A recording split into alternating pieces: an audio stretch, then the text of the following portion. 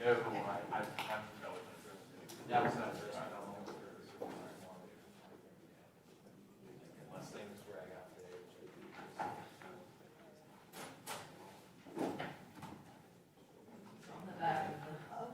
It has. That's handed out to the jurors. And it's all set.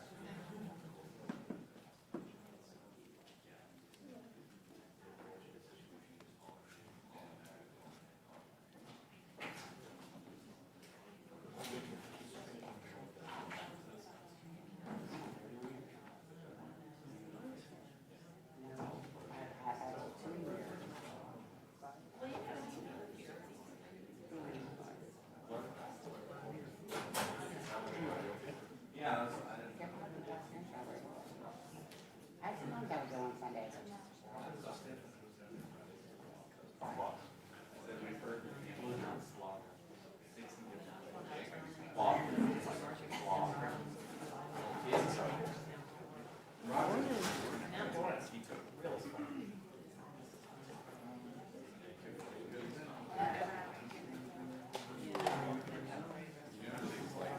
No, we just tried to switch off with morning show yesterday, and it was a catastrophe. So I was like, you know what? Give me the overtime. Yeah.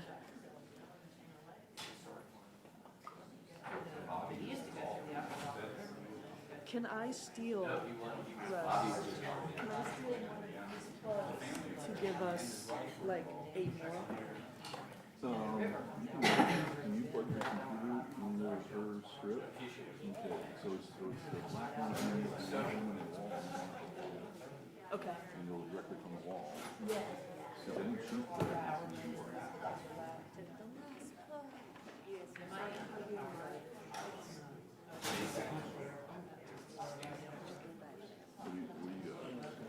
You good? Here's yours.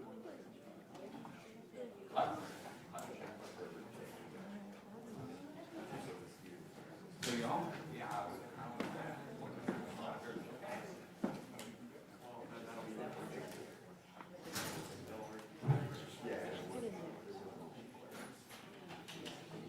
You get that from 1973, they want your strip. You're telling me, dude. Haven't seen it. Don't Like this whole set, this whole rig is like. That's pretty good.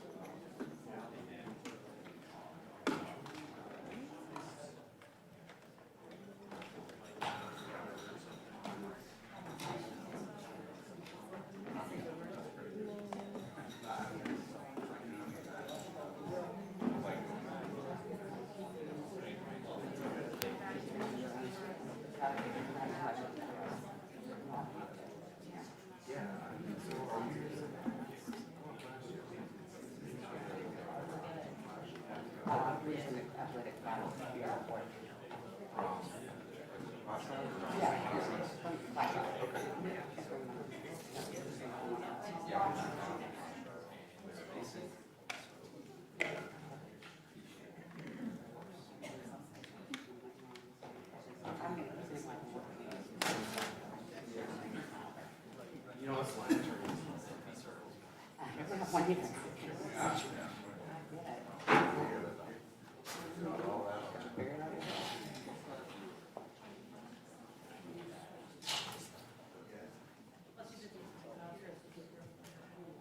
A little older than that.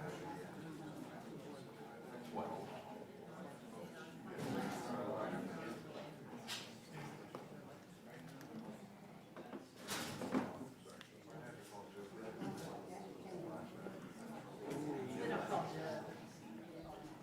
Yeah. Now, like anything to celebrate, back on it.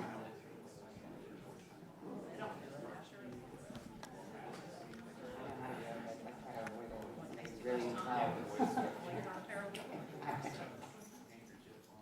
You should have some. Well, I've been trying to, I've been advocating for that for a long time. Just a reminder, if y'all have a cell phone, make sure they're on silent, laptop silent.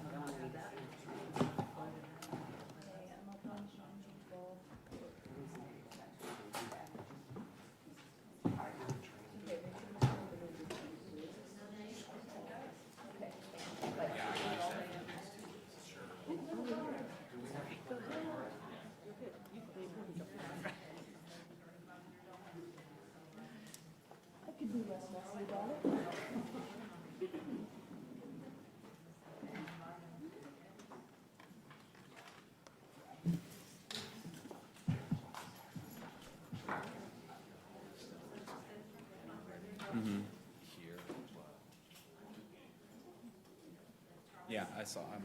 Oh, Software now that will transcribe. You're only pulling me out of first break, so. I gotcha. The nice with Tesla. Experience with both.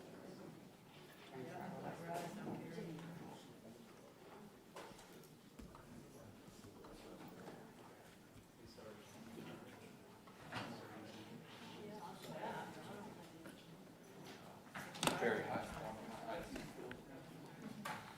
Push your buttons there. Yeah, just the way.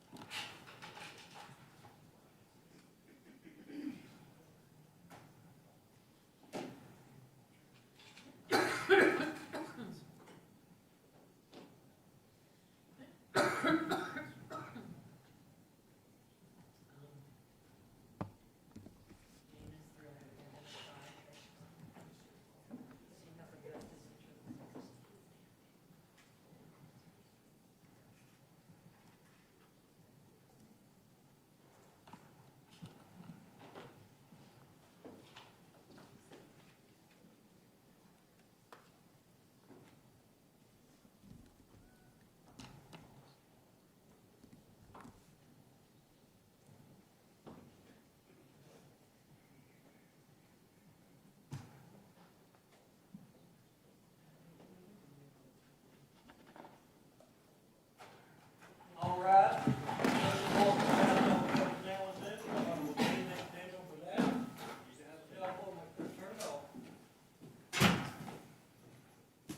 Everybody have a seat. Good morning to all. Jurors are lining up right now. Anybody, we need to take up anything before I bring them in? I just wanted to request that we do what we did yesterday and just the torso with the vest. Can we just turn it sideways so the jury isn't staring at it all day? All right, can you guys move that, please?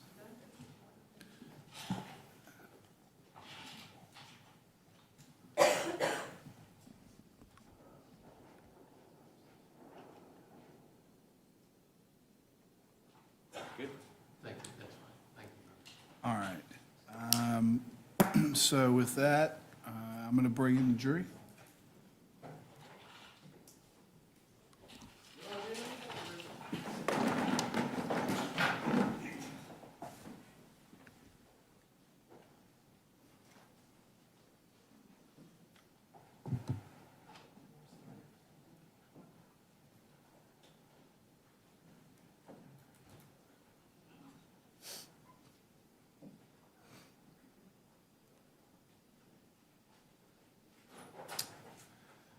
All right.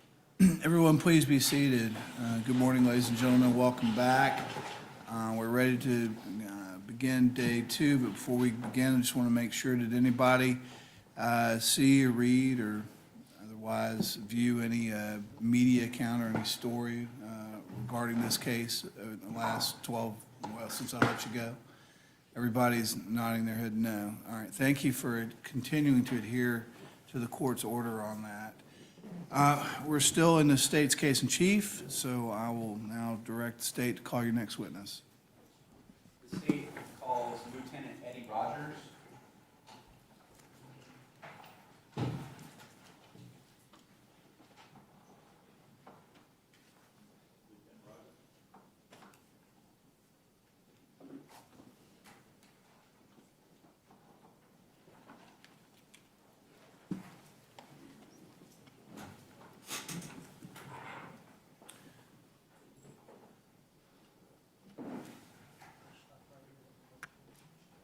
Do you solemnly swear or affirm the testimony you're about to give will be the truth, the whole truth, and nothing but the truth? So help you God. I do.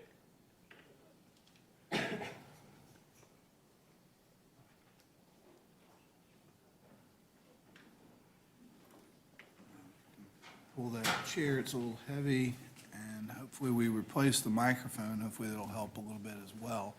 You may proceed. Thank you, Your Honor. Good morning, sir. Morning. Could you please introduce yourself to the jury and spell your name for the record? My name's Edward Rogers, Rodgers. And sir, who do you work for? The Jacksonville Sheriff's Office. Is that otherwise known as JSO? That's correct. How long have you worked for JSO? 20 years this September. What is your current position? I am the SWAT commander. And were you also the SWAT commander or hold a similar position with SWAT back in September of 2021? I was the tactical sergeant, the tactical commander, yes, sir. Can you describe what your role is now and then compare it to what your role was at that time? So now as the SWAT commander, as the lieutenant over SWAT, I oversee and make sure that all the day-to-day operations, big picture, budget, that our guys have everything that they need to complete their mission. My job back in 21 was more, I oversaw all day-to-day tactical operations. So any mission that the SWAT team was going on, any mission that needed to be planned, I handled that. So is it fair to say that your involvement was a little bit more hands-on as far as on the scene back in 2021? Yes, sir. Can you outline for the jury what qualifications and training someone goes through at JSO in order to become a member of the SWAT team? So basically, it's roughly a year-long process from the time that you decide that you're going to try out. We have a one-day single tryout based on your performance there with physical abilities and weapons. Then you'll move on to a week-long period where basically we'll test your mental ability to handle stress as well as your physical ability when stress kicks up. Once you pass that, then basically you go into a 7-month probationary period where you're coming to training every week in order to maintain our level of Tier 1 SWAT capabilities. You have to have a minimum of 460 training hours throughout the year. Most of our guys exceed that and basically go into about 900 hours worth of training. So that's not only team training with marksmanship, but that's also specialized training with explosive breaching, snipers, drone capabilities, robots, so on and on. And all of the SWAT team members that work for you have those qualifications and those training experiences? Yes, sir. What are the duties and responsibility of your SWAT team? So we handle barricaded individuals, hostage rescues. We handle quick reaction forces, so essentially QRFs for all big events, dignitary protection for the governor, for any VIPs coming into town, manhunts, anything that rises past the level of patrol or, police capabilities, they call us in for.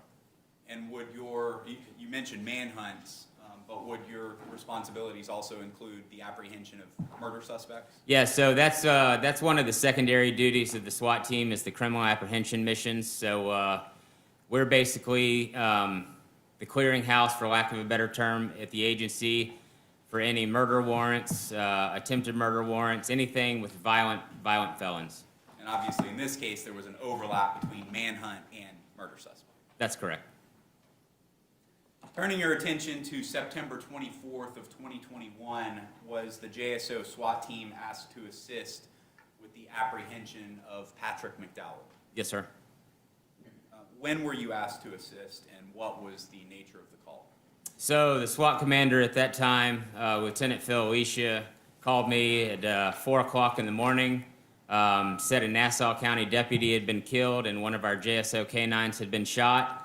Nassau was requesting our assistance in Nassau to help track down the suspect. So from that point in time, I went ahead and made a full team call out, contacted all the team leaders, all our drivers.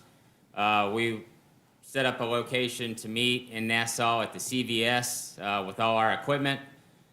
And then I went and made face-to-face contact with the Nassau County's SWAT team leader and basically got a brief of where his guys had been, what his guys had cleared so far, a picture of the suspect, and kind of time frame on everything, and then I kind of held my brief. I don't want to go on too long. Yeah. So you got a rundown of what exactly happened from the Nassau County Sheriff's Office. That's correct. And let me take one step back and break that up a little bit. Do you have team members that are on call basically 24/7? Yes, sir. And you called those team members to assemble? Yes, sir. But because of the scope of that, even the guys that weren't on call, sometimes, we have situations like that where I just make it a full team call out. So even the guys that aren't on call, I call them in. Sure, and that's what you did in this case? That's correct. Have you ever worked in Nassau County before? Maybe once or twice to assist Nassau in a SWAT call out over the years. But And is it fair to say that it's extraordinary circumstances if and when the SWAT team is called up to Nassau County? yes, You said that you met up at CVS, and that was a staging location, you called it? that's correct. That was a place that that we had come up with. It was kind of close to the scene, but not right on top of the scene, so that we could get all our big vehicles, because we were bringing a Bearcat, a Bear, a CIV, so essentially all our big special equipment. Okay. And obviously, I don't want you to get into your specific tactics that you used for obvious reasons, but essentially, do you explain a plan and a process that you're going to go through while you're at the staging location? Yes. You referenced Bear, Bearcat, CIV. Can you explain to the jury what you're referring to? So our Bear and our Bearcat are our ballistic armored response vehicles. They basically are, head-to-toe ballistic vehicles that we use anytime we're going to a barricaded individual or a hostage rescue. It provides safety and cover for all the team members. And then our CIV is the critical incident vehicle. It's basically, if you know what a bobcat or a skid steer is, it's an armored skid steer that can be used for breaching things, moving things, and also deploying gas. So, And all of those vehicles that you mentioned were involved in this case? yes, sir. After your staging, did you all make your way to the general area where McDowell was believed to be? Yes, sir. We basically, my last brief that I held, if you don't mind if I refer to my report real quick, just so Of course, if that would refresh your memory. was Sandy Ford and 301. That's basically where we set up our SWAT command post for the day. Yes, sir. And did all SWAT team members act in unison, or were they split up to handle different responsibilities? So I held one overall brief with our guys, and based off of my meeting with Nassau County SWAT team leader, and knowing what they had cleared so far, we basically made the decision that we were going to break up into a couple of crews. One crew was going to be a blocking force, and one crew was going to start basically from the location of the dog shooting and start working basically west-northwest through that wood line. So And you said there was a blocking team and another team to push, essentially? that's correct. So if you want me to explain that, so basically if you're, Would it help you out if I pulled up a picture, Sure. like an overhead map?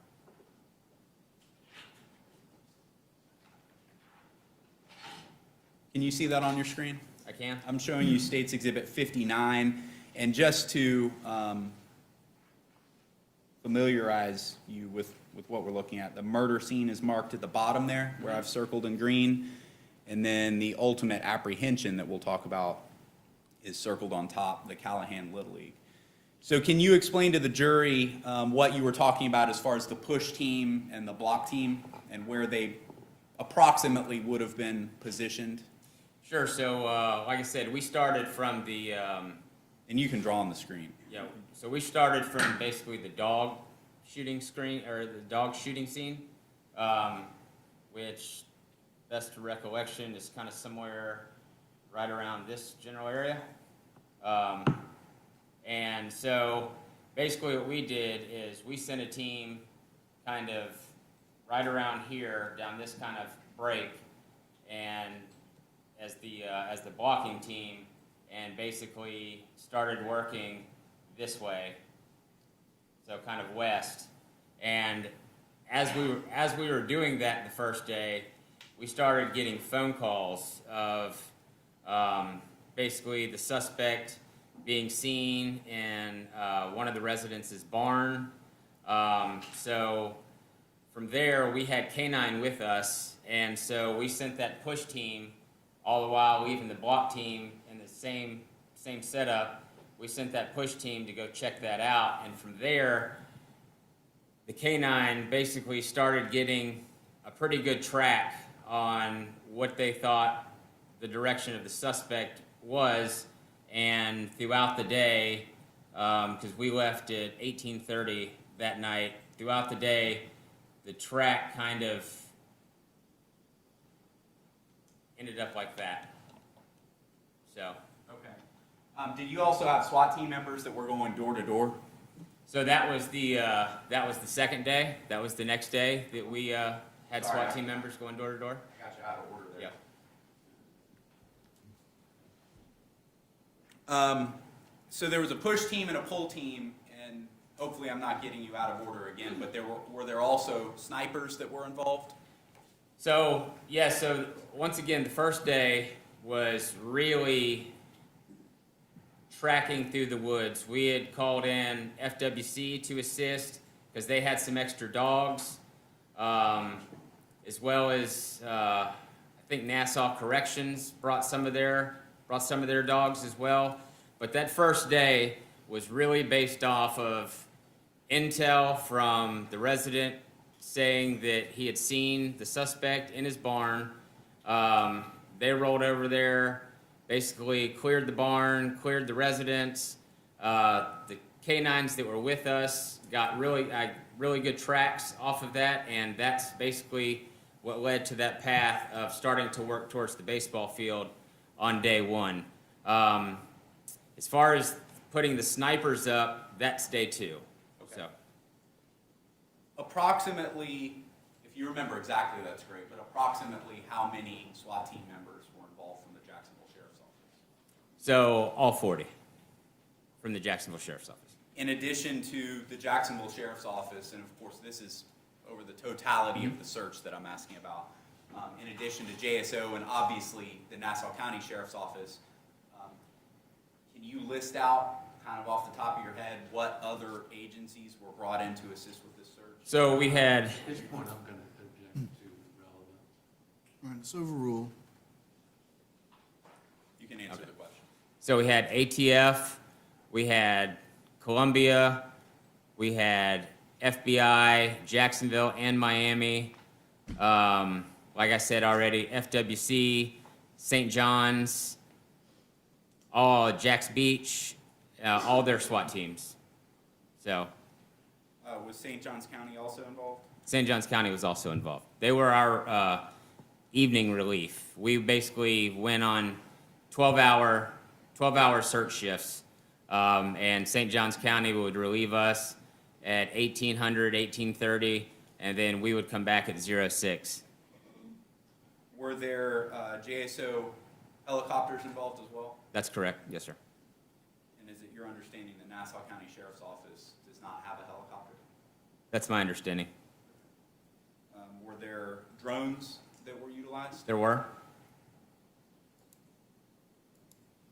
Approximately how long were you on scene on that initial day, September 24th? From basically, like I said, from the time that I got the call, 04, to drive an hour to Nassau, I didn't leave there until 1830 the first day. And So over 1830 is 6:30, yes, sir. Turning your attention to the next day, and I know that you discussed a little bit of what happened, but on September 25th, did JSO SWAT also have involvement on that day? Yes, sir. And was it much of the same as far as monitoring from the air as well as the ground? So day 2 was a little bit more of an extensive search plan. That's when we kind of really started to utilize some of the other agencies to go outside the footprint, because we had considered River Road to the north, our north boundary, and basically that baseball field and the school to the west as our west boundary. And that's basically the perimeter that we set up that first day that was held all evening into the next day. So the second day, basically what we did is we had ATF SWAT team take a corridor of houses and residents, like neighborhoods, and going door to door and checking to make sure that nobody was being held hostage. He wasn't hiding in a home. We did that same thing with the beaches, with Columbia. So all the assisting SWAT teams that came in, I basically delegated them to clearing all the houses. JSO SWAT still maintained that inner perimeter wood line is the main push team, and then FBI Miami came and got involved, and they basically were a border to the south for us. Do you want me to? So anyway, basically, we had brought in multiple side-by-sides. We had put snipers up in helicopters. It's a hunting area, so we found multiple hunting stands. So we put snipers up in the hunting stands as well as overwatch for our guys. And basically kind of came up with a plan to use the side-by-sides to roll all those fire roads and see, if we couldn't possibly push him out, and our snipers and also our other snipers up in the helicopters could basically, see him. What is a side-by-side? Basically like a John Deere Gator, like a Kawasaki. So, I'm sorry. Yeah. So we're not talking about just a couple of police officers sitting on the side of the road setting a perimeter. no, this was a massive undertaking. And on that day, 9:25, was the suspect located? No.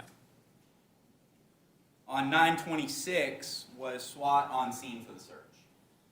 So we started the 24th, the 25th.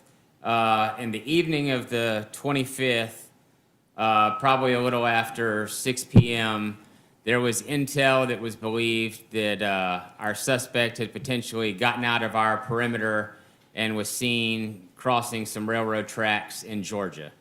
So at that point in time, we still held everything that we had.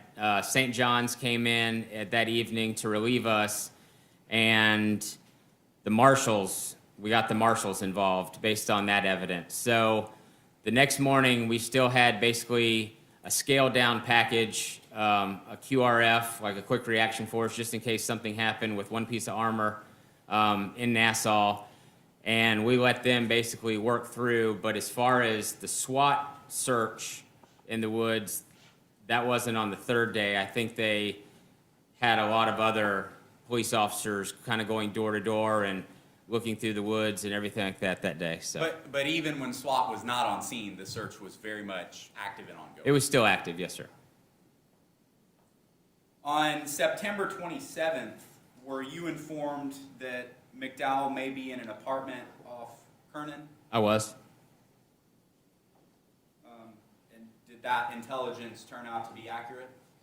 No, basically once again, Lieutenant Alicia called me, told me to get all my guys on standby, that the marshals thought that he was potentially in, I think, his girlfriend's apartment over off Kernan. And so we monitored that for several hours, and they were unable to locate him in that apartment that day. Turning your attention to the next day, on September 28th, were you informed that the Nassau County Sheriff's Office believed that McDowell had been located in the concession stand at a baseball park? Yes, sir. So I basically got the information that our marshals, through investigative intelligence, on the girlfriend's phone or Facebook Messenger, that the suspect had been messaging her back and forth, asking her to come pick him up, and that he was over at the baseball field. So I wasn't sure if it was the concession stand or the restroom, but that's where he said he was at the baseball field. The baseball field in general. And as far as the U.S. Marshals, did they then go begin tracking the girlfriend that was communicating with him? That's correct. After learning of that information, did you make your calls again and build a plan of action? Yeah, so we already had, like I said, I mean, each day, even the 2 days that SWAT wasn't actively searching, we were still sending, a 10-man team up here in a piece of armor just in case something happened. So I already knew that I had 10 guys and a piece of armor up here, so I went ahead and notified the other teams to go ahead and head towards Nassau, that the marshals believed that he was still at the baseball field and they were tracking the girlfriend, and she was supposed to be heading up to Nassau to pick him up.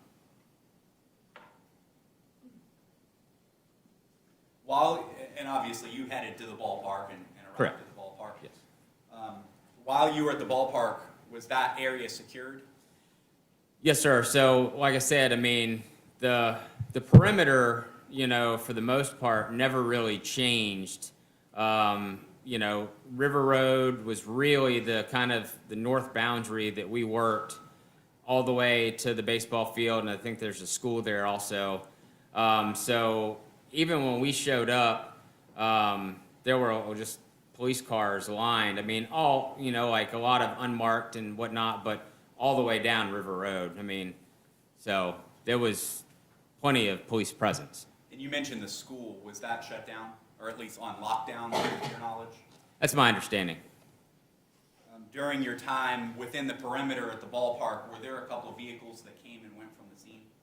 Yes, so we basically, based off the intelligence that we got from the marshals, I was communicating with them back and forth on their channel. We went ahead and put a drone up in the sky because we didn't want the armor in there and then, her get spooked and not want to, pull in there. So we just... Her as in the girlfriend? The girlfriend, sorry.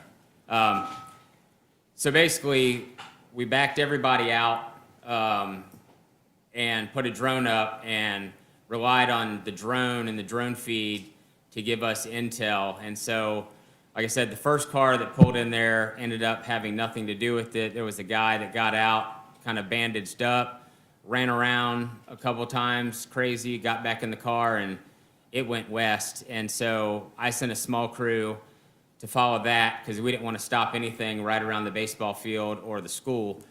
So once they got a mile down the road, they stopped them. And like I said, that car had nothing to do with it. The girlfriend then pulled in and pretty much basically pulled in, made a U-turn, and pulled right back out. And she went back east and south, and we had a team. I think FHP is who we detailed to get that car stopped. So. And was she then taken into custody? Yes, And it's your understanding that was for attempting to assist him? that's correct.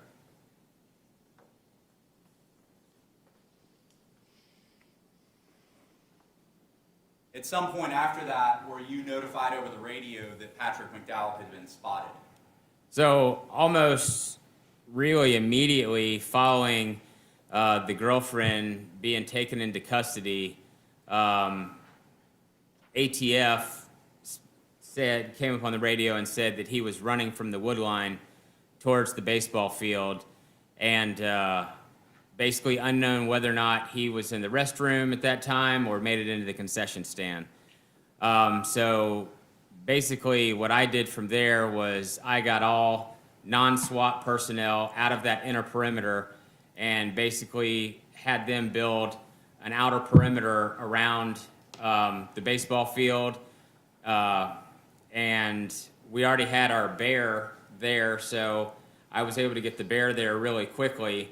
But because when I first got there, they weren't sure whether or not he went into the restroom or the concession stand, I utilized a couple of different pieces of armor to block our backs from the concession stand and to the restroom until we could kind of get everything surrounded and figured out. So. All right, let me show you these pictures real quick. So I'm showing you States Exhibit 59 again, the overhead that you just saw. I'm circling Callahan Little League up here. Mm-hmm. Is that the area that we're discussing, the ballpark where Yes. he would ultimately be Yes, sir. apprehended? And I'm showing you States Exhibit 60. Can you tell the jury what we're looking at in this photograph? So basically, here's the wood line that ATF said they spotted him coming out of. These are the restrooms right here, and this is the concession stand over here. And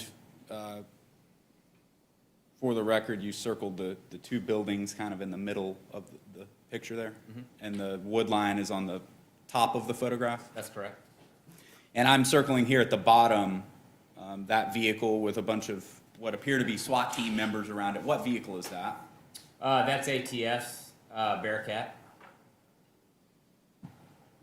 And then up here, this vehicle with a bunch of other individuals kind of in the center to the top of the screen. What vehicle is that? That is JSO's Bear.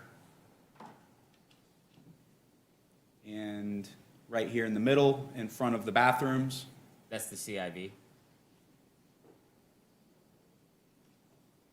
What was your plan of action as far as taking McDowell into custody? So at that initial point, it was about getting both of those buildings locked down until we figured out exactly where he was, and trying to, like I said, get all the additional police officers out of the way so that they wouldn't be in the line of fire or any kind of thing like that, so that I knew that I had SWAT and SWAT only locking down the inner perimeter. We put snipers behind the concession stand. We also put some snipers up in the helicopter as well. And as you can see, the turrets on both the Bearcat and the Bear that are over there by the restrooms, you had guys in those as well. So once I got the entire situation and scene locked down and under control, talking with ATF, they said that they had checked the first bathroom, it was unlocked, and they went to that second door prior to us getting up there, and it was locked. And so we had a pretty good feeling, and that's why you see the armor of the Bearcat and the Bear and their placement there in the CIV. We kind of started feeling really confident that he was going to be in the restroom. So as we were coming up with a plan to extricate him out of the bathroom, I got information from Lieutenant Alicia saying that he was communicating with the girlfriend and that he was, definitely in the restroom. So I basically was going to have the secondary team over here on the Bear start putting some handheld gas canisters through the little window opening over here on the side to convince him to come out. So. Can you explain to the jury what the gas canisters do? So basically, it's CS and OC gas. It basically affects your eyes, your nose, your ability to breathe, basically inducing kind of minor panic attacks, forcing you to want to get away from it. So it is one way to gain compliance. that's correct. But you did not have to deploy gas. I did not have to deploy gas. Shortly after that was in discussion, did you observe McDowell exit the bathroom? Yeah, so the next communication was he said he wanted to give up. We saw the bathroom door open, and he kind of started to crawl out. He wasn't complying with the commands that our guys were giving him. He was kind of looking around a little bit on the low crawl, and based on the totality of everything that had gone on, the fact that he had murdered a police officer, shot a canine, led us on this massive hunt over a 5-day period, I wasn't going to take the chance for him to be able to get away, so I went ahead and told the canine that was working with us to release his dog. And was McDowell then taken into custody? He was. Were you able to, you were on scene, correct? That's correct. And did you actually walk up and observe the apprehension taking place? I did. Were you able to positively identify the person taken into custody as Patrick McDowell? I was. Based on the information you had been provided? That's correct. And do you see that same person in the courtroom today? Yes, sir. Could you please point him out and identify where he's seated or an article of his clothing?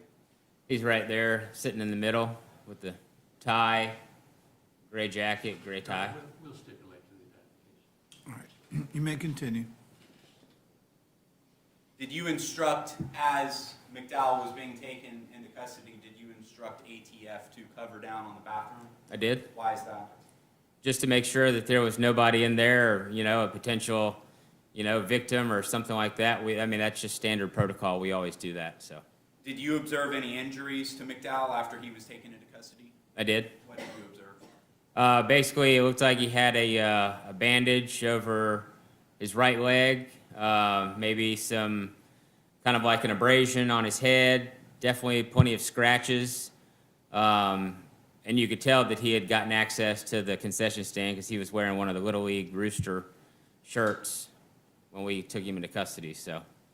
Did you then seek treatment for McDowell's injuries? Yeah, so I had fire rescue staging, and once we had him in custody, I got fire rescue and an ambulance over there for him. Is that standard procedure of the SWAT team that no matter how long the search takes and whatever the circumstances, if a suspect is injured, you seek treatment for them? That's correct. Once he was taken into custody and transported to the hospital, did that conclude your involvement in this case? Yes, sir. Judge, could I have 1 second? You may. Nothing further. Thank you, sir. Okay. Cross.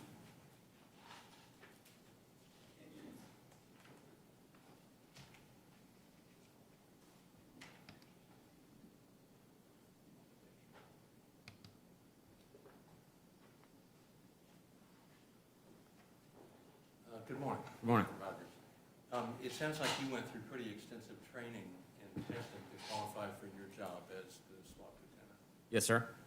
And the training was at least in part to weed out those people who could not handle the stress of the job. That's correct. You agree that some can and some cannot handle stress. I would definitely agree with that. Different people react to stress differently. Yes. And the various things that you deal with in your job as a SWAT lieutenant involve varying degrees of stress. That's correct. Some of the things you do are very stressful and others are less stressful. That's correct. And this operation you described as a massive undertaking, Yeah. and it was stressful. It was, the stress part of it, is, I don't want to sit here and say I was completely stressed. It was an undertaking for the sake of, I was basically overseeing the entire SWAT mission, not just JSO, but all the other teams that were involved. So I was basically overseeing the entire mission to locate the suspect. And during this operation, you wanted to assure that no one got hurt. That's correct. And eventually, none of the officers who were involved got hurt. No? And there were several hundred, 100 officers involved in the whole thing. I'd probably say several hundred, yeah. And even though nobody got hurt, you had to be prepared for the eventuality that someone might get hurt, just so you could prevent it. Yes. So it was sort of like fear of the unknown. You knew that Mr. McDowell was out there, but you didn't know what he was going to do, and didn't know exactly where he was. I wouldn't say it was fear of the unknown. I would say it would be fear of the known based off of what he's already shown that he's capable of doing. Okay, and by the known, you mean that you believe that he was armed and that he was capable of hurting one of your officers? That's correct. And you said you had all these men on the ground, some in tree stands, and you had air support, you had a helicopter and drone. That's correct. Concerning the gas canisters that you considered using, you said you didn't have to use those because you got word that Mr. McDowell wanted to surrender. That's correct. And he followed instructions to crawl out of the room. He basically opened the door and then kind of started doing the low crawl out of the bathroom. He was basically, once he got out of the bathroom and to that point, he wasn't moving very fast. He was just kind of on the ground, kind of looking around, you know what I mean? And based off of, training and everything like that, when people start, looking around after they've already been capable of running from the wood line into the bathroom, I mean, they're looking for a potential other escape plan, so. He was told to crawl on his belly, wasn't he? He was told to crawl to us, yeah, but he wasn't crawling. My point in saying is he was basically doing the super low crawl and then kind of looking around. So he didn't make it very far out of the bathroom. He could have easily, crawled to us faster. So you were expecting to, instead of crawling on his belly, to crawl on his hands and knees? I was expecting him to comply with the instructions the officers were giving him. Who told him to crawl on his hands and knees? No one told him to crawl on his hands and knees. They just said crawl out to us. Okay. We don't tell anybody to crawl on their hands and knees. And you would agree that crawling on your belly is a position that is harder to get out of and go run than crawling on your hands and knees. The difference between the way a normal person crawls and if you've ever been in the military, a low crawl, are two completely different crawls. But you eventually learned that he had an injured hip. He'd been hit by a bullet in the hip, correct? I did? And you described that injury. You described that he had a graze wound on his head and a lot of scratches. That's correct. And the upper left arm was also mangled and bleeding badly, wasn't it? Well, that was based off of the dog. Right. Yes. Exactly. And that dog was left on Mr. McDowell for 1 minute and 10 seconds, wasn't it? I wasn't counting. Have you looked at the video?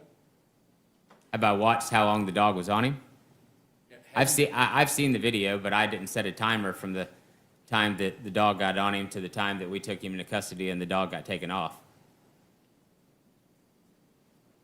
And the decision about when to take the dog off, that was a decision made by the dog handler? That's correct. That's all I have, thank you. Redirect? No, Your Honor. All right, this witness may step down. Is he excused from further subpoena? Yes, sir, from the state. Defense? Defense? Is he excused? No, he can be excused, Your Honor. All right, and you are excused from subpoena. Thank you. Call your next witness. State will call Special Agent Damien Cavender, ATF.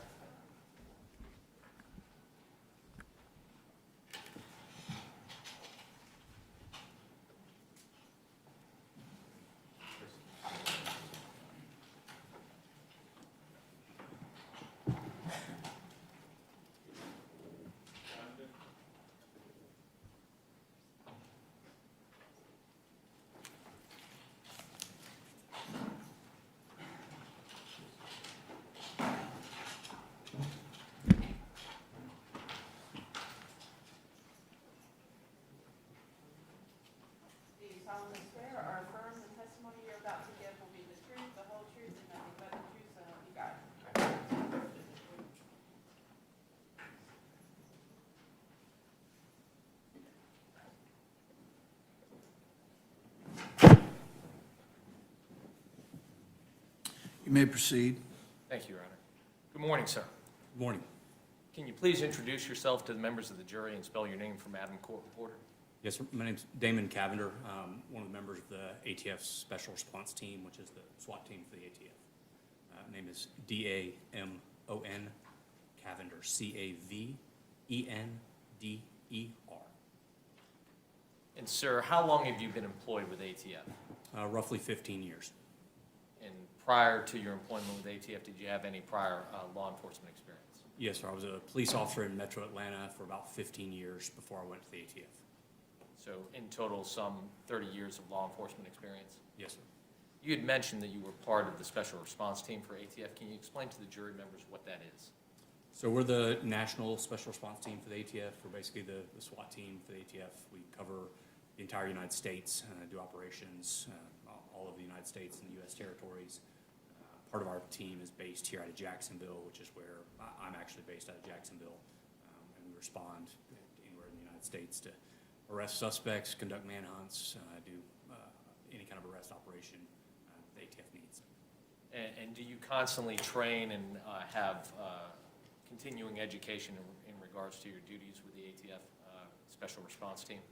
Yes, sir. Our basic Special Response Team training is 1 week every quarter, so every 3 months we train for a week, and then most of us have specialties where we do additional training on top of that, and then our individual team will do training additionally on top of it.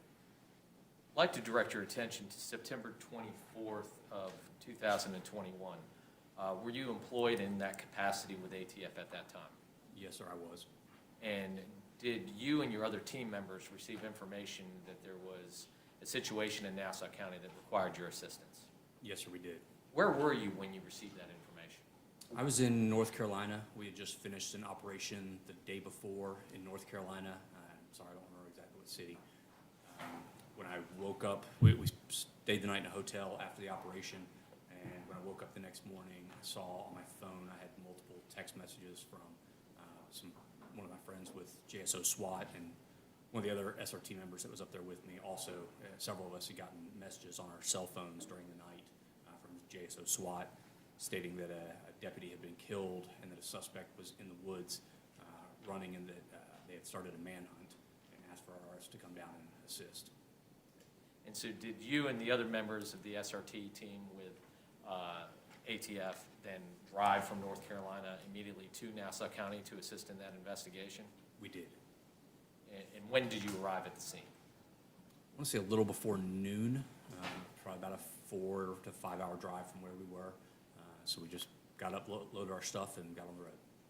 And when you arrived at the scene, did you consult and communicate with other members of command that were already on scene?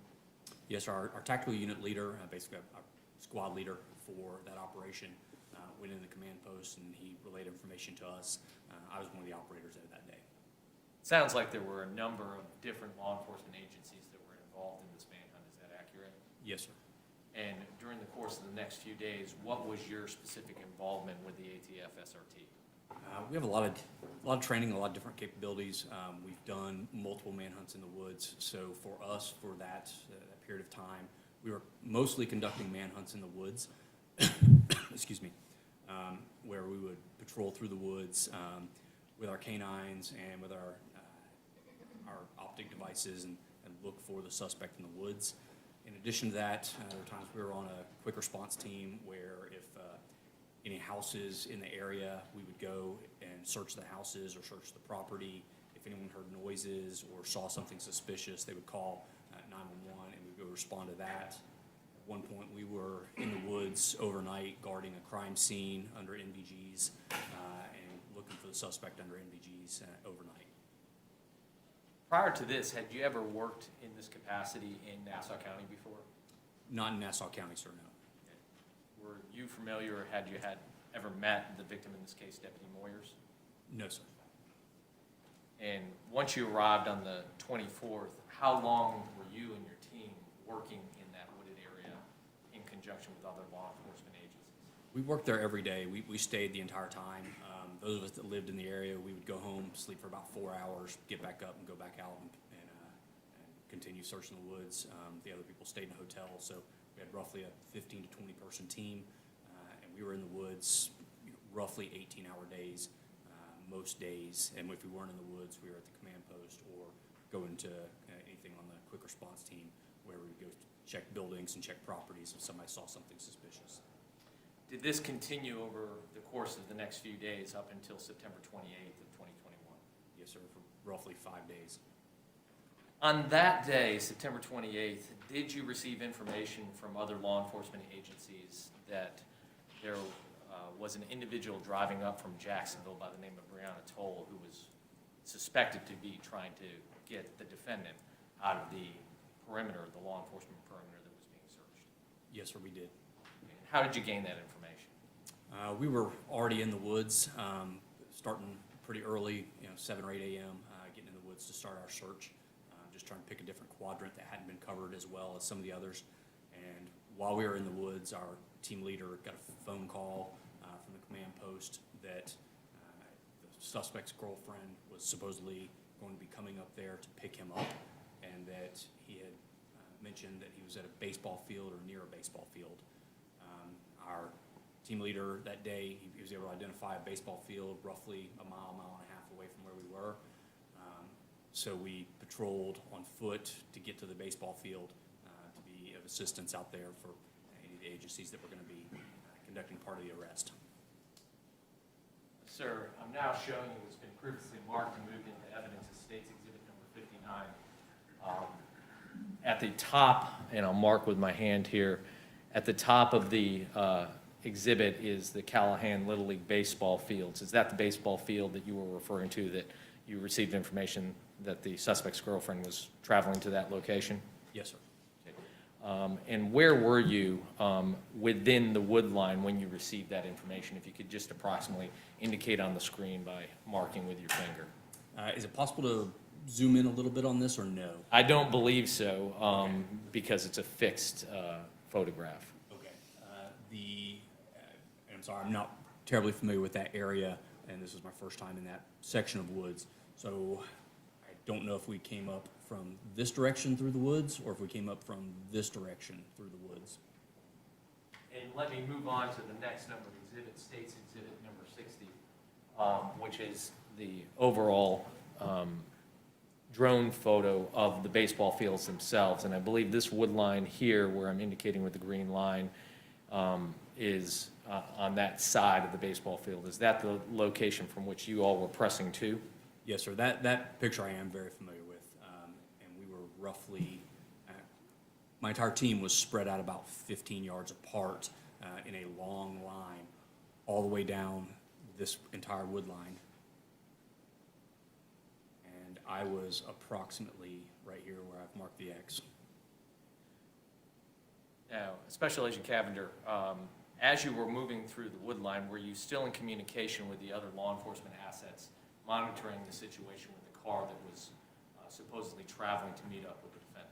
Yes, our team leader and team commander were, and they would relay information to us over our radios. And at some point in time, did a vehicle actually drive into the baseball field location? Yes, sir, it did. And when that vehicle left the baseball fields, did you notice any other individuals in the immediate area as you were pressing through the woods?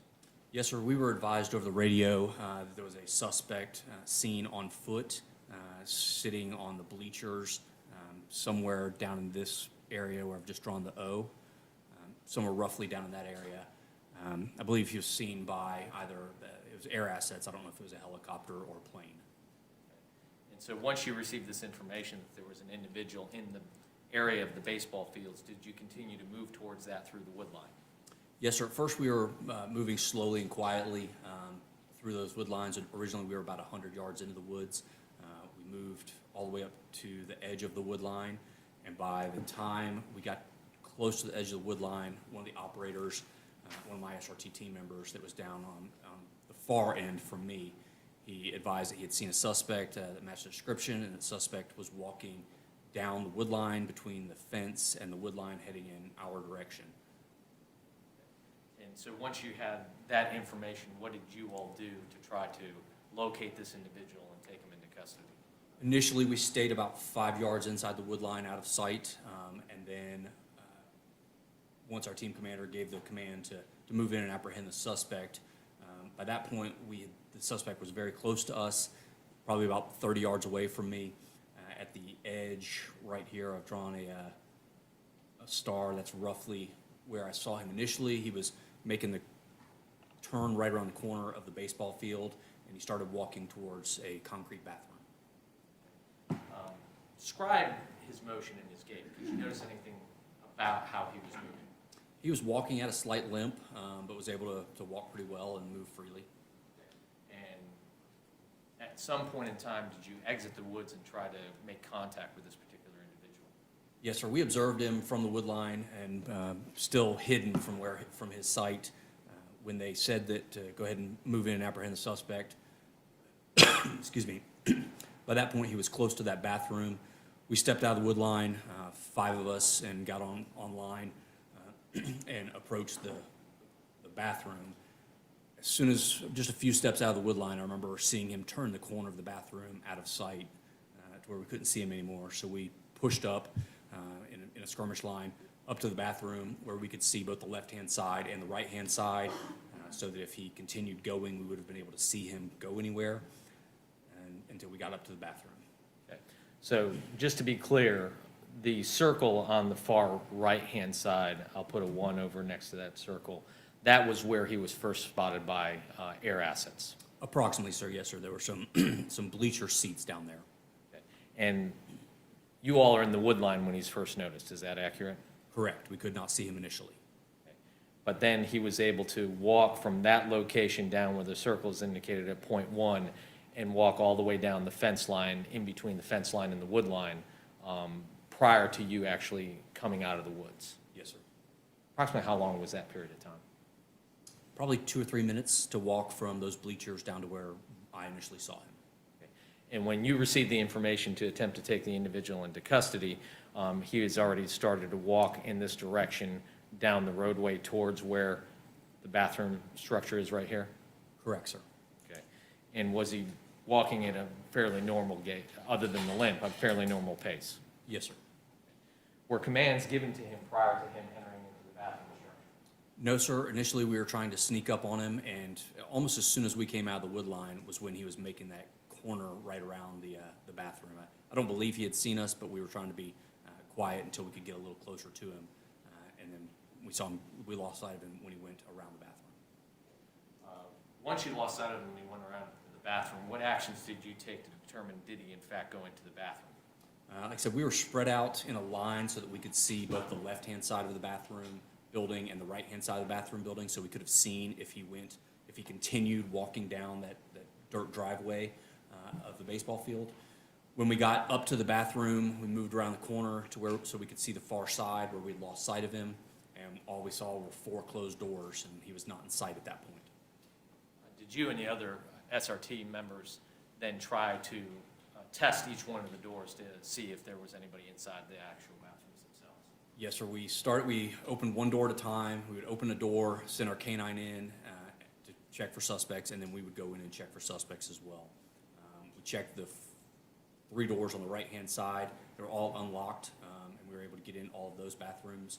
When we got to the 4th door, which was the door on the farthest left, it was locked. At that point in time, did you feel that there was a suspect inside that bathroom? Yes, sir. For a couple reasons. One, we had been in a line where we would have seen anybody that continued walking past that bedroom. We were spread out fairly wide. There was no way somebody could have continued walking without us seeing them. Whoever it was would have had to have gone into that bathroom. And initially, I heard something like a foot scuff inside that locked bathroom.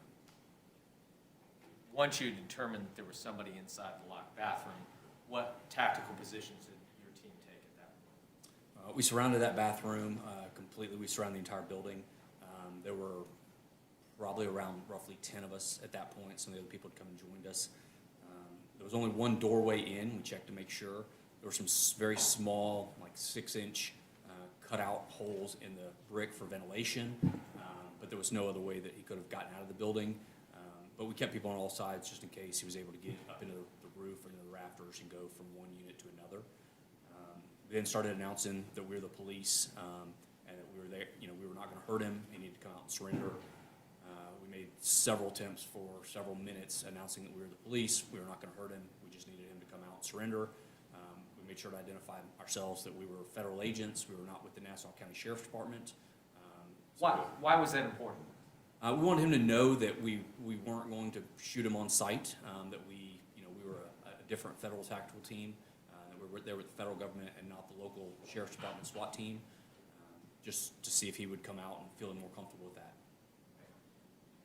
How long was it that you were verbalizing those commands inside to that bathroom?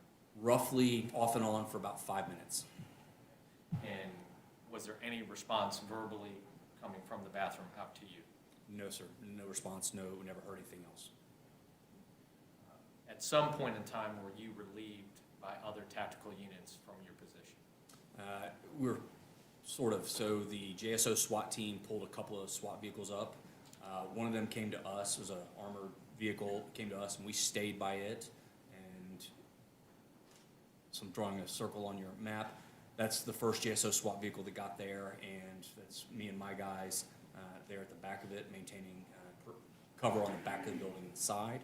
And then JSO SWAT team and their larger element came up in the front, where I'm drawing an X. That is their vehicle, and most of their SWAT guys were deployed around that. And JSO SWAT started bringing in more assets, such as drone units, K9 units, more SWAT guys, and a large armored vehicle called a Rook. And at some point in time, was it made known that the suspect was communicating still with the girlfriend from inside the bathroom? Yes, sir, that was relayed to us over the radio. And by that point, JSO SWAT, especially that Bearcat that's in front of the building facing the doors, they took primary, since most likely anything that was going to happen was going to be through those doors, and we were a perimeter team covering the back of the building. Eventually, did the suspect come out of the bathroom? Yes, sir, he did. And was he taken into custody by the JSO SWAT team? Yes, sir, he was. Did your SWAT team then clear the bathroom to make sure that there weren't any other suspects or potential victims inside the bathroom? Yes, sir, they did. Once the suspect was taken into custody, did that pretty much conclude your involvement in this case? Yes, sir, it did. Thank you, Special Agent. I don't have any further questions. Cross?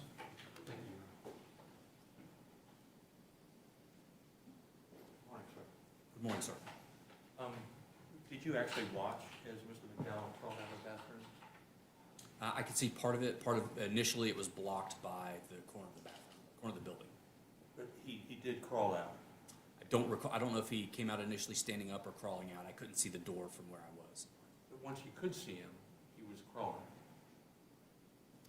Yes, sir, he was crawling. on his belly. I believe he was on his hands and knees. I don't think he was on his belly. Is there anything wrong with crawling on your hands or and your knees or your belly? I don't know what commands he was given as far as how to come out of the bathroom. If he was just given a command to crawl, what would you expect him to do? If he was told to crawl, I would expect him to crawl How? on his hands and knees. And is there some reason why it's better for a suspect to crawl on his hands and knees than on his belly? No, sir, that's up to the operator that's talking to him or the negotiators that are talking to him, giving him commands.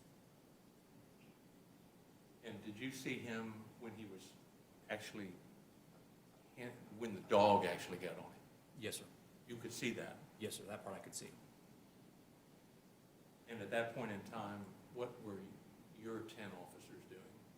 We were standing there covering the building and just watching. JSO had primary on him at that point. And you said that when you were outside the bathroom, you made sure that you said that you were federal agents and not Nassau County Sheriff's Office. Yes, sir. Is that because you were thinking he might be afraid to come out to Nassau County Sheriff's officers? Yes, sir, it's a potential. Because they might shoot him? That's typically one of the fears that people have when they're surrendering to an agency where they're suspect in the murder of one of those officers. And that's why you made that announcement? Yes, sir.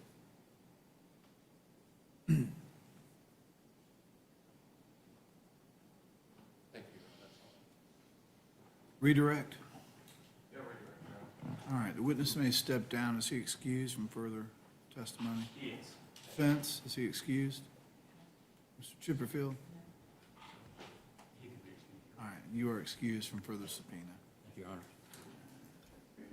State, as the witness making his way down, you call your next witness. The state will call Officer Plogger with the Jacksonville Sheriff's Office.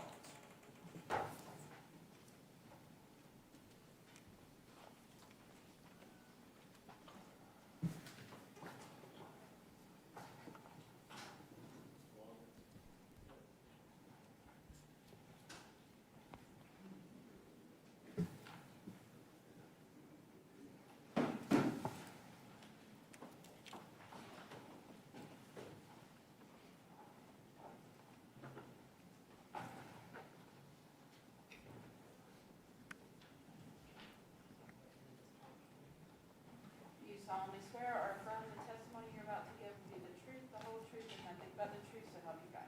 I do.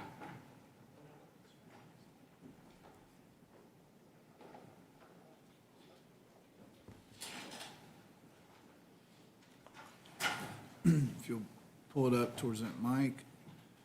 You may proceed. Thank you, Your Honor. Good morning, sir. Good morning.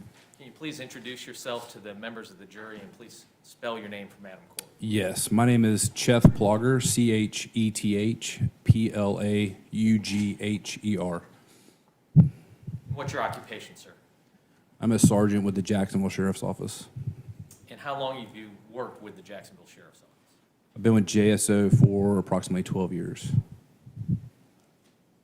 What positions have you held with the Jacksonville Sheriff's Office over those 12 years? My time with JSO, I have started in patrol, quickly moved to a task force, and then I got attached to our K-9 unit in 2016, and then full-time to our SWAT team in 2000. Well, the full-time SWAT position became available in 2021, but I had been our SWAT team's K-9 handler since 2018.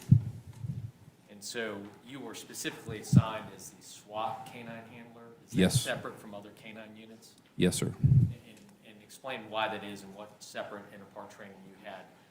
We've already heard from a number of K-9 handlers during the course. Yeah. So to break it down, and I'm no trainer extraordinaire, so sorry if I'm not very articulate, but basically the K-9 handlers that are chosen to support our SWAT team, it's not just the handler's capability. I do have SWAT experience with another agency. The dogs play the main role in that element. Their disposition is very important to be around a crowded armored vehicle or in a crowded building with friendly officers. So the dog has to be very compatible, very social, and very controllable in those moments. So it's not as a common trait as you would think in the canine world because these dogs have such high drives, and so when these dogs do have that disposition, they're highly desired for a team environment like for what our SWAT guys do. Okay, and so that's really what differentiated your K-9 handling experience from the others we heard of was the temperament and the type of dog that you were handling. Correct. Directing your attention to September of 2021, were you working as the SWAT K-9 handler during that time frame? Yes, sir, I was. And which assigned K-9 did you have at that point? My K-9 at the time was Huck, H-U-K. Prior to September of 2021, how long have you been working with Huck? I got Huck in 2017, so 5 years. Okay. And had you and Huck over that period of time worked on a regular basis with the JSO SWAT team? Yes, regular basis, regular training, one previous manhunt in Gainesville. And what specifically is your role as a K-9 handler, and what does Huck do when assisting the SWAT team in these type of operations? Could you repeat that question one more time, please? Sure. Your role as a K-9 handler in conjunction with the SWAT team, what support do you give with your K-9 to the SWAT team? Okay, so to sum it up, basically, the police service dog in those situations are a less lethal option. Several times when a situation becomes to the extent where a SWAT team is initiated or required to resolve that problem, they have multiple tools and resources to try to conclude that event peacefully. There's drones, there's robots, there's gas, munitions, multiple things that they do to try to get to a peaceful either resolution or to locate the person hiding, whether it be woods or a house or structure or car.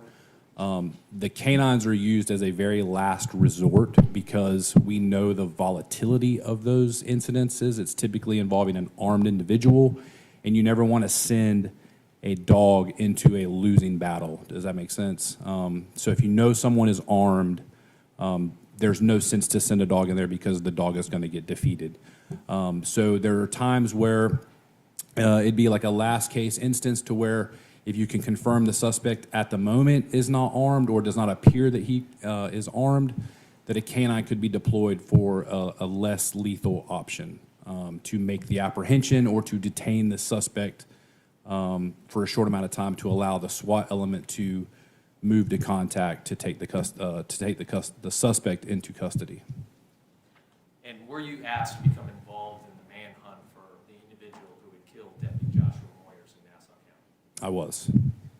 When did you first become involved in that manhunt? Well, my first involvement was getting the SWAT notification page. It was around 2:30 in the morning. That's how we were notified of a SWAT call out, and we're in that page we're given a brief synopsis of what happened and who the suspect is and where to respond to. And did you respond to Nassau County on the early morning hours of September 24th of 2020? I did, but in this instance, this occurred only a mile from my house, which I reside in Nassau County. Okay, so this was very close to where It was very close to me. Did you know Deputy Moyers? I'd heard of him. I had seen him in passing to and from as when I go to work. I may have stopped on a call to back him up before late at night, but not a specific time where we were introduced and So you formally didn't met. have a personal relationship with No, Deputy sir. Moyers, but you No, knew sir. of him based upon living in Nassau County and your work in Yes. What role did you have over the first 3 or 4 days in the search for the individual who shot and killed Deputy Moyers?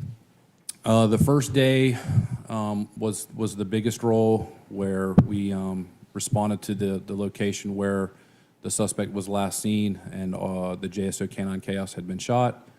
At this point, multiple agencies are involved, federal, local.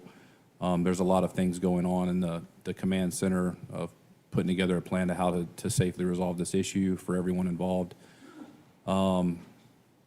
A few hours into that morning, there was a neighbor that observed the suspect sitting on his porch in his barn. It's a rural area, the neighborhood, lots of dirt roads, so we were less than a half a mile away, so we quickly entered our armored vehicle, responded to that location. The suspect had walked off.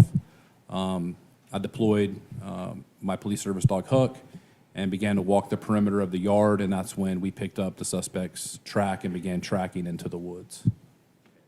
And Lieutenant Rogers had previously testified that the suspect was tracked into the woodline area. That was your dog that was doing the tracking at that point in time? Correct. At one point, we did have bloodhounds come in to assist and take over the track because we didn't want to exhaust my dog Huck, so we let the bloodhound take lead of the track shortly after, and we took a position in the rear of the tracking team to provide support if we were needed. Was the suspect located on that day? He was not. Did you continue to have involvement in the search during the next couple of days? Yeah, so my involvement moving forward, we have these things called a QRF, which is a quick reaction force. So I was part of those quick reaction force teams with our SWAT element to stay in the area and respond if there was a sighting, if a neighbor called, or if there was a suspicious person called in. We were there to assist and to respond to try to lock down that location. And over the next few days, the suspect was still not located? Correct. Finally, did you receive information on September 28th that the suspect had been observed in the area of the ball fields near Cavender? Yes, Did you respond to that location along with other SWAT assets? I did. Could you explain your role when you responded to that location on the 28th? So initially, my role was the ATF SWAT team was there. They had made contact. Well, they had made visual contact with the suspect running away and entering a bathroom area. There was some confusion if it was a bathroom area or a concession stand. Our SWAT elements had been spread out due to the other defendants coming in to try to help the suspect escape. So I was the first one from our SWAT team there. So what I did, I didn't deploy my dog. The ATF SWAT team had their own canine. We had our armored vehicle, the Bear, in position for the ATF to have safe cover from the suspect. So at that point, I was just a support. I gave that SWAT canine handler, because they had been on foot. He didn't have his car. He didn't have all his gear. I gave him my long line leash in case he needed it, a water bowl, and was just really there as a support element for them until our SWAT team all arrived. Once your SWAT team arrived, did the JSO SWAT team take over primary responsibility of the apprehension? We did. We took the primary structure, which was the bathroom. That was where most of the intel made sense on what the ATF SWAT team had been telling us. The FBI SWAT team, I believe, was there also. They took a secondary position behind a concession stand. We had 3 armored vehicles there at the time, 2 that could house SWAT officers, and then we had our CIV, which is basically, if you guys know what a skid steer is used for construction, we have an armored one of those. So we had 3 armored pieces there that we were using to try to contain those structures and provide cover for the officers responding. At some point in time, did you learn that the suspect was communicating with his girlfriend from inside the bathroom? There was some intelligence put over the radio that I had heard that, yes, he was in communication with someone. And at some juncture, was it made known to the officers outside that he was going to be exiting and surrendering? Yes, they had said that the suspect was communicating with someone about surrendering. There was some confusion because an FBI SWAT agent saw a door handle move on the concession stand that they were set up on. That was a separate building than what we were set up on. So we did not know where the suspect was going to present himself at the time. At some point, did you position yourself directly in front with other SWAT assets of the bathroom where ATF believed the suspect had gone into? I did. And did the door at some point in time open and the suspect start to come out of the bathroom? Yes. What commands were being given and by whom to the suspect as he was exiting the bathroom? So at this point, our ideal position is to stay located behind a piece of armor. Does that make sense? That's the safest way that we operate.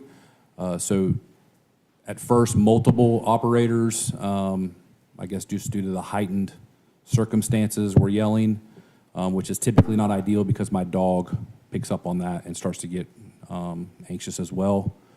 So ultimately, I took over voice commands for the suspect to walk to us behind the armored vehicle where we were at.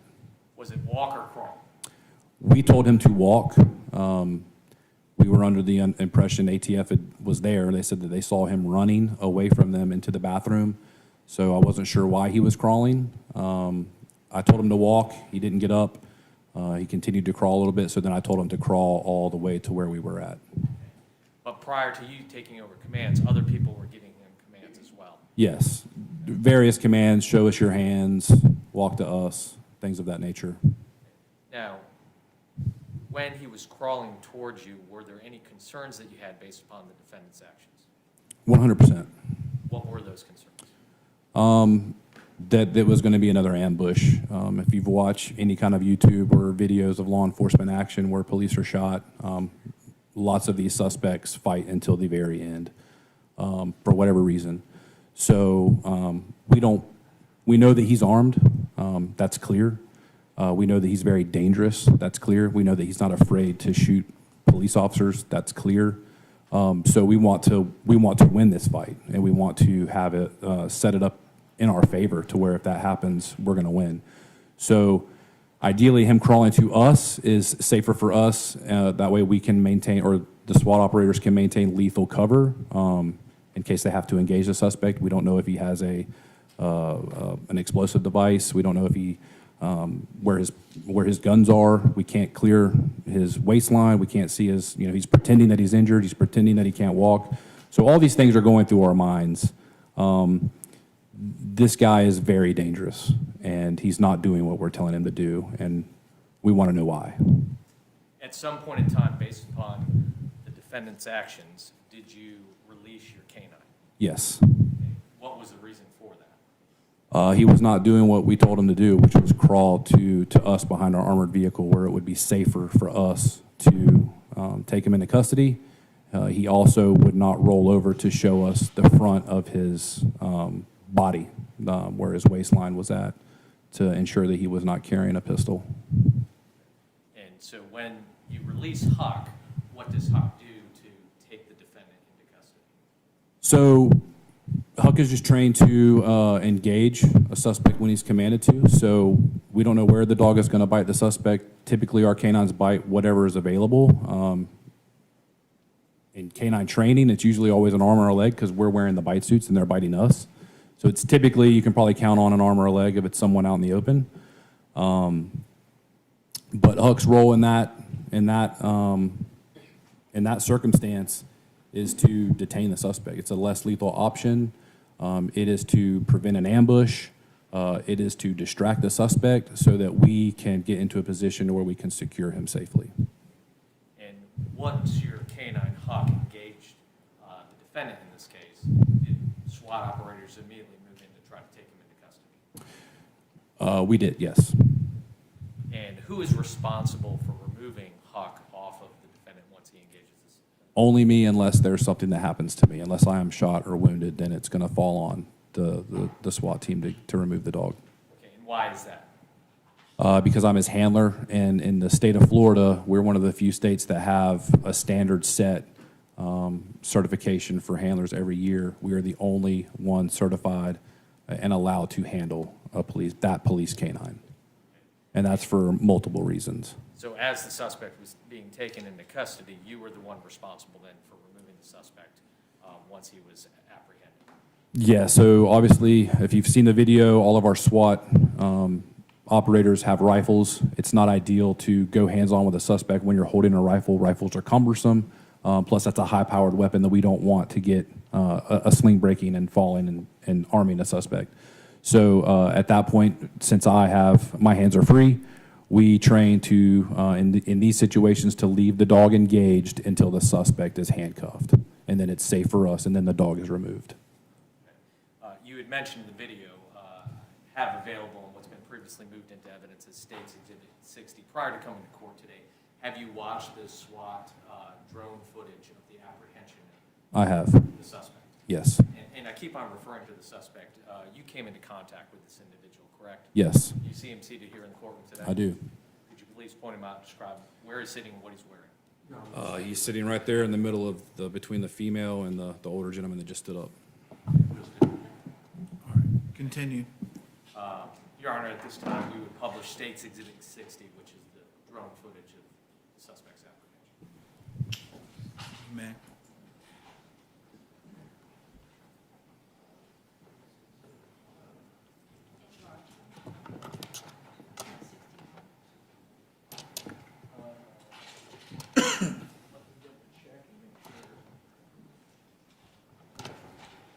Yes, and I apologize. It's State's Exhibit 61 and evidence being published. There it is.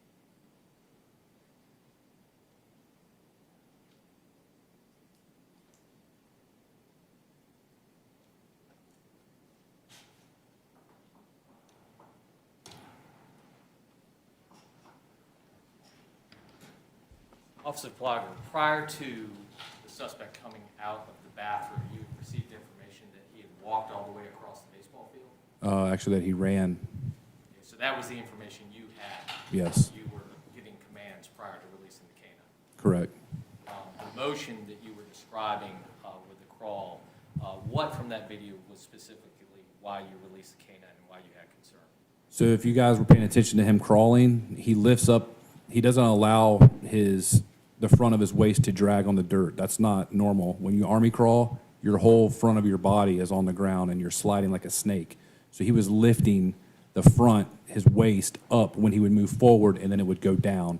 So me looking at that in that situation with the information that I knew, I thought that he was going to try to ambush us again or to take another one of us with him. So that's the reason why Huck was released? Correct. After officers approached, did you actually perform the handcuffing? You took him into custody and placed handcuffs on him? Yes, I did. And then at that point in time, was Huck removed from the suspect and removed from that particular location? Yeah, so once the handcuffs went on, I immediately removed Huck, and not only did I remove Huck, but I carried him off over to where, if you see the dugout, I removed him from the entire situation because we don't want, at that point, the dog's pretty animated at that point, and we don't want someone being bit that shouldn't be bit. So I removed him completely out of that stack of people that moved in. Thank you, sir. I don't have any further questions. Cross-examination?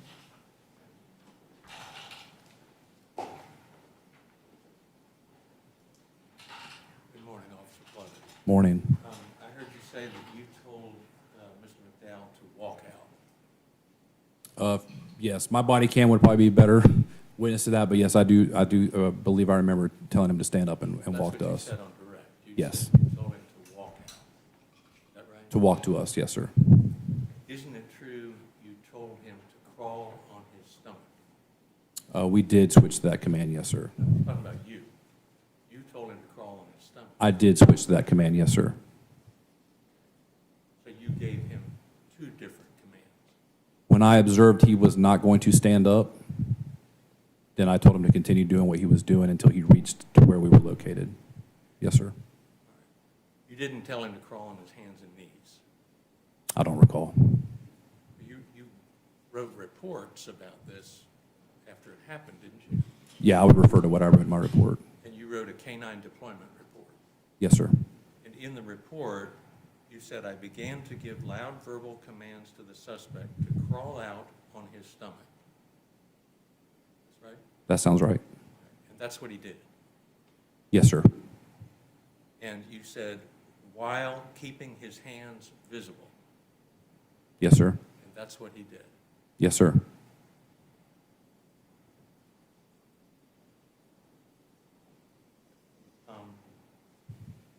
The video you just watched was stopped before you took the dog off of Mr. McDowell, wasn't it? It was. It did not show me take the dog off. And you've watched this video before, Yes, sir. a number of times. 3 times to be exact. And the dog was on Mr. McDowell's arm for 1 minute and 10 seconds, wasn't I have no idea. We weren't counting. it? And in the video, you can see that you were able to cuff Mr. McDowell's right hand. I'm sorry? You were able to handcuff Mr. McDowell's right hand. Both hands, yes, sir. We could see that on the video. Yeah, right hand first, correct. But the video was cut off before you were able to handcuff his left hand. I'm not sure what part of the video they What showed. we just- The one, yes, it was cut off before you see that, yes, sir. What you just watched in that video, that ended before you were able to handcuff his left hand. Yes, sir. And the left arm is the one that the dog was tugging on while you were trying to get the left hand handcuffed. The dog was engaged on his left bicep.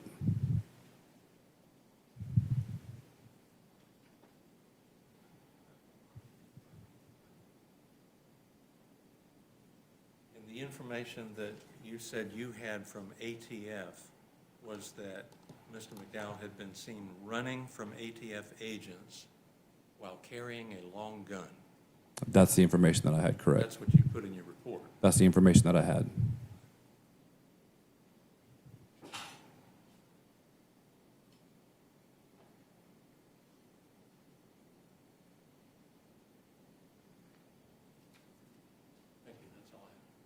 Redirect? No further questions, Your Honor? All right. The witness may step down. Is he excused as well? He is, Your Mr. Chipperfield? I'm sorry. Yes, he. All right, and you are excused from further subpoena. All right, ladies and gentlemen, it's about 10 o'clock. We've been going an hour and a half. It's a good time to give you a short mid-morning break. So what I'd ask you to do is 10 after, we'll start. That should give you 15 minutes. It's 5 after, at least according to that clock up there. And so just a moment, step back. Make sure you leave your notes sitting face down on the chair. While you're back there, please do not talk about the case among yourselves. And if you're using one of your electronic devices or cell phones, please do not use it to research or communicate about this case. All right? So everyone, Deputy Westbury will take you back.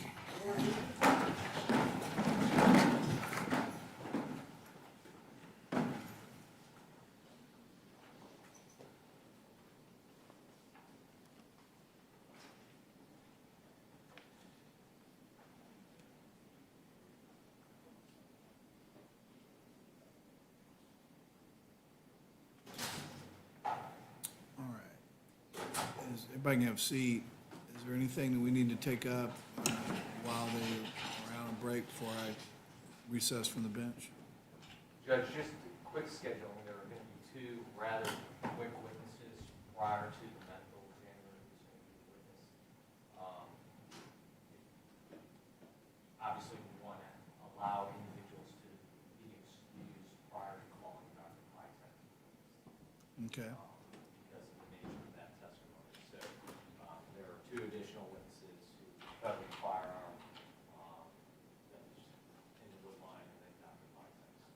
So I just wanted to advise the court and counsel as to that schedule because they'll need to take a brief recess so we don't create an issue. Understood. All right. We'll start it, and I'm basing off of this clock. It'll be 10 after. Thank you. All right.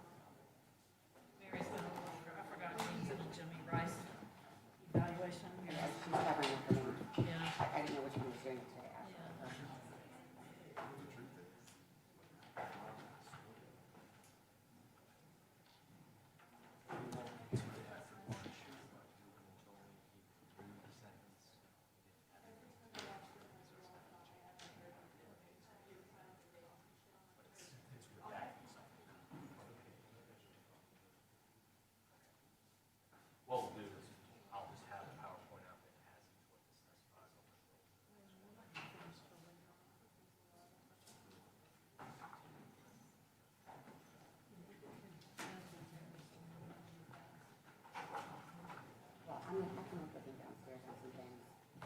For photos and all, so we'll come back up here. But I can tell him to come later. And y'all will get with Sarah from it. But they're gonna stay here, and they'll do it all with us, yeah. I don't have to be there.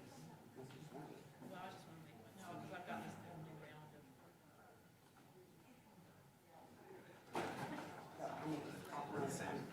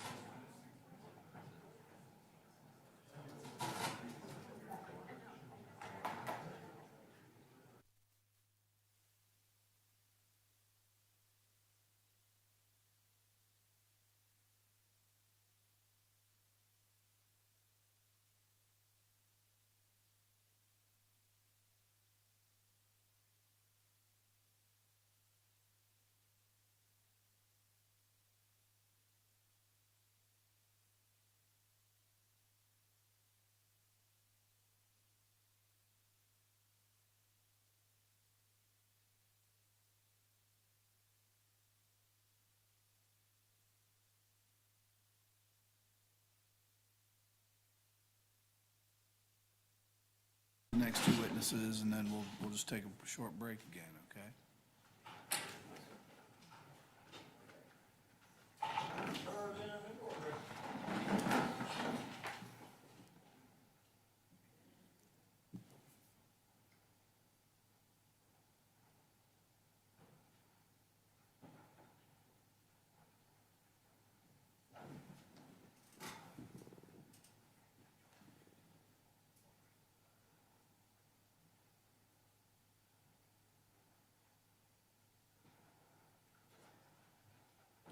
All right, everybody have a seat. Welcome back. Call your next witness. State will call Special Agent Joe Rogish.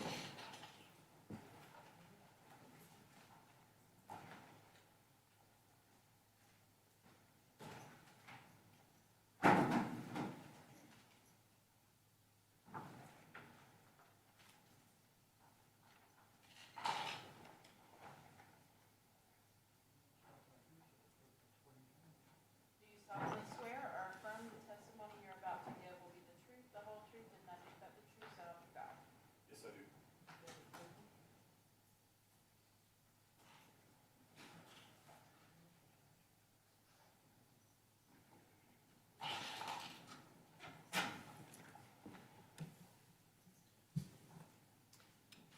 You may proceed. Thank you, Your Honor.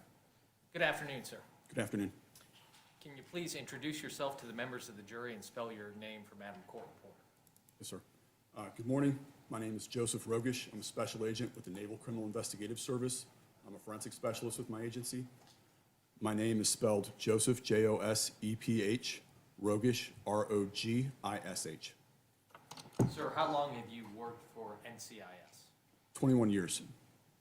Prior to working with NCIS, did you have any prior law enforcement or military experience? Yes, both. I was a regular Army military police for 7 years prior to coming to NCIS. And can you please explain the various positions you've held within NCIS during your career? Yes, sir. I began as a street agent in our Middle East field office in Bahrain. I conducted criminal investigations, counterintelligence investigations, and counterterrorism investigations there. I then moved to Jacksonville, where I worked general crimes for 8 years. And then I was transferred to Japan, where I again worked general crimes. And then I switched to our deployment support office, which is in Glencoe, Georgia, where I was in a deployment capacity. So I would go to Africa for those deployments. And then in 2019, I came to the Office of Forensic Support, where I've been since then as a forensic specialist with NCIS. And during your time with NCIS, did you have the occasion to actually work and serve in military combat zones? Yes, I was in Afghanistan in 2004, Iraq in 2005. I went back to Afghanistan, to Western Afghanistan, Herat, in 2012. And then in 2017, and then again in 2018, I deployed to the Horn of Africa, where I would do work in Somalia. And I've also deployed out on ships for military operations in the Persian Gulf, where I would do shipboarding and interdiction work with the military.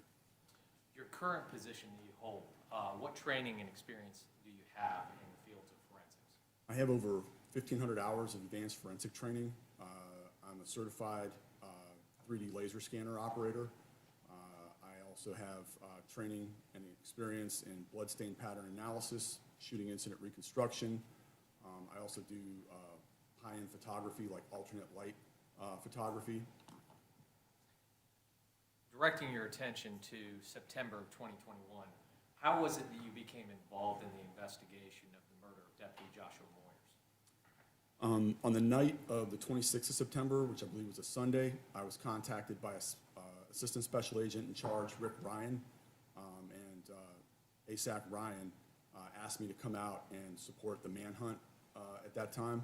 So the following morning at 00:30, I reported up to Nassau County with my rifle and my body armor and a little bit of forensic magic in my backpack. During the course of the next couple of days, what role did you play in that investigation? On that first day, I was part of an effort that swept a wood line pretty much for 8 hours looking for Mr. McDowell. We didn't find any sign of him on that day. The following day, Tuesday the 28th, I was not able to be out there. I had a conflict, and that was the day that he was captured at the sports complex. So then I went back out on the 29th of September, and I was part of the effort to go back into the woods, this time not looking for Mr. McDowell, of course, but looking for physical evidence that he might have left out there. And when you responded on the 29th, what was the mission or what was the goal of your work in the woodline that day? So the incident scene commanders briefed us that a combination of NCIS agents partnered with DEA agents would form Team 2, and we were assigned to an area of the woodline called Area 5, and that area was just to the east or immediately bordered the sports complex, and it ran to the north, I think it was River Road, and to the south, Alligator Road, and so we were going to sweep through there searching for any physical evidence. And when you talk about the sports complex, that's the baseball complex where the suspect was taken into custody? Yes, sir. And how did you begin your work in that search grid? We started at the northern end, and we did what's called a line search. So basically, it's just like it sounds. We're all online.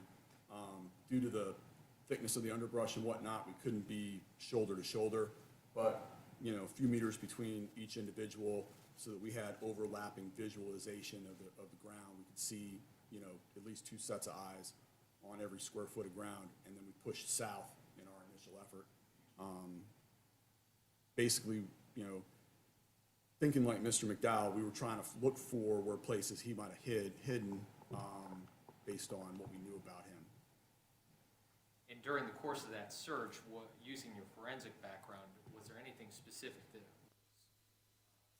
catching your eye that sort of led you to a specific location? Yes, sir. So basically, I was looking for any place a grown man could hide. And out there in that terrain, there's really not much besides the palmetto clumps. And I know that I was trained. If I'm in a survival, escape, resistance, evasion mode, I'm looking to use nature to my advantage. So I'm not going to construct some place to hide. I'm going to hide where nature allows me to. And in the center of a lot of these palmetto clumps, there's an area where larger animals like deer and hogs have bedded down. So I thought that would be a pretty good place for a person to hide. So I stuck my head in, and I know I was sharing that thought with other agents. We were sticking our heads in every palmetto clump, and if there was anything on the ground that wasn't from nature, like any garbage, a water bottle or a beer can or something like that, we made sure to pick it up and look at it and say, hey, is this fresh or has this been out here? Is it rusty? Is it sun bleached? To make sure that we weren't passing anything by. So it sounds like you were poking your head in a bunch of palmetto bushes. Hundreds, yes, sir. And during the course of that search, did you come upon any location that specifically caught your eye? So after our first sweep to the south, we got to Alligator Road. We took a brief break, and then we got back online and we started pushing north again, and we shifted further to the east, so we're going over fresh ground. We came upon a very large tree stand that was really nice. It was made with pressure-treated lumber, had a roof, cup holders, and it had camouflage netting around the sides. And then off to the further to the east, the northeast, there was a deer feeder about 50 meters away. So I pointed out to the group, I said, hey, this is a really good landmark. Again, trying to think like Mr. McDowell, based on some commonality of training I would expect him to have with me. You can get turned around in this area very easily because it's a pine tree planted forest, and it's all just straight rows of pine trees. They're all the same age. So this might be a landmark for him to guide himself off of to a cache, or if he had gone out to forage for water or whatnot, this would give him a guide point to come back to and find anything that he had hidden or where he was setting up his hide. Okay, so did you concentrate your search then in that immediate area? Yes, we pushed past the tree stand, and I was being extra aware. And as I came on a clump of palmettos about 50 meters to the northwest, something caught my eye, there was a little, just a fragment of a teal object that was hidden in the pine straw. And so I'm like, hey, that's not a color you're going to see in nature. So I went to further investigate that pine, or that object in that palmetto clump. In the immediate area of that palmetto clump, was there anything else there that seemed out of the ordinary? Yeah, as I stuck my head in that palmetto clump, I did have my partner Eric Bramble, who's also an NCI special agent. He approached it from the other side because he had seen some camo netting hung up in the palmetto fronds as well that appeared to be the same camo netting as was on that tree stand that I just described. And so we were concerned that we had found something, so we alerted the supervisor out there, Frank Bruzy. Now showing you what's been previously moved into evidence as State's Exhibit 62. Can you please describe what's depicted in that photograph? I don't have anything on my screen, sir. Oh. So if you just try to touch it and see if it comes on. Okay, there we go. Yes, sir, this is a photograph that I took that day.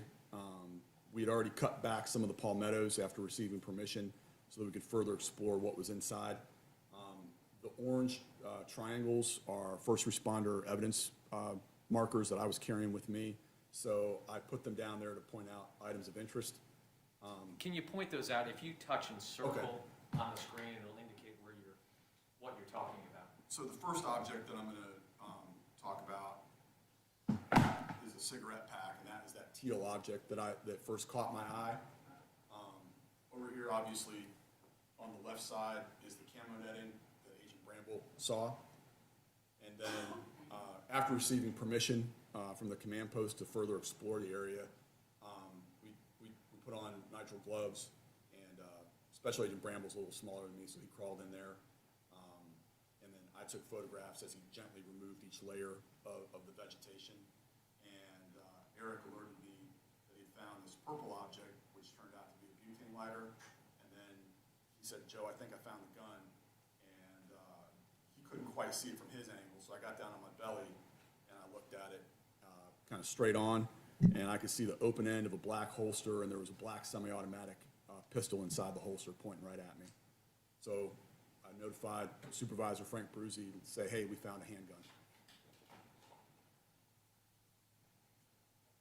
Moving on now to State's Exhibit 63, is that a closer vantage point of the same hide that you were just describing where the evidence was located? Yes, sir. In fact, that was taken while I was like laying on my stomach, so that's kind of basically the view that I had right there, where I knew I had found a semi-automatic pistol, which was one of the items we were briefed to be looking for. And again, these orange triangles, those are placed by you to indicate the location of specific pieces of evidence? Yes, sir. Yes, sir. And now moving on to State's Exhibit 64, could you please describe what's depicted there? That is a very close-up photograph of the end of that weapon. And after you determined that you had found the weapon and other pieces of evidence within the hide, did you turn that over to evidence collection investigators who were working with you during the course of the search? Yes, we secured the scene, and FDLE evidence technicians were dispatched to our location, and then we stood by while they finished basically excavating the deadfall that covered it all up and processed that scene and collected the evidence. Thank you, sir. I don't have any further questions. Cross-examination.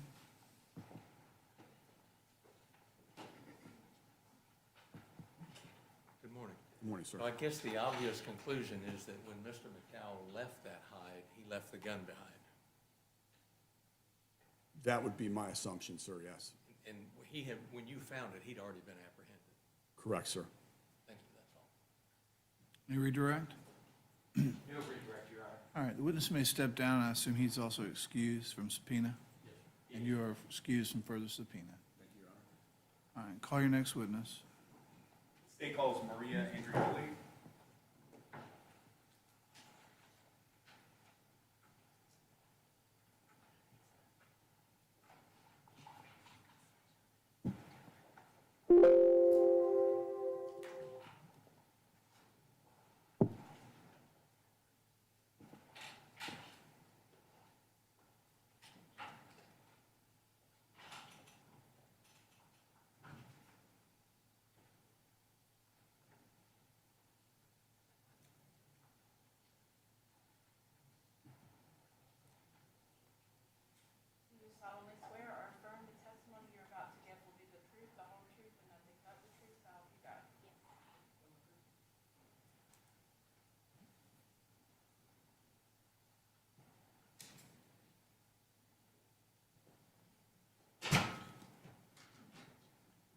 may proceed. Thank you, Your Honor.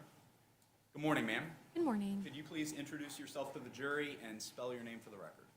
My name is Maria Andreoli, Andreoli. Ms. Andreoli, who do you work for? I am employed with the Florida Department of Law Enforcement. And what is your position with the Florida Department of Law Enforcement? I am a crime laboratory analyst in the crime scene investigation section. How long have you held that position? About 5 years. Can you briefly detail the training that you had to go through to obtain that position?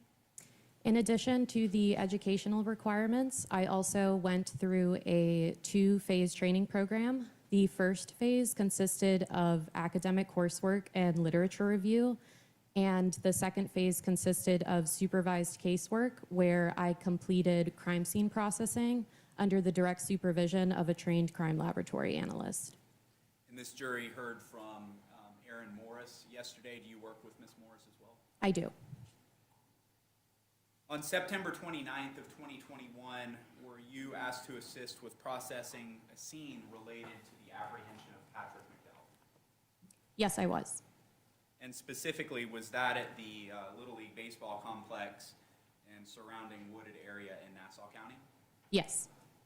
Once you got to the scene, were you briefed with NCIS agents about their discovery? Yes. And specifically, was that Special Agent Rogish? Yes, it was. What did they indicate to you? That a firearm had been recovered during their search of the wooded area. Did you then begin the process of collecting that firearm? Yes, I did. And I'm going to show you up on your screen here what's been marked as States Exhibit 62, 63, and 64. Do you recognize those exhibits? I do. Can you explain to the jury the process that you went through in order to collect that firearm? Yes, so after documenting the area through photography and notes, I then retrieved the firearm from under the brush area and proceeded to clear the firearm. And when you say clear the firearm, what do you mean by that? I rendered the firearm safe, so that means that I removed any cartridges that were located within the chamber and magazine of the firearm. So was the gun loaded with rounds? Yes, it was. Did it have one in the chamber? Yes, it did. And did it have additional rounds in the magazine? Yes, there were 3 rounds in the magazine. What type of firearm was it? It was an HKVP 40 Smith & Wesson. Your Honor, may I approach the witness? You may.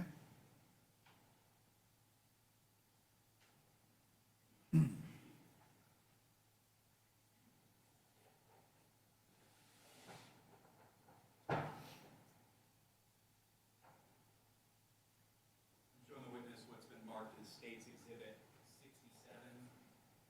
You recognize this exhibit and this exhibit? It's a composite, but it's both 67. You recognize these exhibits? Yes, I do. And is this the firearm and the holster that you collected from the woods? Yes. Your Honor, if I may publish right here. You may.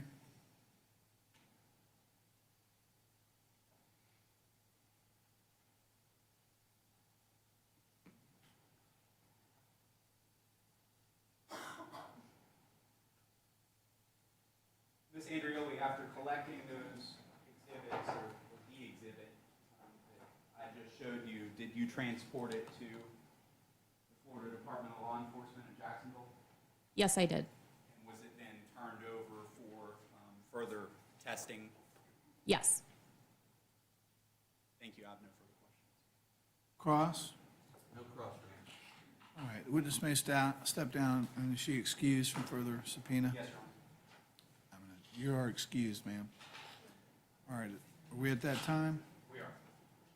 Ladies and gentlemen, there's something I've got to take up outside your presence for about 5 minutes, and so obviously it's not the best thing for you all to sit there and watch us talking. We're going to take better use of the time and let you step back for just a few moments. It's not going to be a long break, but we need you to leave your notes face down on the seat.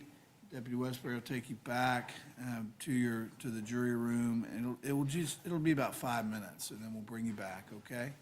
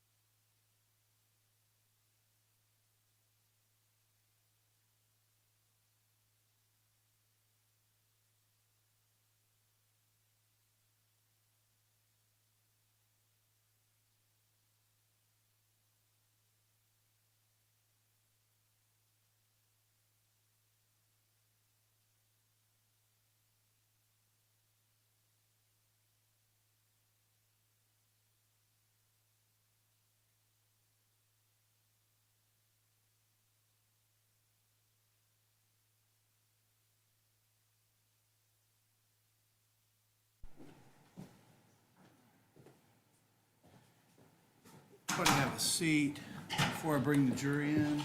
Door shut? All right, just again, for those of you, it's just sort of a heads up. There will be photos from the autopsy that will be displayed. And while it's certainly understandable that it would be emotional and very hard, if you feel like you are someone that will not be able to handle that or be overcome with emotion, now is the time for you to step out. And then when it's done, you can obviously come back in. All right, Mr. Coyle? Yes, and Your Honor, just for the record's sake, we've turned counsel's screen to the side so it can't be viewed by the audience. Our screen is off, so the only area where there could even be seen from the audience is going to be at the end of this card. All right. I appreciate counsel's precautions and steps that were taken, but I just, it's understandable that it might, if you see that, it might certainly be overwhelmingly emotional, and we just want to go ahead and give people advance warning, all right? I'm going to bring the jury in.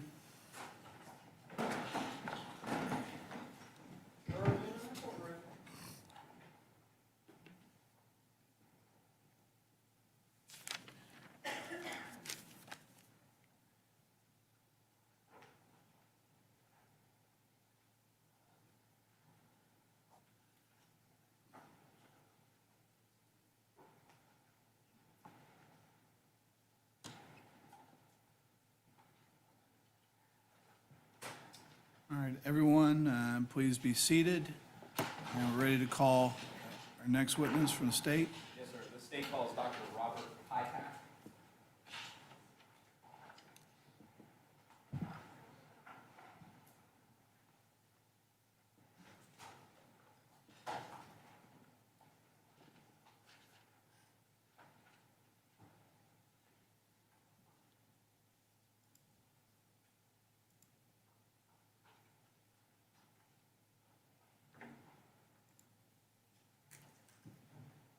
Do you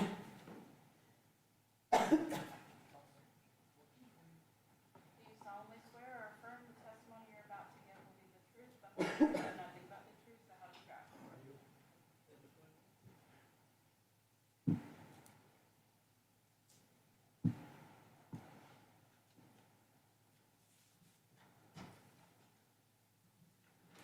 All right, you may want to pull that chair up, Doctor, because it's a little heavy. It's not the best design. Thank you. You may proceed. Thank you, Your Honor. Good morning, Doctor. Good morning. Could you please introduce yourself to the jury and spell your name for the record? My name is Dr. Robert Piaczak, P-I-E-T-A-K. Sir, what is your occupation? I'm a medical examiner at the District 4 Medical Examiner's Office. What does a medical examiner do?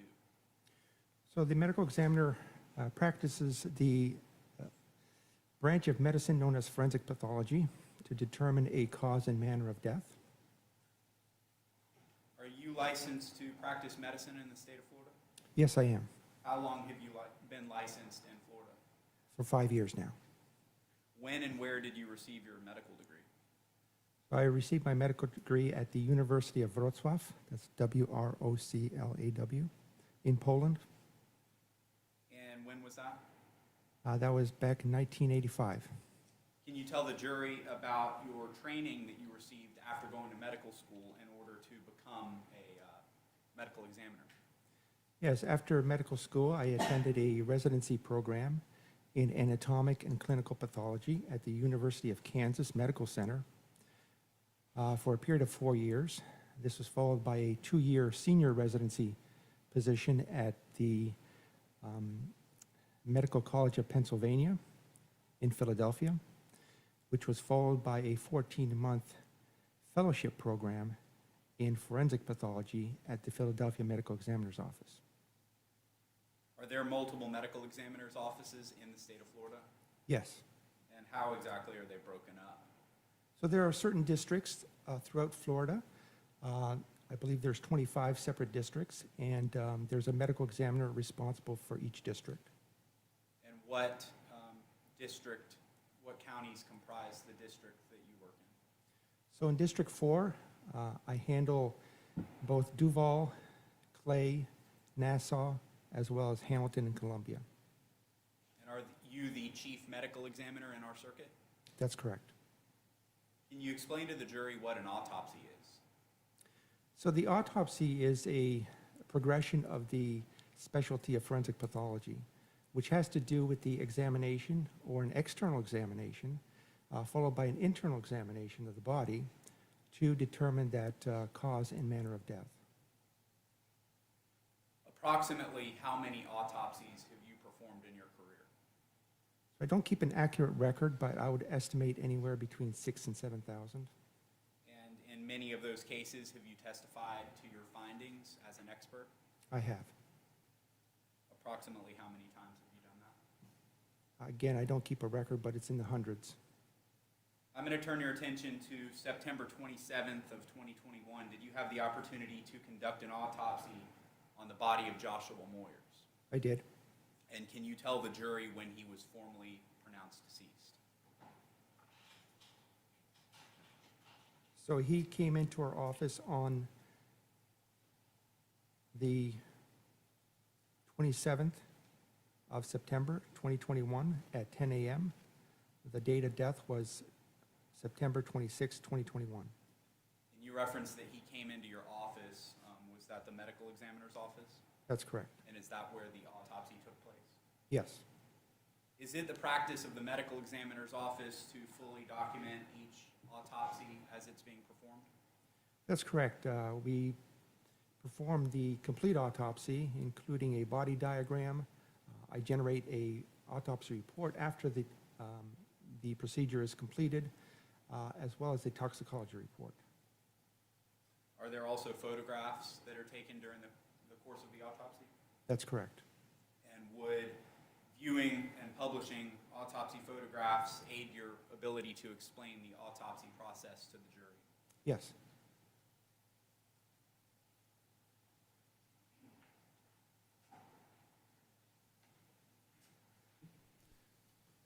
Is your screen up, sir? It should just be a cover page.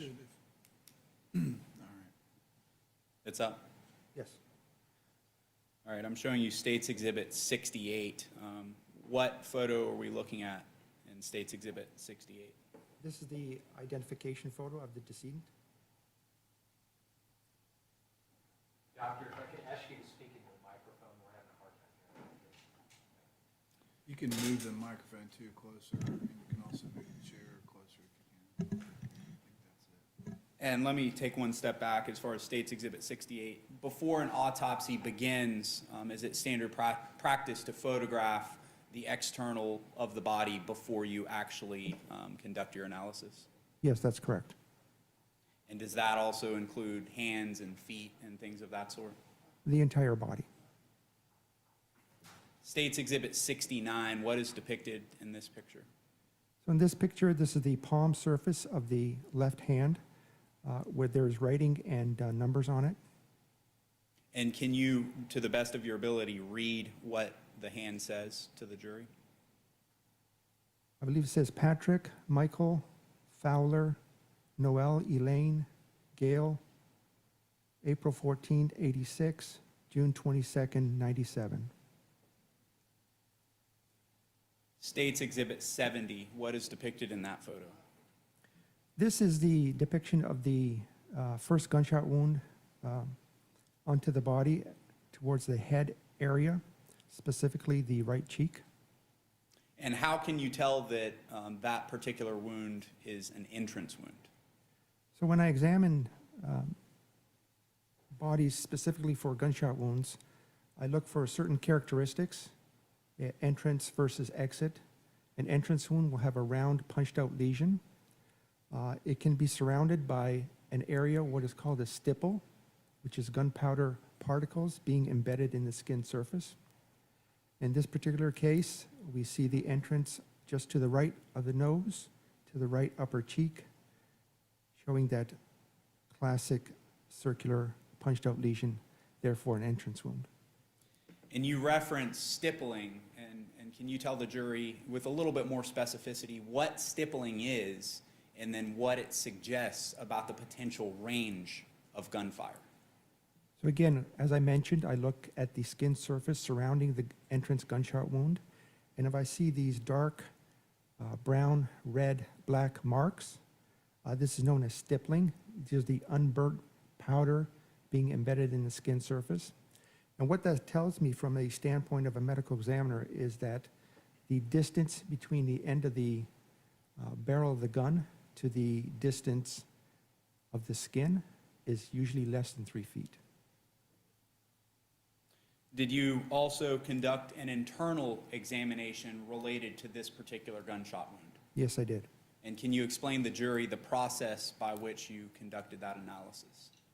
So after the external examination, documenting any types of injury or disease process in the body, I then turned to an internal examination, specifically showing what the wound path in gunshot wounds is, which structures it injured, and if there's any evidence to recover, specifically bullets and bullet fragments. And let's take each of the things that you just discussed in turn. Number one, were you able to determine the path of travel related to this gunshot wound? Yes. And what was that path of travel? The wound path was front to back, right to left, and slightly upward. And the next question for you is, were you able to recover the projectile? I was. Where were you able to recover the projectile?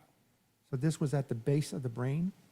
So this was a typical penetrating gunshot wound. That means there's an entrance but no exit, and recovery of a bullet is possible. Your Honor, may I approach the witness? You may.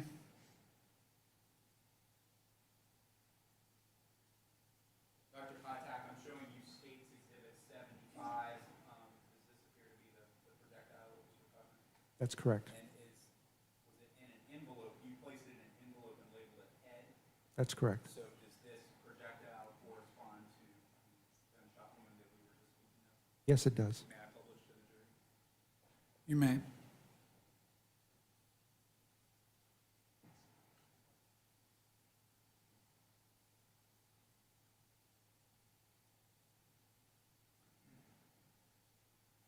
Dr. Piaczak, the last question that I have for you related to the answer you gave, you testified about path of travel where the projectile was recovered. And I'd like to ask you what structures, anatomically speaking, were impacted by this gunshot to the face? Yes, the wound path proceeded through the right cheek, the right maxilla, or the top portion of the cheekbone, through the first and second cervical vertebrae, which are the top two cervical vertebrae, through the actual spinal cord top portion of, and embedded into the back, or I said the base of the brain, where the opening to the spinal cord is found.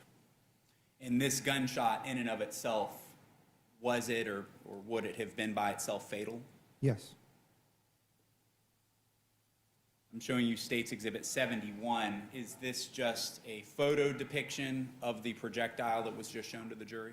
That's correct. State's Exhibit 72, what are we looking at in this picture? So now we're looking at the back of the body, specifically the upper portion of the back. Here we see in the midline a small red, dark brown mark.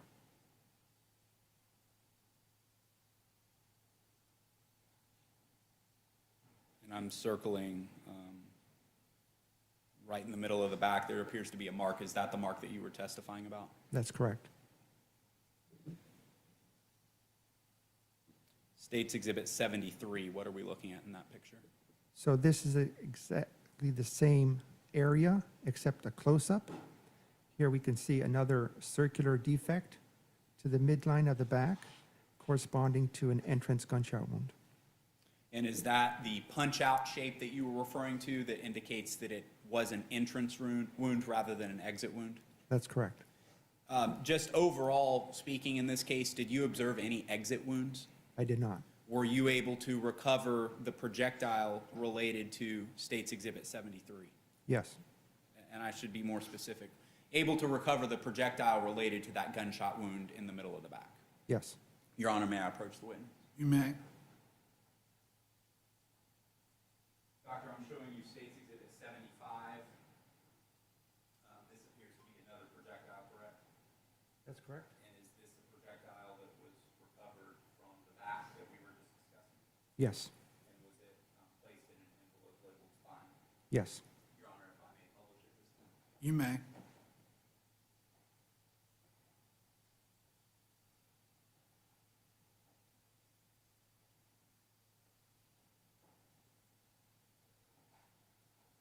Dr. Piaczak, we talked about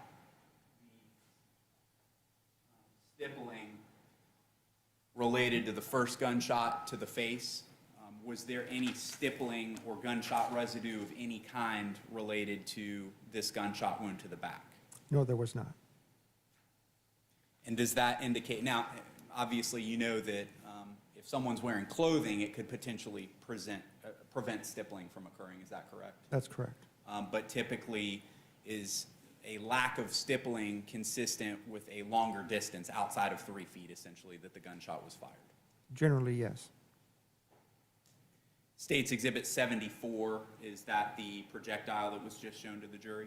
Yes.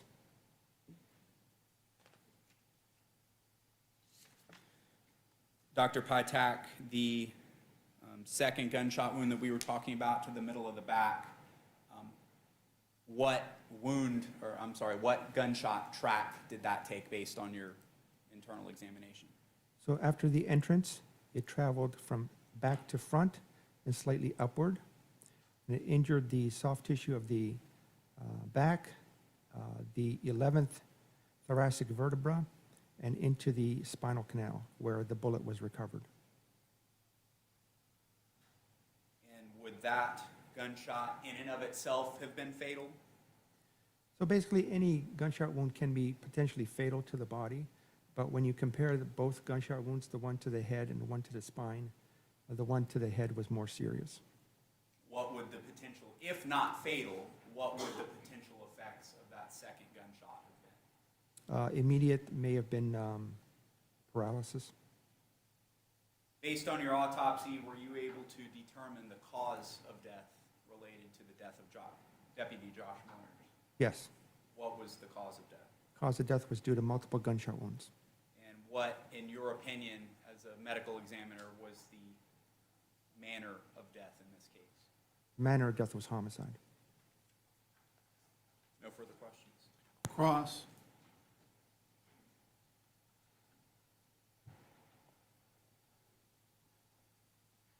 Good morning, Dr. Piaczak. Am I correct that the wound to the head would have rendered Deputy Moyers instantaneously unconscious? That's difficult to determine, but I would suspect so. That's all. Any redirect? All right, the witness may step down, and is he excused? He is, Your Honor. All right. You are excused from further testimony. All right. Let's call your next witness. Your Honor, the state called Mesa, Barad.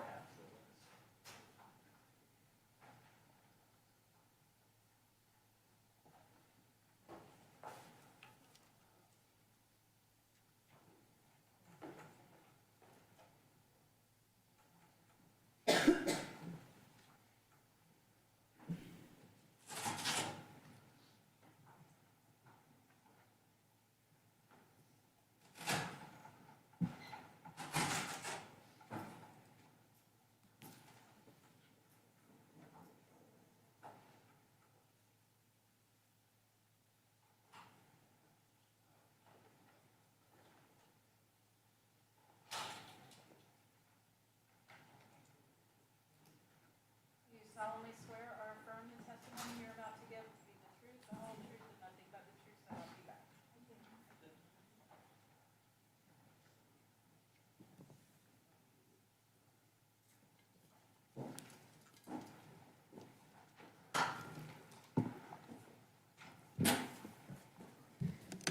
Chair's heavy, you may want to move it up a little bit. You can adjust the microphone, and you may proceed when you're ready. Thank you, Your Honor. Good morning, ma'am. Good morning. Can you please introduce yourself to the members of the jury and spell your name for Madam Court Reporter? My name is Mesa Barad. It's Maysaaffarhat. What's your occupation, ma'am? I'm the firearms laboratory manager for the Jacksonville Sheriff's Office And how long have you held that position? for 6 months. Prior to working for the Jacksonville Sheriff's Office managing their firearms lab, what was your prior employment? I was senior crime laboratory analyst with the Florida Department of Law Enforcement in the Jacksonville Regional Operations Center. I was a firearms examiner, senior examiner, and I retired from the Florida Department of Law Enforcement. How many years did you work for the Florida Department of Law Enforcement? Close to 20 years, from 2004. And you stated your position was a firearms examiner. That's correct. Can you please explain to the members of the jury what a firearms examiner does and what training you've received to hold that position? I received a Bachelor of Science in Chemistry and once employed with the Florida Department of Law Enforcement. I was a firearms examiner and then a senior examiner, which is a senior crime laboratory analyst at retirement. And the primary responsibilities are the evaluation of fired ammunition components, such as bullets, cartridge cases, and shot shells, and to determine if or how many firearms are involved, and if there are any suspect firearms, to examine the components and see if any of the suspect from any of the fired components are related to any suspect firearms. So let's go back 20 years prior. During your course of your employment, what training specifically and what was the protocols that you had to go through to be qualified to be a firearms analyst with FDLE? The training program is an 18-month training program, and it encompassed 12 months of oral, written, practical exercises, examinations, microscopic comparisons of fired components, the examination of firearms, and taking exams, oral and written examinations, and then 6 months of supervised casework under the direct supervision of a senior crime laboratory analyst in that section. And when did you independently work as a crime laboratory analyst after you completed that training program? It was in 2006. And since that point in time, you were working independently? Yes. And do you maintain your proficiency and as well keep up to date on the new technologies and advancements in the field? Yes, I do. I am a member of the Association of Firearms and Toolmark Examiners. Let's discuss first firearms themselves. What specifically, when you look and examine a firearm in question, what are you doing and what aspects of your examinations take place?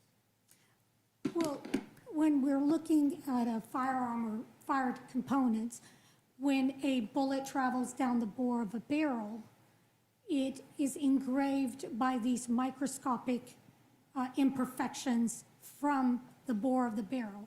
And it's also engraved with class characteristics, because each firearm has a certain class characteristics. Like, it's similar to like a blueprint of a home. So when you look, you know what the dimensions are and such as that. There's so the interior of the bore of a barrel has what is called rifling, and they're lands and grooves, and they have a helical twist to them. They're a right twist or a left twist, and they're basically for the bullet when it travels down the bore of the barrel and exits for better stability and trajectory and flight, much like a quarterback throws a football and puts a spin on it for better trajectory and stability in flight. It's the same concept. So these markings, these lands and grooves, these hills and valleys, they can be 5, they can be 6, however the manufacturer deems that's their blueprint of that, the bore of the barrel. And then they have dimensions to them. And so those are class characteristics. The bullet is engraved with that.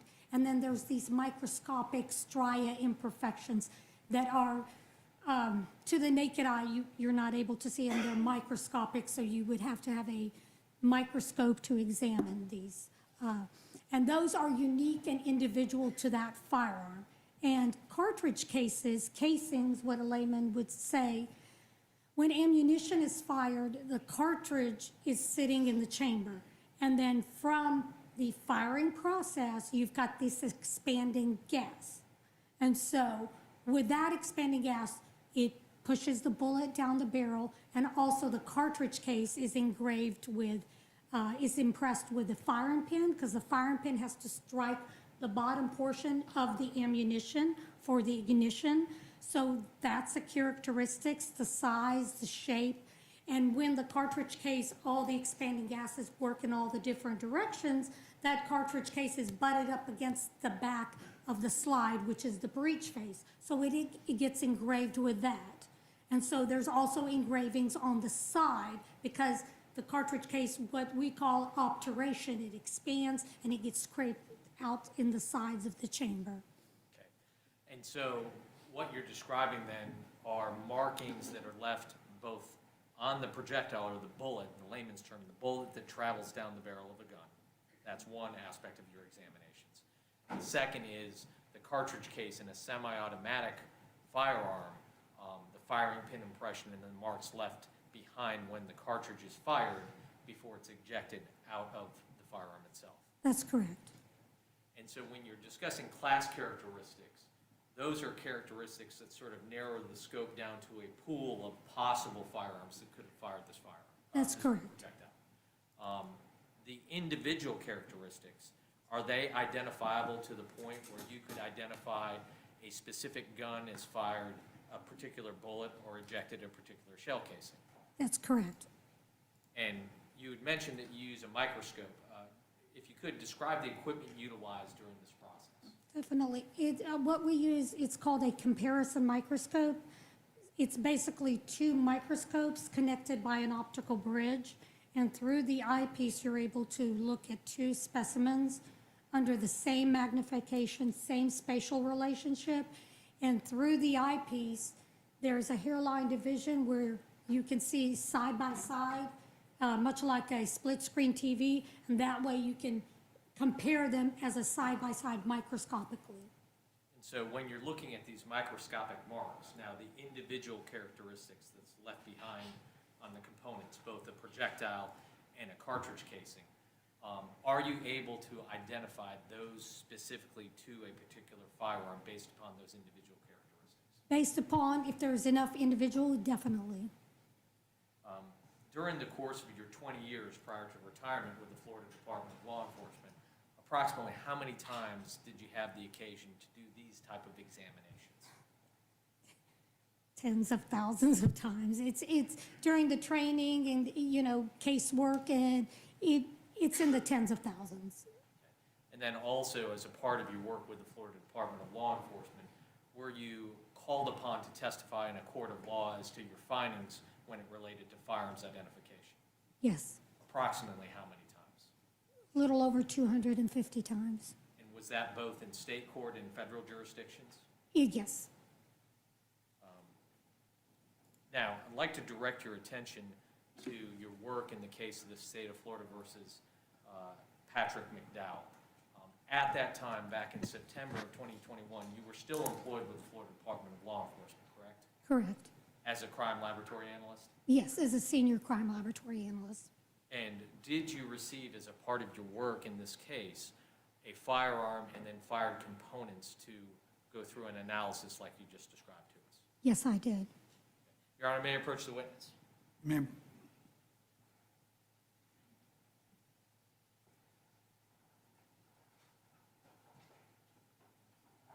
Ma'am, I'm now showing you what's been previously moved into evidence as State's Exhibit 67.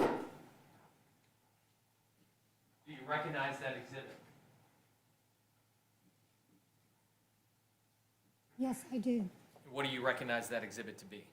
It's the 40 caliber, 40 S&W caliber H&K VP40 pistol that I examined. Okay, and describe just the general operation and what you mean by H&K. It's the manufacturer is H&K Heckler and Koch. The manufacturer's a German manufacturer. Doesn't mean, there's a lot of, and it's imported into the States and you can readily buy it. Okay. And when you describe a 40 caliber, does that describe the type of cartridge case that the weapon is designed to fire? That's correct. It's designed to chamber and fire a 40 S&W caliber cartridge case. That's the ammunition that you need to fire this firearm. So if you could explain the process of how this particular weapon is loaded and then ready to fire. Well, this is a semi-automatic pistol. It's magazine fed. So the ammunition is inserted into the magazine. May I hold this? Sure. And the magazine is inserted into the well here. And so once you have ammunition in the magazine, it's inserted into this, the magazine well. And the operator pulls back the slide, releases, it feeds a cartridge, an unfired cartridge into the chamber. Did you determine the magazine capacity for that particular weapon? It's a 13 design capacity. Okay, so 13 Plus cartridge one. cases. Or one in the, you can have one in the chamber and insert a 13. So totality-wise, the firearm can hold 14 cartridges. Okay. And similarly with law enforcement, oftentimes they will load the gun, operate the slide of the weapon to load one into the chamber and then top off the magazine. Yes, exactly. So the maximum capacity that this particular weapon could hold, if fully loaded with one in the chamber, would be 14 rounds. That's correct, but the magazine itself is 13. And again, for this weapon to operate and fire simply by pulling the trigger, the user of the firearm, what would they need to do so that they could pull the trigger and it would fire the weapon? Well, once there's a cartridge in the chamber, the slide is moved, it's cocked and ready. All the operator has to do is pull the trigger, one trigger pull for each shot fired. It's a semi-automatic, so the same energy that propels the bullet out of the muzzle also is harnessed for the operation of the firearm. So that same energy, that same gas pressure that pushes back onto the slide, it pushes back the slide. At its most rearward portion, the spring is compressed. Then it starts moving forward. It picks up another cartridge from the magazine, if the magazine has other ammunition in it, and it feeds it into the chamber, closes, locks, cocks, and it's ready. So for each pull, one shot is fired. But the user would have to at least chamber around initially before that weapon could be fired by simply pulling the Correct. trigger. Once you received this particular exhibit for examination, what were the steps that you took so you could process this weapon? Well, I did a visual examination. I checked the firearm and then I examined the bore and everything, just a typical visual examination. And then I test fired it in the laboratory using lab ammunition to have test knowns that I know came from that firearm. And for comparison purposes, that way I have tests that I know bullets and cartridge cases that were fired from this firearm. And also to determine that it functions in the manner in which it was designed. Your Honor, may I approach briefly? You may. Now, let's talk about the test projectile. How do you collect the projectile in a test fire so that it can be compared to other possible evidence that's collected during an investigation? Well, the laboratory, we have a gun range and we have what is called a shooting tank, a water tank. So we have a portal and we hold the firearm at an angle and we fire it into the water tank. The bullets fall into the water, we retrieve them in the bottom of the tank, and the cartridge cases are ejected out and we collect the cartridge cases out. And so it's that test fire that goes into the water tank and then the test casings that you have as your known standard because you actually fired that weapon to collect those pieces of evidence. That's correct, yes, sir. And was the weapon itself fully operational? Yes, it was. Now, once you've test fired the weapon and you collect what are the known cartridge casings and then also projectiles, are you able to then examine other pieces of evidence and compare those pieces of evidence to the known to determine whether or not those pieces of evidence, projectiles or shell casings, came from that specific firearm? Yes. Your Honor, may I approach the witness again? You may. First man I'd like to show you what's been previously marked in evidence as State's Exhibit 14. Do you recognize that exhibit? Yes, I do. And how do you recognize that exhibit? Well, this exhibit it's got my seals, my initial number, the laboratory number, my initials, and this cartridge case has my initials, the laboratory number, and the exhibit number. And these shell casings that were recovered from Sandy Ford Road, from the murder scene of Deputy Moyers, did you have the occasion to examine the shell casings to determine whether or not they were fired, in fact, from State's Exhibit 67? Yes, I was. Okay. And specifically, did you pick one of the two shell casings for that examination? Yes, I picked one of them. We were told by the submitting agency they wanted to preserve one of the casings, and so the other one casing was not opened or examined per request of the submitting agency, and the other one, I opened it and examined it and compared it to my test. Okay, so one of the two shell casings in particular was not even opened or examined. That's correct. Okay, and that was to preserve it in the event that other testing, such as DNA or other forensic evidence, could be utilized on that exhibit? That's correct. It was to preserve it for further testing if needed. If needed.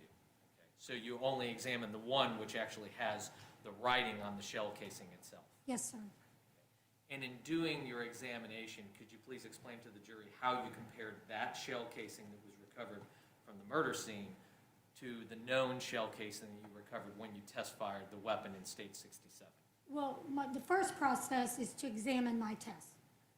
Put my two tests next to each other and see the characteristics, those unique individual characteristics that reproduced. So I examined my test and I was able to see the reproduction of the unique individual characteristics in the firing pin, in the breech face marks, and therefore I was able to, I took my test, and you usually put them on the right stage, and on the left stage of the microscope you add your exhibit, your unknown, and I compared them, and using the comparison microscope, side by side, same spatial relationship, same microscopic magnification and such, I was able to see the reproduction of these individual characteristics. And I came to a conclusion. And what was your expert opinion when you reviewed your known shell casing from State's Exhibit 67 to the shell casing that was recovered from Sandy Ford Road? That cartridge case was fired in the H&K VP40. Your Honor, may I approach the witness again? You may. Ma'am, I'm now showing you what's been previously marked and moved into evidence in State's Exhibit 55. If you could please examine that exhibit.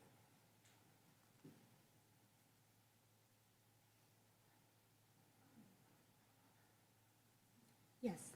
Do you recognize that? Yes, this is the packaging, this is my initials, the laboratory number. This PM5 is the cartridge case, the envelope, and these are my markings here. Goes to this. And did you have the occasion to examine States 55, which were two shell casings recovered from the scene in which the canine was shot? Did you examine one of those two shell casings and make comparisons to the known shell casing from State's Exhibit 67, the H&K 40 caliber? Yes, I was. And again, if you could go through that process with And me. I did the exact same process. You know, I had already looked at my tests. I put the unknown in that cartridge case and compared it to my test and came to a conclusion, an expert opinion on that. And what was your expert opinion?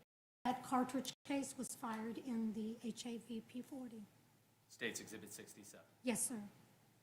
And again, similar to the shell casings that were recovered for Sandy Ford Road, one of the shell casings was preserved in the event that further testing was required. That's correct, sir. Your Honor, may I approach the witness again? You may.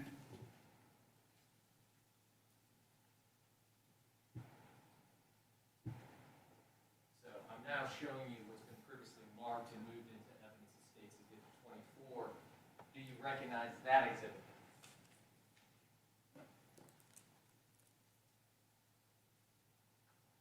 Yes, I do. And what do you recognize that exhibit to be? Or That's- how do you recognize it? Well, it's got my markings, my packaging, my seals, and my initials all over it. And is that exhibit the projectile that was recovered from Deputy Moyers' vest when his ballistics vest was examined following the crime scene investigation in this case? Yes, it was.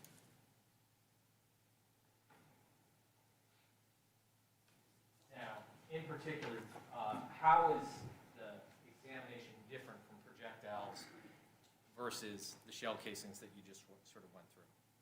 Well, for projectiles, I examined my tests to each other, saw the reproduction of the individual characteristics, its class and individual characteristics, and the bullets are weighed, the diameter is taken, so they were 40 caliber class bullets, the diameter. So they had the same class, the same type of rifling, the blueprint of that firearm, that they had the same class characteristics as the test-fired bullets.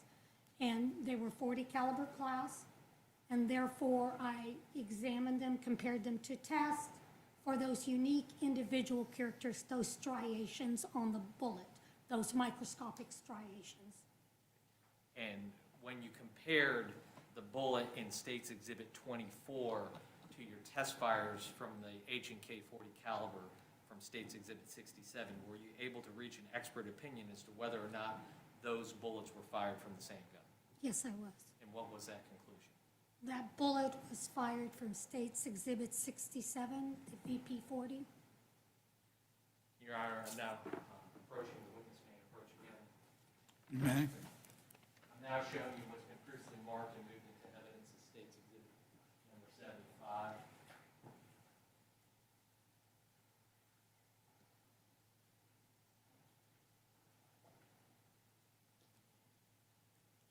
State's Exhibit 75 are the projectiles that were recovered from autopsy.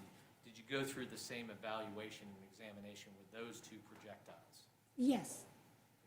And specifically, could you explain to the jury how the examination was conducted on the two separate projectiles, the one from the head and then the one that was recovered from the spinal column? Those two, the same, the weight, the diameter, and looked at microscopic, their class characteristics. They had the same class, they were 40 caliber class, which was the class of the firearm, the same rifling, type of rifling. Therefore, I did a microscopic comparison of the unique individual characteristics to the tests. And after you conducted your analysis, did you reach an expert opinion as to whether or not those two projectiles were fired from the H&K 40 caliber weapon in State's Exhibit 67? Yes, I did. And what is that opinion? They were fired from the H&K VP 40. So both of those two projectiles, as well as the projectile that was recovered from the ballistics vest, were fired from State's Exhibit 67? Yes, sir. The shell casings that were recovered from Sandy Ford Road and also from the canine shooting scene in the woods, those shell casings were also fired from State's Exhibit 67? Yes, sir. Thank you, ma'am. I don't have any further questions. Cross-examination? No cross.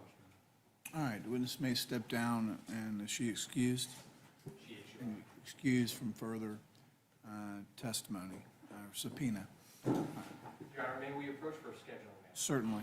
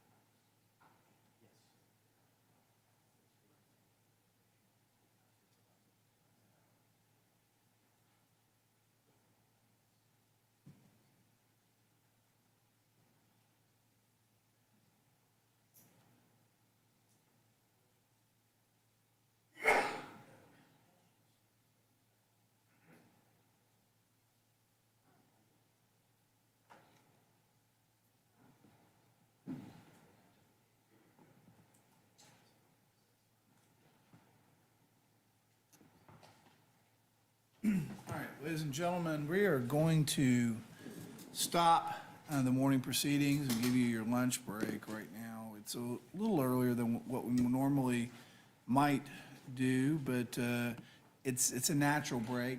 We've got another witness that's going to be, we think is going to be an hour or so, and so we might as well go ahead, take the break now. Usually I try to give you somewhere between an hour and 15, an hour and 30 minutes anyways for lunch. So what I'm going to ask you to do after I dismiss you is I want you to be back here at 5 till 1 to be ready to go at 1 o'clock. So we're going to start back at 1. So that'll give you a good amount of time to take a lunch break, grab lunch, and stretch your legs and maybe just get some fresh air for a moment. While you're on break, I know you know what I'm going to tell you, but I'm going to do it anyways. Please do not talk to anyone about this case, including among yourselves. Don't use your electronic devices or cell phones to communicate with anyone about the case or conduct any research or investigation into any of the issues, people, or places that are involved in this case. Certainly avoid any media accounts of this case while you're on break, for whatever source, internet, radio. If you happen to be by television, please avoid any kind of media account of these proceedings. So with that, leave your notes face down. Hopefully you'll have a chance to relax for lunch, and we'll see you. And be ready to go at 1 o'clock. Thank you.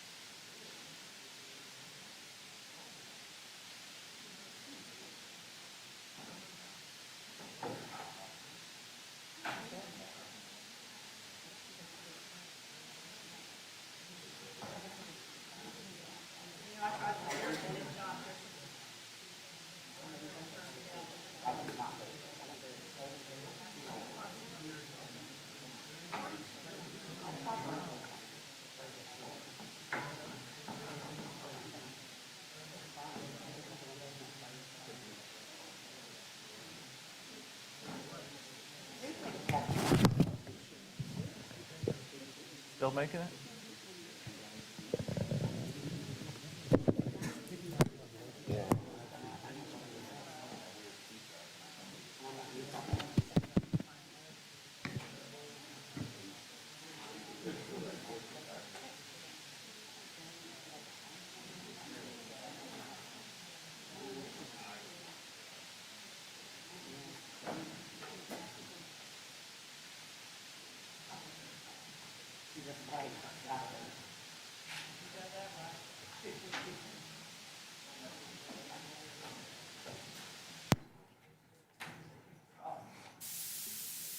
But now, it's this cord. You guys want to switch out this microphone for that one?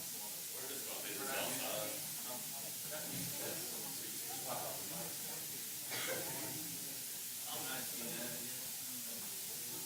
I will tell you, what we were using is better than that.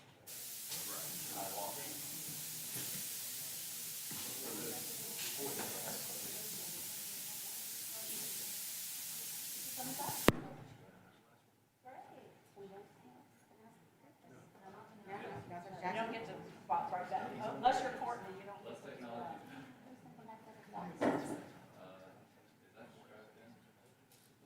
It's not inside.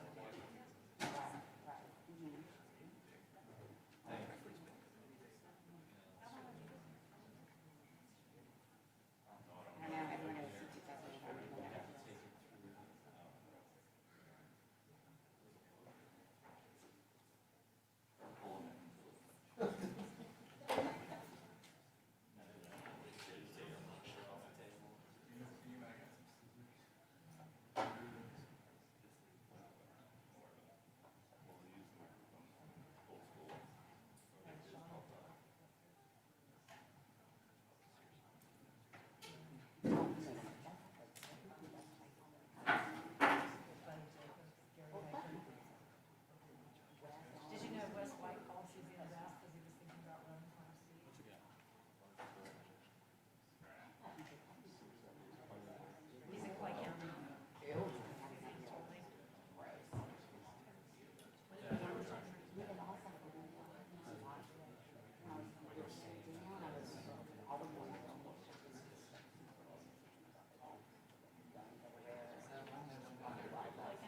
Call Suzanne back to see, talk about running for her. All right.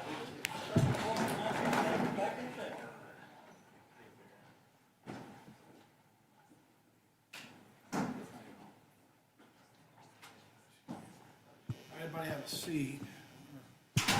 Working with some technical difficulties. We're back to the old microphone. So we'll trade one problem for another. All right?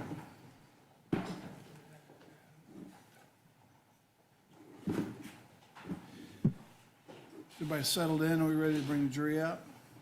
Yes, sir.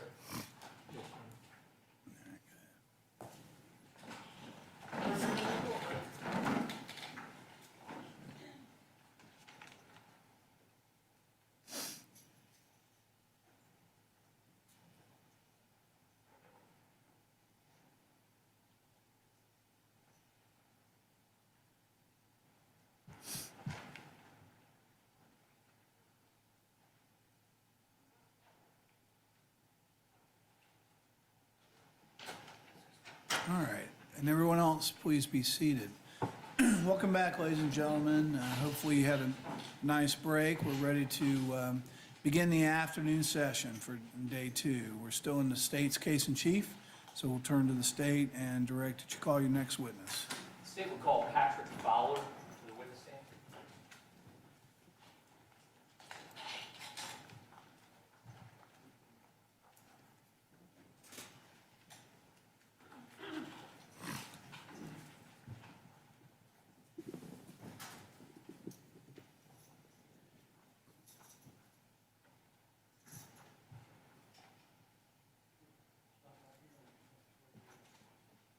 Do you solemnly swear or affirm the testimony you're about to give will be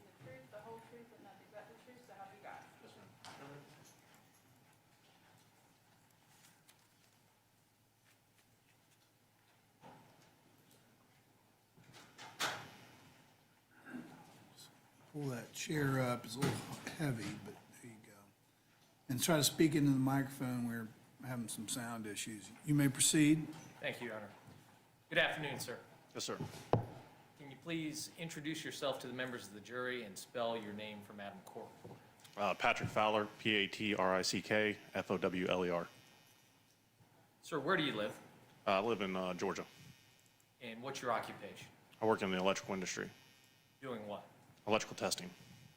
How long have you been employed in that capacity?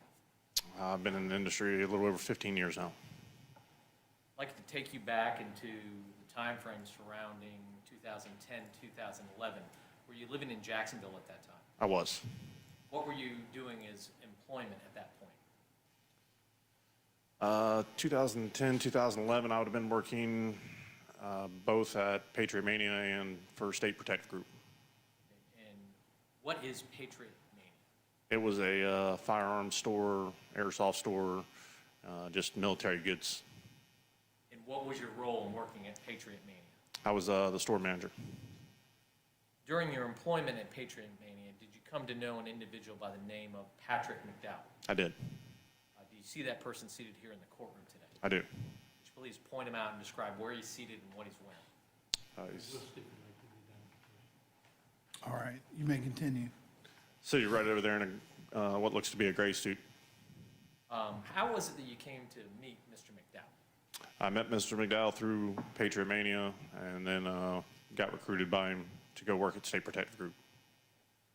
Let's first talk about your time at Patriot Mania. You said that was a store that had military goods, airsoft, weapons, things of that nature. Yes, sir. Were you participating in an airsoft competition team at that point? Yes, sir. So you met Mr. McDowell, he just randomly came into the store? Yes, sir. Had you ever met him before? No, sir. During the course of that encounter when he came into the store, what was he there for? I believe he was there to purchase firearm or airsoft, one of the two, but he ended up purchasing airsoft. And did you strike up a conversation with him? Yes, sir. We got to know each other. As a result of that conversation, did you, in essence, recruit Mr. McDowell to participate in your airsoft competition team? Yes, sir. And for those of us who aren't as familiar with it, could you explain to the members of the jury what an airsoft competition team does and sort of what airsoft is in general? So it's identical in look, weight, and feel to real firearms, and we do military simulations where we shoot at each other with BBs, use fake grenades, flashbangs, all the things you would find in a real simulation. And this is recreational, obviously? Yes, sir.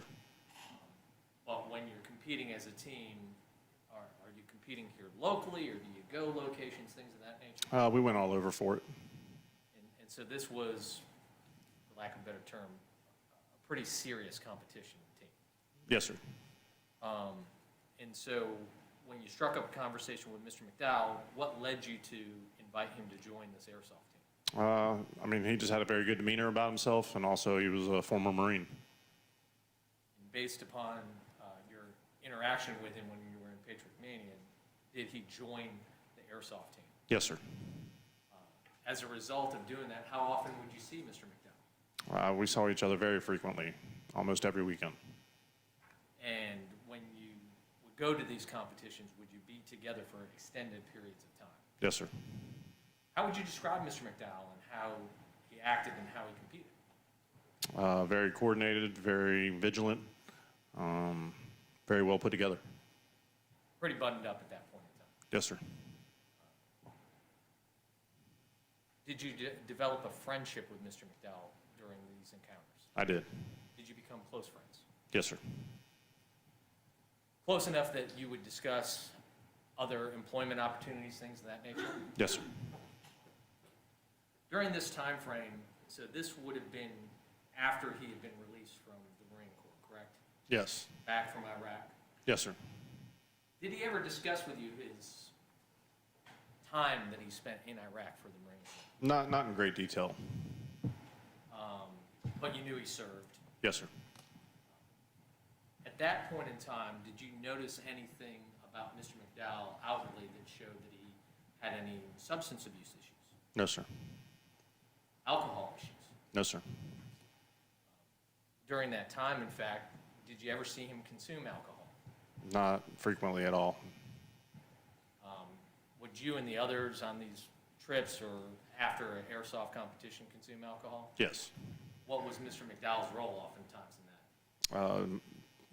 He often was our DD. Designated driver? Yes, sir. So at that point in time, you even rarely saw him even drink alcohol? Yes, sir. Did he show any outward signs of any mental health issues to you that were obviously observable to you at that point? No, sir. During this time frame, after he was released from the Marine Corps, did he ever discuss with you the possibility of gaining employment as a military contractor with a company by the name of Triple Canopy? Yes, sir. How did that conversation come up? He was actually going to work for them and presented me the opportunity as a possibility. Was he recruited to do that? What, to recruit for them? No, was he recruited to go work for Triple Canopy? I believe so. And did you discuss that with him? Yes, sir. In your discussions, why was it that he chose to go work as a military contractor? For the money. Did you discuss what type of money it was, the contract that he had signed with Triple Canopy? I knew it was a six-figure contract. So more lucrative than what a typical military service personnel would be. Yes, sir. And at some point, he tried to talk to you about also going into Triple Canopy, given your experience? Yes, sir. What was your response to that? I spoke with Triple Canopy, but I had a newborn baby and wasn't willing to be gone that long. And so when this defendant went and worked with Triple Canopy, did you still maintain contact with him? Not while he was actually deployed with Triple Canopy, but once he came back. So there was a period of time after you'd gained your friendship with him that he was gone and he was deployed for working with Triple Canopy. Yes, sir. Once he returned, did you reinitiate contact with Mr. McDowell? Yes. Under what circumstances? How was that working? Just fell right back into the normal routine with us. Was back into the airsoft competition? Yes, sir. At this time, after he returned from Triple Canopy, what was the status of Mr. McDowell's personal life? Was he married? That'd be hard for me to. Can't remember timeframes all that Yeah, well. Did you ever meet his wife, Sean? I did.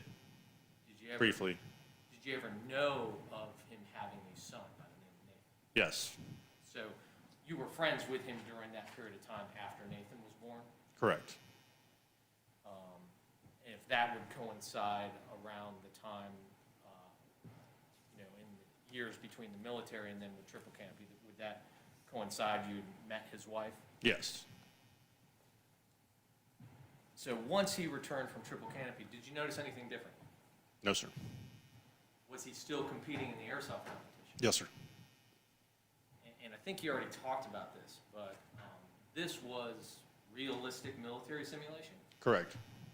You talked about flashbangs. Are we talking about explosives? Yes, sir. So this isn't, something that's calm and low kinetic. These are actually explosive devices that are being utilized. Yes, we throw them at each other. I'm assuming they're extremely loud. Yes. So during this time frame, did Mr. McDowell show any signs of having any substance abuse issues or anything of that nature? No, sir. Once he returned from Triple Canopy, at some point, did his relationship with his wife start to deteriorate? At some point, they ended up splitting up. Do you know what happened and what resulted in that split? I know that she left and went back to California, I believe, and he stayed here. So he stayed here. How was he employed at that point? I believe he was State Protective Group at that time. And if you could, I think you had mentioned that at some point you worked with State Protective Group. I did. What type of employment is that? Explain what that group did. We worked for a security group doing everything from apartments, basically just trying to mitigate trouble inside of troubled locations. Okay. And when you're talking about apartments, basically, are you uniformed security personnel? Yes, sir. Would you have weapons? Yes, sir. So would carry a sidearm. Yes, sir. Other issued equipment such as the tactical vest, things of that nature? So they didn't actually issue anything to us. Everything was personally owned, but some guys had tac vests, some guys didn't. And so you would be working apartments within what area at that time? The Jacksonville area until I moved to the Gainesville area. And was Mr. McDowell employed with this state protective group, this security group, at the same time you were employed? Yes, sir. Describe for me what you and, were you partnered up together? Would you work together in conjunction with each other? Yes, sir, sometimes. Describe how that would work, like what an evening would be like when you were doing this type of I mean, it would depend who had what rotation, whether you were stationary at one location or if you'd be on a roving patrol between multiple locations. Pat typically was on a roving patrol, being that he was more experienced. Did you have faith in his abilities? Absolutely. Did you trust in his abilities because you were working with him? Absolutely.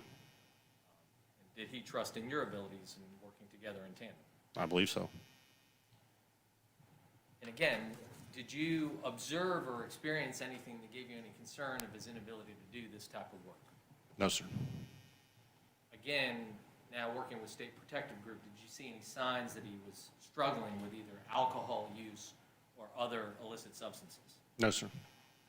Again, pretty buttoned up, knew what he was doing. Yes, sir. You said you ended up moving on to Gainesville. Why was that? So it was just a new market for us. So I went there and took over that market. So it's the same company, same type of work, security style work? Yes, sir. And was Mr. McDowell still working in that capacity back here in Jackson? He was. He moved up to a position where he was actually working between all the areas.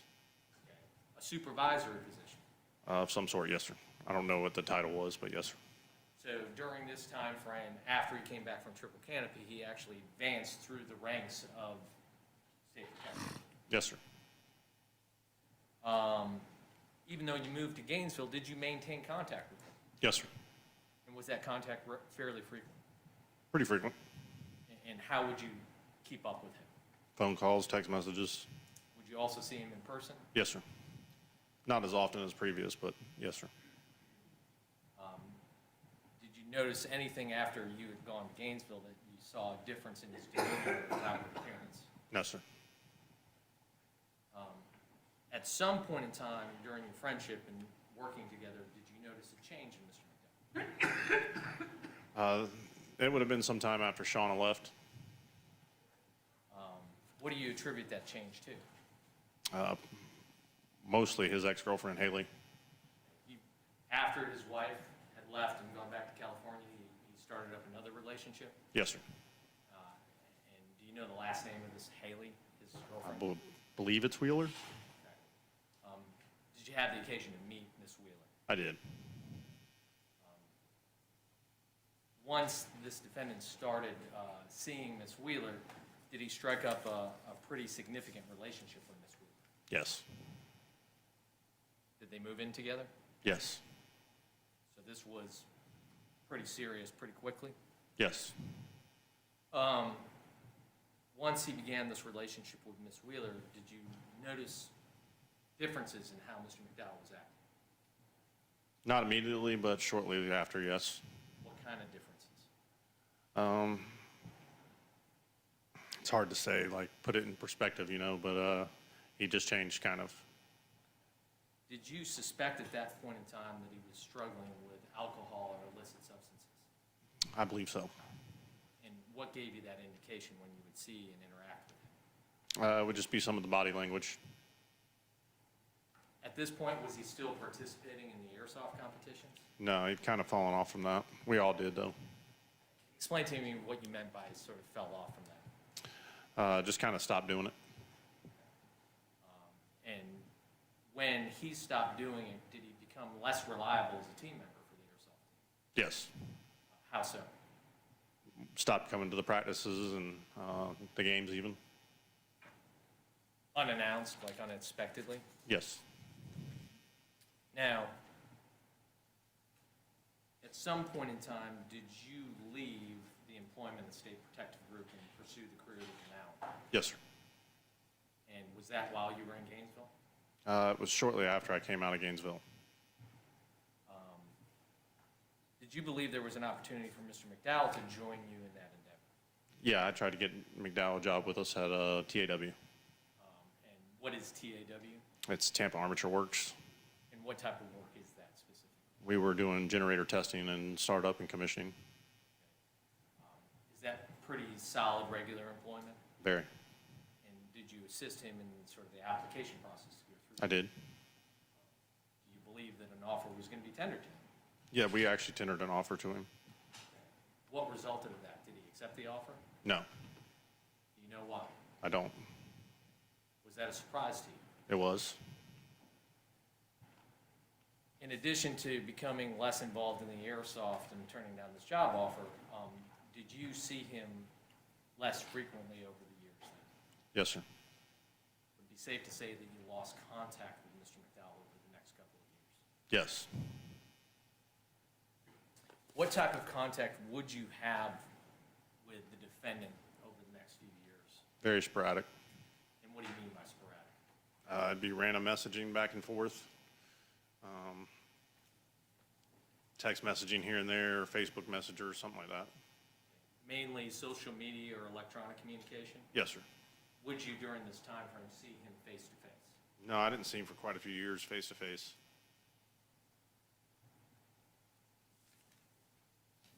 Did you have any concerns that at this point in time, Mr. McDowell was struggling with drugs or addiction? At one point, Haley had contacted me and my wife about Pat struggling with addiction. Did you offer assistance? At that time, he told me he was fine when I did reach out to him, that he was just getting away from her. Okay, and so you actually reached out when you heard this and then tried to check in on him, see how he was doing. I did. His response to you was he fine, he didn't need any help? Correct. How often after that point in time do you think you had contact with the defendant? Very sporadic. So between when you struck up this relationship with Haley, it seemed to progress and you'd see him less and less and less? Yes, sir. I'd like to direct your attention to 2021, in particular August of 2021, before this incident took place. Did you have the occasion to have some contact with Mr. McDowell via either Facebook or Messenger, that type of thing? Yes.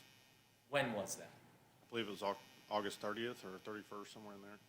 Okay, and what was that communication like? Was it sort of that sporadic every once in a while he reached out or you reached out to him? I don't remember who reached out to who first, but we had a little conversation about working out, things like that, and then some firearms. Okay, there was a discussion of firearms and the text communication back and forth? Yes, sir. During that communication, did Mr. McDowell text you a photograph of firearms? Yes, sir. Now showing what's been previously marked and moved into evidence. It's State's Exhibit 76. Do you recognize that photograph? That's the photo he sent me. Okay, that's the photograph of the firearm that he sent you towards the end of August of 2021? Yes, sir. How did he refer to that firearm? He referred to it as his baby, And what did he talk to you about the firearm as? just how he was getting proficient with it. Proficient meaning he could shoot it well? Yes. Did you have any other discussions with Mr. McDowell about what was going on in his life at this point in time? We had a brief meeting in Seven Bridges, if that's what you're referring to.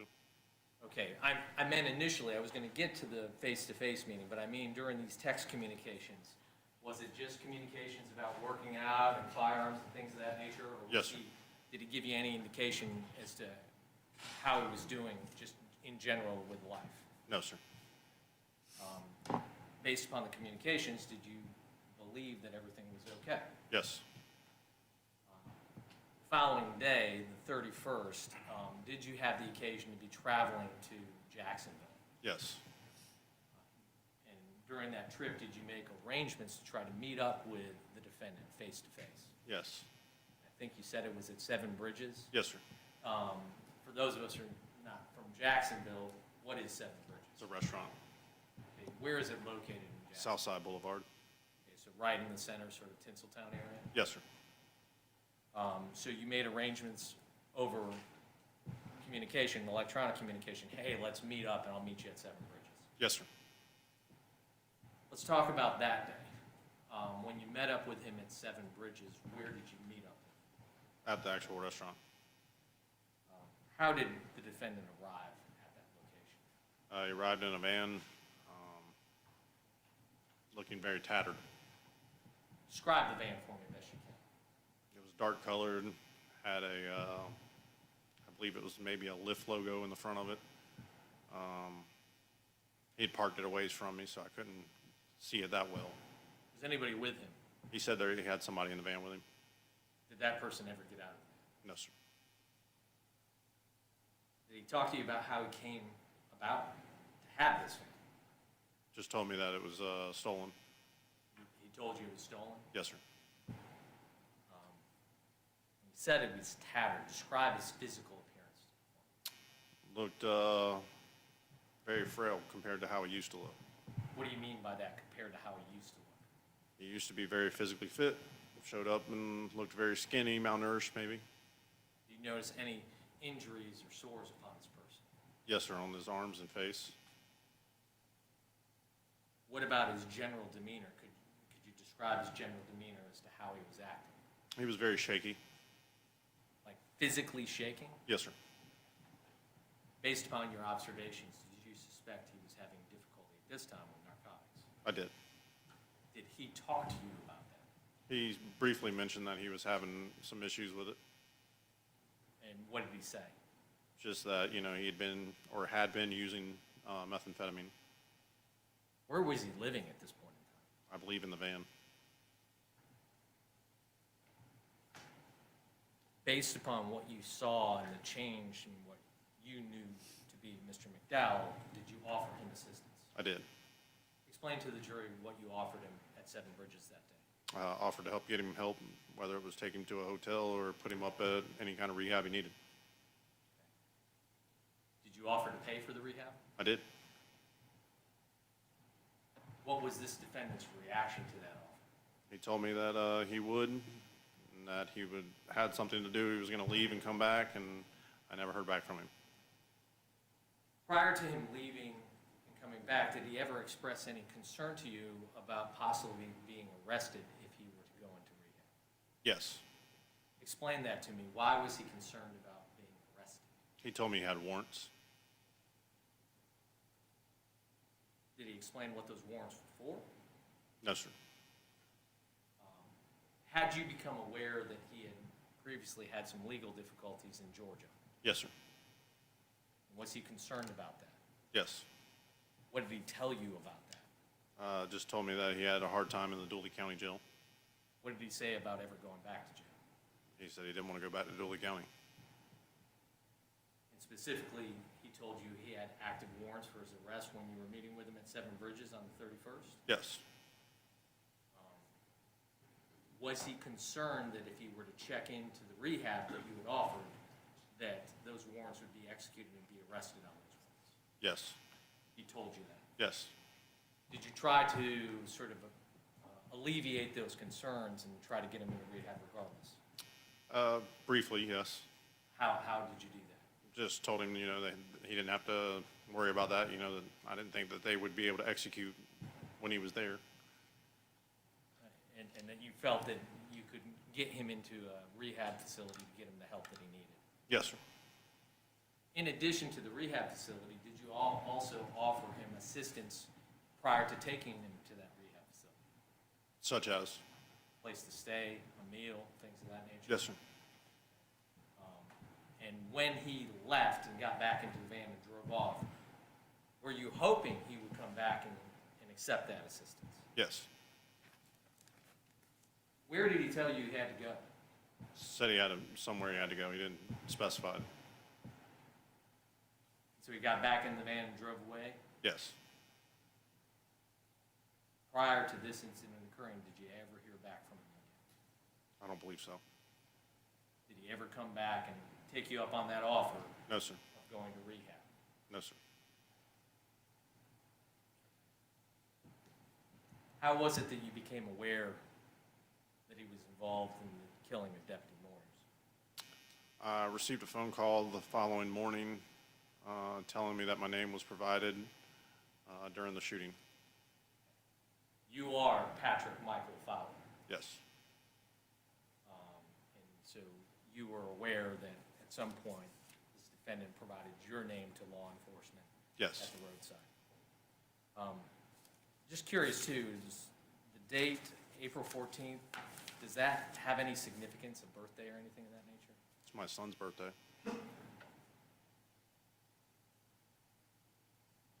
Once you learned of what happened, did you try to reach out to this defendant? I did, How so? through Facebook Messenger. And what did you say when you tried to reach out? I believe I said, turn yourself in or let me help you, something to that effect. And I saw that he had read my message the following morning, or that morning, but I never heard from him after that. So even after you found out what he had done, you were still willing to offer him assistance? I was willing to help him get turned in, yes. Thank you. I don't have any further questions at this time. Cross.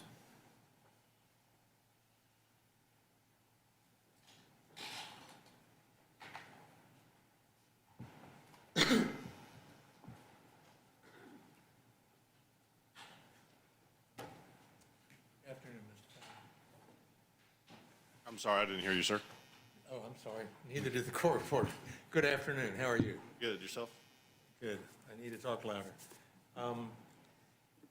When you first met Mr. McDowell, he was working, wasn't he, with his uncle and his father? I believe that's correct. And he was doing tree service work? I believe that's correct. You talked about him splitting up with Shauna, his wife, and you met Shauna at Yes. some point, didn't you? And that separation and that breakup disturbed him greatly, didn't it? I believe so. You had observed him with his son, Nathan, Yes, and as far as you observed, he was a good father, yes, and he cared about Shauna. yes, And isn't it true that you engaged in conversation with him about he was worried that he might not get to see his son very much? yes. Now, when he first started working security, isn't it true he first worked for Triton Security Group? I believe that's correct. But you did not work for that company. No, I did not. And then he went to State Protective Group and he helped you get a job there. Yes, And is State Protective Group associated with a company called Signal 88? they're the owner of the Signal 88 brand for the area. And the same man is involved in both companies? Yes, And when you worked for one, you sort of did some jobs for the other? correct.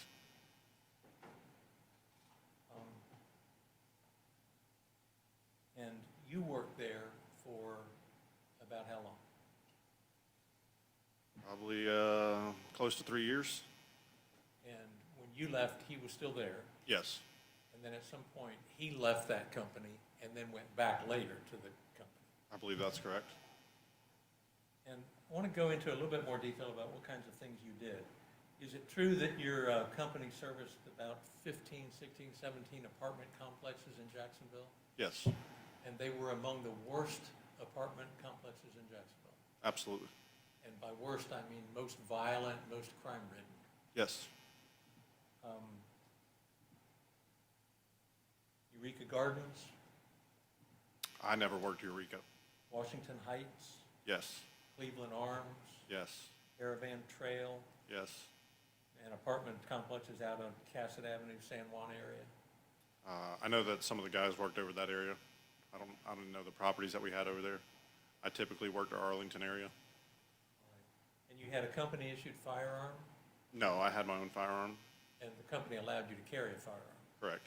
In fact, they encouraged you to carry one. Yes, And some of the guys carried pepper spray, yes, a baton, yes, handcuffs, yes, and some had tasers.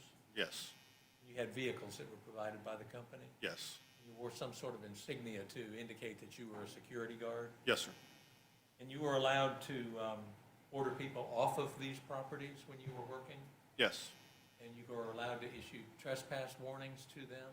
yes, So they couldn't come back on and do more mischief? yes, You were allowed to break up crowds, break up fights, yes, and break up domestic disputes? as needed. And you were allowed to use force when necessary? If necessary. And did you go through a period of training for that? I did. And did you have to be licensed? Yes, And you were allowed to have unauthorized vehicles towed away from apartment complexes? correct. So it was really like quasi-police work. Similar in a way. And when you had a problem and you needed help, you would call the police, right? Absolutely. So you worked closely with the police officers? Yes, sir. And Patrick did too? Yes, sir. And the two of you worked closely together to support each other? Yes, sir. If you needed help at the complex you were working at, you could call him and he would come over, Yes. and vice versa? Yes, sir. And this work was mostly at night, right? Yes, sir. Shifts that took place through the dark hour, through the night. Yes, sir. And you felt you could always rely on him? Yes, sir. At no point while you were working with Signal 88 or State Protective Group did you suspect that he was on drugs or was somehow unreliable? No, sir. And I also write that most of the time, you and Patrick could resolve the problems in these apartment complexes without resorting to any sort of violence. Absolutely. Diplomacy would usually work. Yes, sir. And on the occasions when police were called, was it your observation that Patrick McDowell got along with the police, cooperated with them? Yes.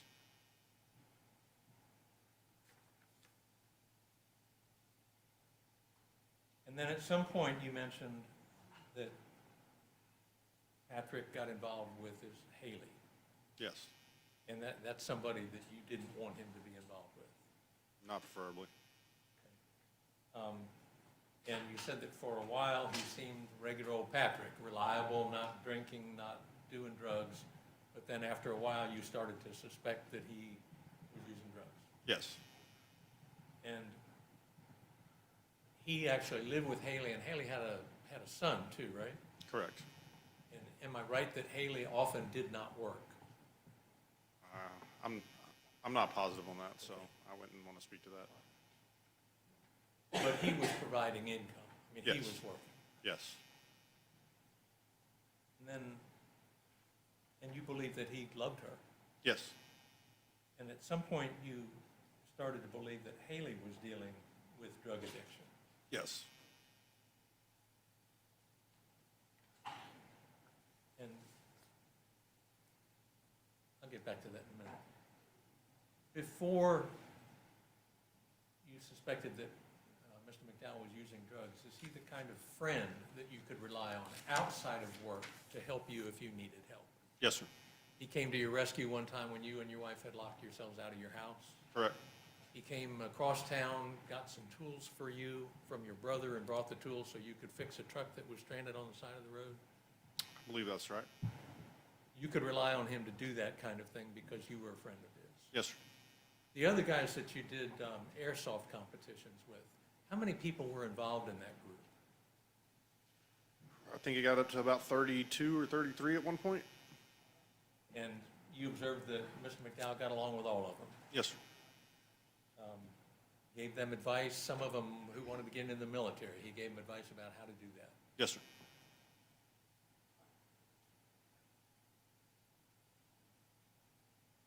Now, you mentioned that Patrick turned down a job that you got for him at Tampa Armature Works. And you're aware that Haley had a role in having him reject that job, is that right? I don't know whether she had a role in it or not. I mean, he never really elaborated on why he didn't take it.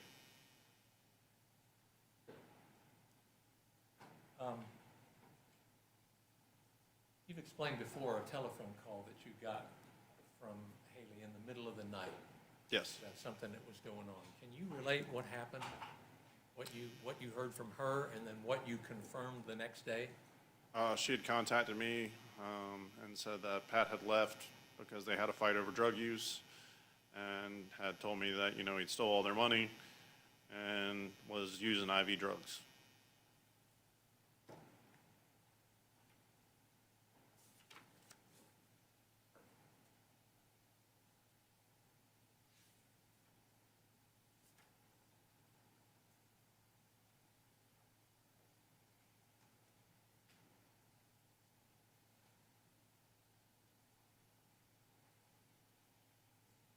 Wasn't the content of the phone call that there was a guy in their house with them, holding them hostage so they could pay him money they owed him? I believe it was something along those lines.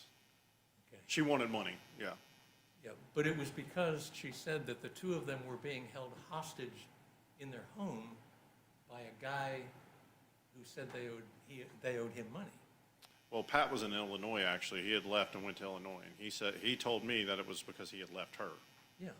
So after Haley told you the story about the guy who was in the house demanding money from both of them for a drug debt, Correct. the next day you contacted Mr. McDowell's brother, and Mr. McDowell's brother told you Patrick's not even in Florida. He's Right. in Illinois. Correct. And then you contacted Mr. McDowell and confirmed that he was in fact in Illinois and Correct. not being held hostage by a drug dealer. Correct. Okay. So Haley had just told you a lie, Yes. trying to get money out of you. Yes. Is that the kind of person Haley was? I believe so.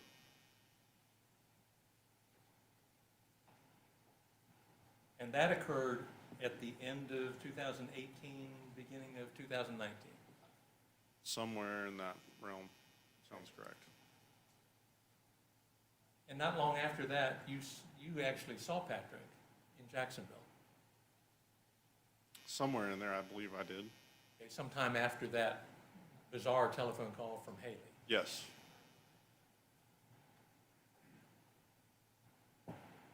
And am I correct that you advised him more than once to leave Haley? Yes.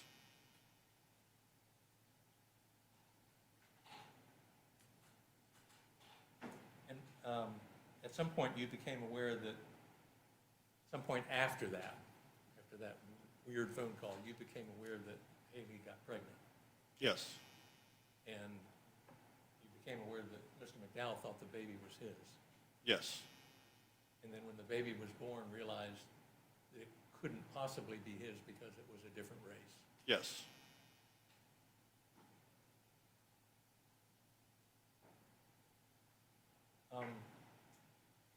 You're not qualified to recognize the signs of PTSD, are you? No, sir. I want to ask, though, about an incident concerning a Marine named Ryan Baker. Am I right that Patrick received a call while he was in your truck about a suicide committed by a Marine that he knew well named Ryan Baker? Yes. And you observed Patrick's reaction to that? I did. And his reaction was that he cried in your truck for about an hour. Correct. And you had talked to him before about PTSD, hadn't you? Briefly, yes. Now, about that, the last time you saw Patrick was at the very end of August. You said either August 30th or August the 31st of 2021. Yes. Less than a month before the shooting that we hear about. Yes. And that was at 7 Bridges off Southside Boulevard. Yes. And you could tell, it was very obvious to you that he was high on drugs. Yes. And also that he had been using drugs. Yes. And when he told you that the van was stolen, he didn't say he stole it, did he? No. And you said he had sores on his face and arms. Yes. Do you know if that is a sign of meth? I believe it is. People who are on meth, they'll pick at their skin, won't they? Yes. And he couldn't sit still. Correct. His mouth was moving like he was chewing something, but he didn't have any gum in his mouth. Correct. And you said he was shrunken down, thin, Yes. malnourished? Yes. Not like the Patrick that you knew before he was on drugs? Yes. And you also said, I think, or let me ask you, conversation was disoriented and he was having trouble following the conversation you had with him, Yes, which was very much unlike him. correct. He normally could focus on a conversation and understand where it was going. Yes, And he also told you he wasn't sleeping, he was using meth to stay awake. correct. And then you tried to talk him into help Yes, and offered to pay for the help, to pay for a hotel, and pay for a bed. yes, Because he told you that he'd been sleeping in his van. yes, Told you he hadn't had a shower in a few days. yes. But none of that worked. No, sir. And he said he was going to go do something, come back, and then he never came back. Correct. And then that's the last you heard from him, you think, until you got the call that your name had been given during this traffic stop. Yes.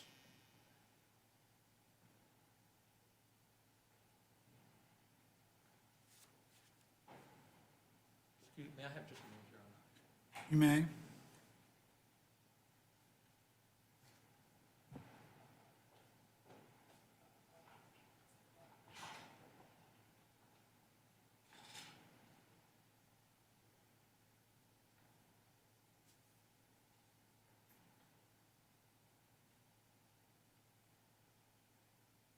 Did Mr. McDowell ever talk to you about going to the VA? Briefly, yes. Is that something that you brought up with him, or was something he brought up, do you recall? I don't recall. And the purpose for that was for him to get evaluated? I believe he was participating in the 5-star program through the VA or VA drug court, something along those lines. Thank you, that's all I had, Your Honor. Redirect? Yes, sir.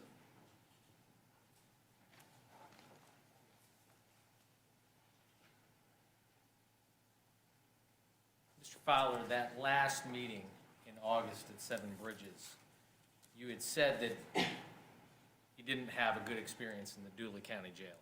Correct. What did he tell you about the status or the circumstances of the charges that were pending up in Georgia? He just told me that he had outstanding warrants from Georgia. Did he ever discuss a plea offer that was offered to him? I think he said they offered him 30 years or something in a plea agreement, something to that effect. So when you were having discussions about these outstanding warrants, he also discussed 30 years in jail. Yes. And despite your offer to take him into rehab, he was more concerned with whether or not they were going to execute the warrant on his arrest. Yes. Thank you. I don't have any further questions. Any recross?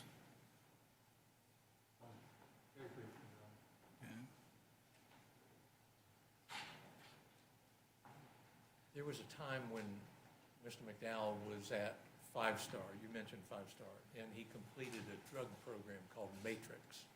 I believe that was the name of it. And you had dinner with him or had a meeting with him sometime after he had completed that program. Correct. And at that time, he was doing well, right? Yes. He looked good. Yes. He looked like the old Patrick. Yes. Very unlike the last time you saw him at the end of August of 2021. Yes. Thank you, sir. That's all I have. All right. The witness may step down. He's excused from further subpoena. I assume that's the case for the defense, too. Yes, he can be All excused. right, you are excused, sir, as well. Call your next witness. The state calls Teron Gillens.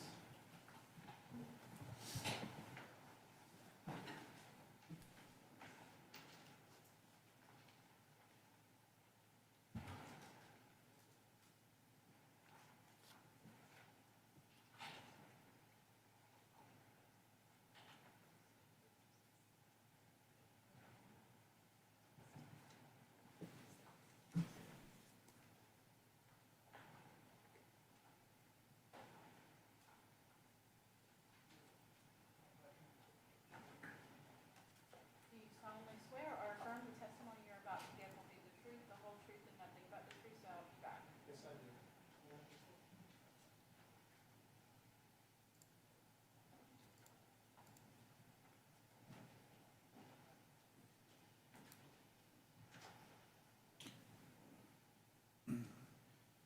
Pull that chair up. There you go. Thank you. Good, there you go. Good. You may proceed. Thank you, Judge. Good afternoon, sir. Good afternoon. Could you please introduce yourself to the jury and spell your name for the record? Okay. My name is Teron Gillins. That is T-E-R-A-N. Gillins, G-I-L-L-I-N-S. And it's Officer Gillens, correct? Yes, it is. Officer Gillens, what do you do for a living? I work for the Florida Department of Corrections. I'm a probation officer. How long have you been a probation officer? Approximately 9 years. Can you tell the jury what your responsibilities are as a probation officer with the Department of Corrections? Pretty much our goal is to ensure compliance with supervision orders, but we also try to use guidance as well as goals to monitor behavior in the community. And we do those through office visits, field visits, telephone contacts. And ultimately, we also want to assist in public safety since they are on probation. So overall speaking, generally, is your goal to facilitate rehabilitation while the person is on probation? Yes, sir. Yes, sir. And while it doesn't happen in all cases, obviously, is your goal to try your best to make sure that the probationer completes their probation successfully? Yes. But it also takes cooperation from the probationer as well, because ultimately it's their responsibility to be successful. We may want them to be successful and guide them to be successful, but if they're not willing to cooperate and make a commitment to successful completion of their supervision, there's not a whole lot we can really do. Yes, sir. Is it fair to say that violating someone's probation or seeking a warrant for their arrest is kind of last resort? You don't want to do that? Yes, sir. That's the last resort. Approximately how many probationers do you supervise at any given time? Oh, boy. It can be up to 90 probationers at a time. And when you supervise and meet with an assigned probationer, is one of your first responsibilities to inform them of all the conditions of their probation so that they understand what's expected of them? Yes, sir. That's very important. We want to go over the probation order in detail because they need to know what conditions they need to comply with. They also need to know what actions are prohibited, and also they need to know what the consequences are. So we make sure that they have a good understanding of their probation orders. That's why we read it to them, and ultimately in the end, that's why we have them sign it as well. As with many professions, is it common with the probation officers to maybe switch between offices or locations or people that they're supervising? Yeah, and that's usually due to modifications in sentencing, because we have different probation officers at different rules. And then also, too, changes in residence, whether it's south side, east side, north side, or just where your probation office is located close to your home. So. Turning your attention to 2021, did you supervise a person named Patrick McDowell? Oh, yes, I did. And if you saw him in the courtroom, would you recognize him? Yes, I can. Do you see him in the courtroom? Oh, yes, I do. Can you please point him out and identify where he's seated? He's seated at the second table in the middle between a gentleman and a woman. Thank you, sir. Were you the probation officer assigned from the very beginning when he was placed on probation, or did you assume responsibilities from another officer? I assume responsibilities from another probation officer. Mr. McDowell was assigned to me because of a change in residence. In anticipation of your testimony, did you have an opportunity to review the file to refresh your memory of or inform you of anything that happened prior to your supervision with him? Yes, I did. And within the file, are there notes as far as every meeting that occurred and the order of probation and things like that to document his entire time on probation? Yes, sir. And are the files kept and maintained in the ordinary course of business with the Florida Department of Corrections? Yes, sir. Starting from the beginning, and I know that you kind of touched on this a little bit, but what is the very first step that occurs after a defendant is placed on probation and essentially meets with the Department of Corrections? They would just sign what we would call intake forms, meaning obviously name, date of birth, residence, emergency contact information, employment information, just the general things that we need to obviously supervise them. And I think I missed a question. Let me take one step back and ask you, prior to you even meeting with a probation officer or a probationer, are they sentenced? Yes, they are. Yes, they are. Okay, and as part of that sentence, when they're placed on probation, is there an order that the court signs known as an order of probation? Yes, sir. As it relates to this case with Patrick McDowell, I should say your supervision of Patrick McDowell, when was he placed on probation? According to the order, it was May 24th of 2021. Okay.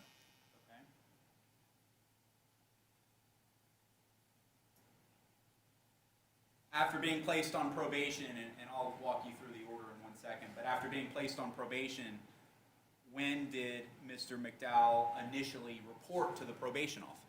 According to the reports that was on file, he reported on May 25th of 2021. And as you stated, would that have included a discussion of all the general and special conditions of the probation order? Yes, sir. And at that time, would the defendant, Patrick McDowell, have signed the probation order indicating his understanding of those conditions? If the probation order was ready and signed by the judge, he would sign the official sealed document order. If not, then he would go over the initial standard conditions of probation, notating any conditions that were specific to him. Okay, so either way, whether it was signed or not, he would have been fully informed? Yes, sir. Yes, sir. Do you have your screen up there? Can you see it on your monitor? Yes, I There can should see be a cover page. All right, I'm showing you what's been entered into evidence as the first page of State's Exhibit 77. Can you read that okay? Yes, I can. Is this the order of probation that we were speaking of? Yes, sir. And the first question I want to ask you is, I circled where it says count 1, uttering. Is that the charge that he was placed on probation for? Yes, that is correct. Is that charge a felony? Yes, it is, 3rd degree. I'm circling where it says Section 2. And specifically, let me underline this portion where it says 18 months. Is that the amount of time that McDowell was placed on probation? That is correct. And does that time period start from when the sentence is imposed and the probation order is signed? That is correct.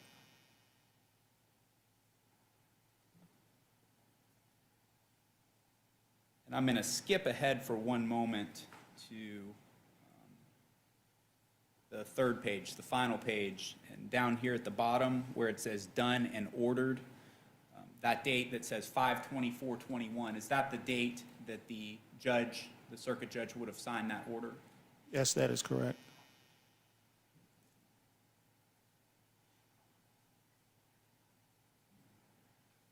And as we discussed previously, whether or not, it could have been just a timing issue, but whether or not McDowell actually signed this form was discussed with him, the order was discussed with him. Yes, that would be correct. All right, I'm going to highlight a few conditions here on page 1. You see at the bottom here, I've underlined Section 1, where it says you will report to the probation officer as directed. What does that mean? Basically, that means that when your probation officer gives you a date and time to report to the probation office and or to report to your residence or the time they will meet you at your employment, you will report there as directed. And when you have someone reporting to the probation office when they've been directed to, are they drug tested upon reporting? Sometimes they are. It just depends on if the officer has time, but they are told that there will be random drug testing. So is it fair to say that when someone is reporting, they can? Yes. Pretty confident that there's a possibility. Yes, sir. Yes, sir. Yes, sir. And probation condition number 2, we don't need to discuss it, but is that just a financial obligation condition? Yes, it is.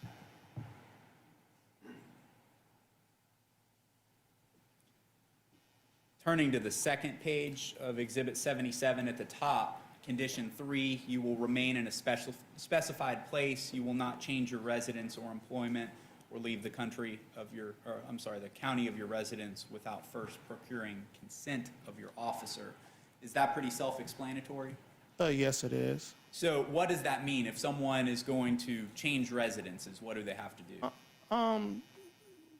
What they would need to do, they would need to communicate with their probation officer, the residence address, who they will be living with, so that the probation officer can determine the appropriateness of their residence, as well as changing your employment and leaving the county. Once again, our job is to monitor behavior and supervise for public safety. And would the purpose of checking out someone's residence be to make sure that they're surrounding themselves with positive influences? Yes, sir. Condition number 4, just below that one, you will not possess, carry, or own any firearm. You will not possess, carry, or own any weapon without first procuring consent of your officer. Is that as well self-explanatory? Yes, self-explanatory. So under the terms of his probation, he was not to possess or own any firearms. That is correct.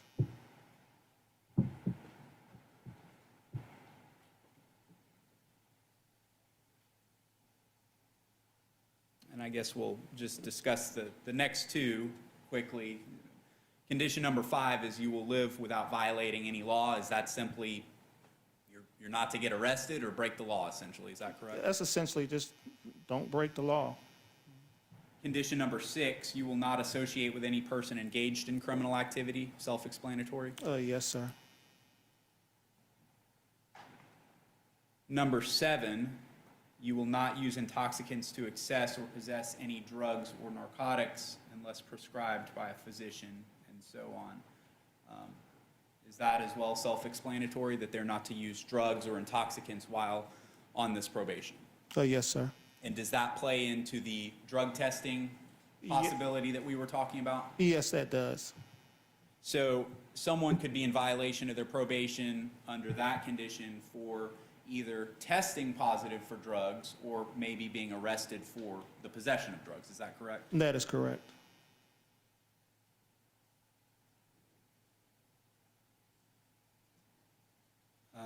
And those, we don't need to go through each and every one of those. I just wanted to highlight those. Are those the general conditions of McDowell's probation? Yes, those are the general conditions. Basically, that was 1 through 14 of that list. That is correct. And then this section, special conditions, at the bottom of the page, I will highlight condition number 15 there towards the bottom of the screen. Is that a special condition of probation? Yes, that is. So in other words, that would be a condition in addition to the general conditions. Yes, sir. And the general conditions are applicable in all probation cases. That is correct. So under special condition number 15, you will participate in a specialized drug treatment program, either as inpatient or outpatient, as recommended by the treatment provider. You will attend counseling sessions, submit to random urinalysis, and comply with all rules, regulations, procedures. Is that also self-explanatory, that he was to participate in a specialized drug treatment program? Yes, that is correct. And that's, if you notice, it's highlighted drug offender probation. So with him being on drug offender probation, that is specialized in particular to him. So. Yes, sir. Now, let me highlight real quick at the very end of paragraph 15 where it says, you will pay for all costs associated with treatment and testing unless otherwise directed. Was it otherwise directed in this case, essentially stating that the state would be paying for the treatment and testing? Yes, when I reviewed the file, I noticed that the previous officer on June the 1st did a referral to a substance abuse provider for the defendant to get evaluation. We have the option of, once, like you notated, for them paying for the cost of treatment as well as evaluation. She deferred that, and the state of Florida would actually pay for the evaluation as well as any treatment that would be provided. So any treatment that was to be provided would not burden McDowell at all, No, it would not. and the state was to pay for that. That is correct.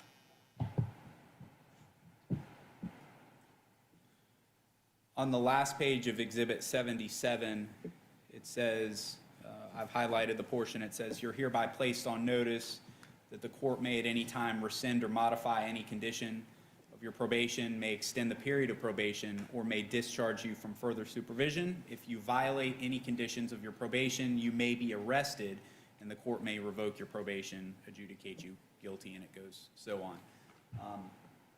During the meeting where a probationer is advised of all the general and special conditions and this form is reviewed, is that particular section reviewed along with everything else? Yes, because that details, like we spoke of, consequences for failure to comply with your supervision. So all probationers in every case, as was McDowell in this case, would have been advised that his failure to comply with these conditions could result in arrest. That is correct.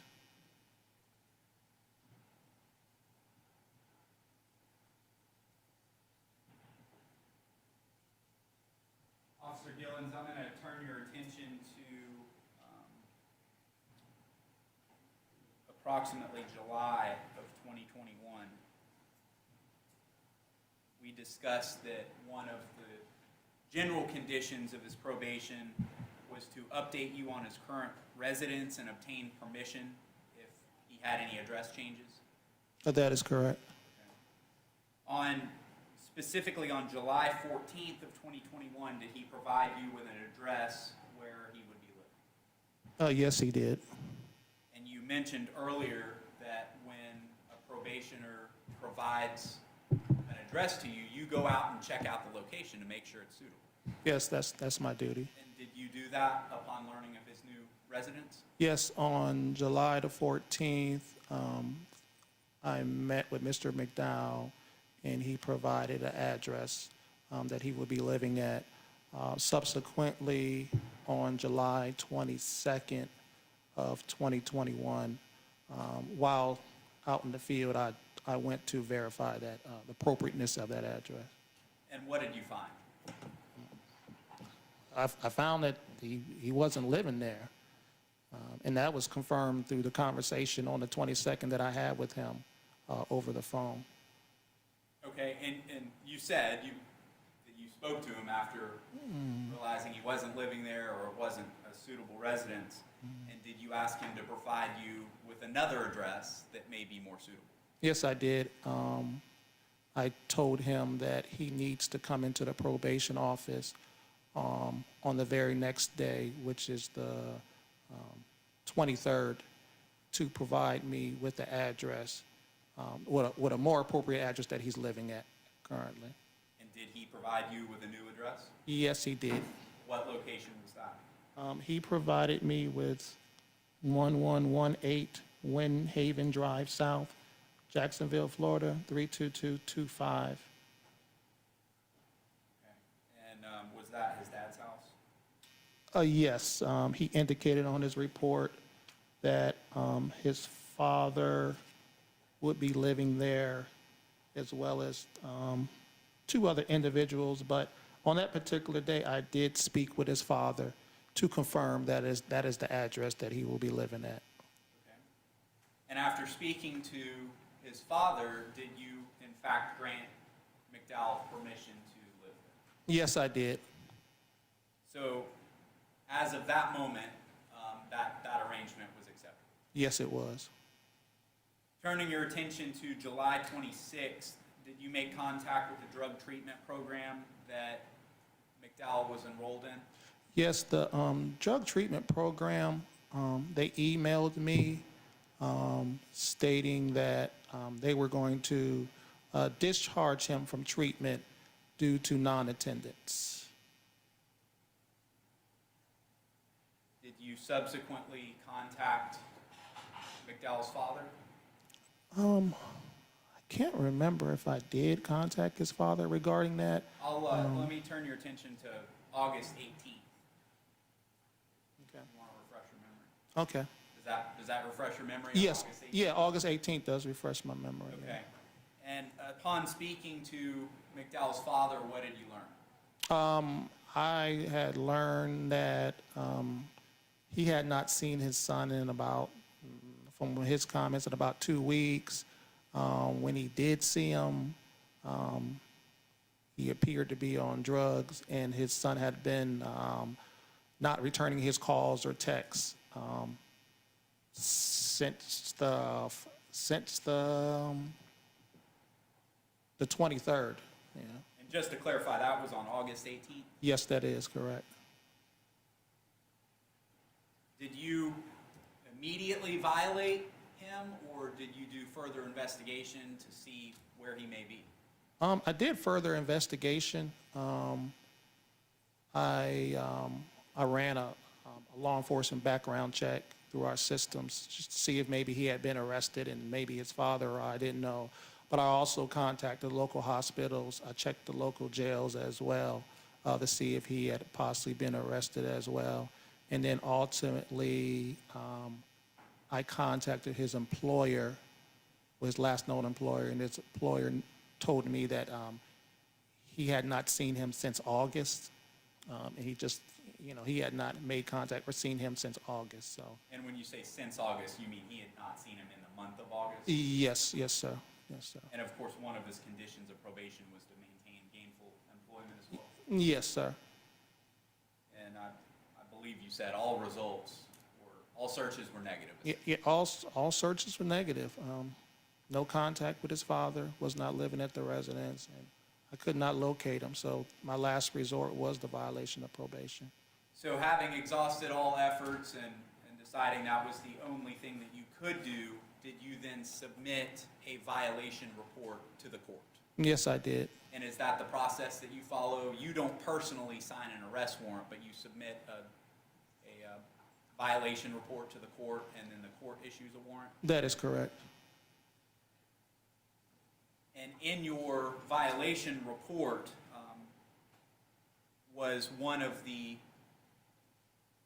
areas or one of the conditions that was violated, number one, the failure to report? That is correct.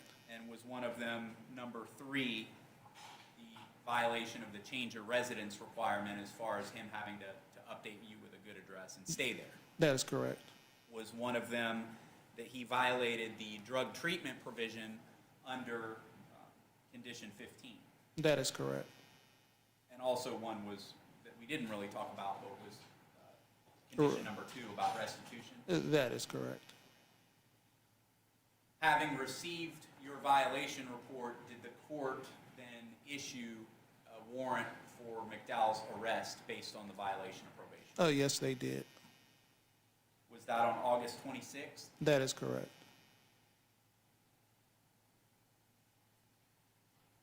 As of September 23rd, 2021, just to clarify, at the time of the murder in this case, the defendant, Patrick McDowell, was on felony probation. That is correct. And just to clarify as well, at the time of the murder on September 23rd, 2021, Patrick McDowell had an outstanding warrant for his violation of probation. That is correct. And had he been stopped on that night with drugs and guns and a stolen vehicle, would that have amounted to additional violations of his conditions of probation? That is correct. No further questions. Cross.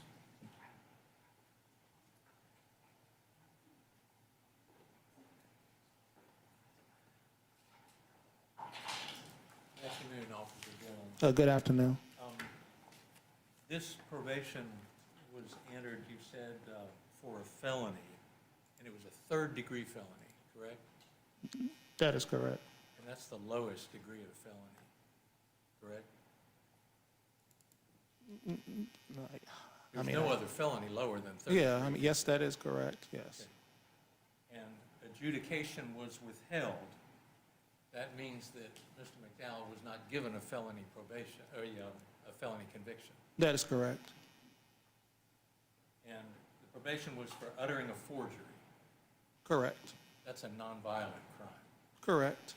And the crime that had been committed was he had forged checks on his grandparents' checking account. Do you know that or not? Not in particular. I know about the restitution. I can't hear you. I'm sorry. No, sir. No, sir. I didn't. The particulars of who was the victim, the only victim that I knew of according to the order was Navy Federal Credit Union, but yes. Did you understand that they had paid off the checks and now Mr. McDowell owed them instead of owing his grandparents? Not according to the order. I did not know that. You just But didn't know that at all? no.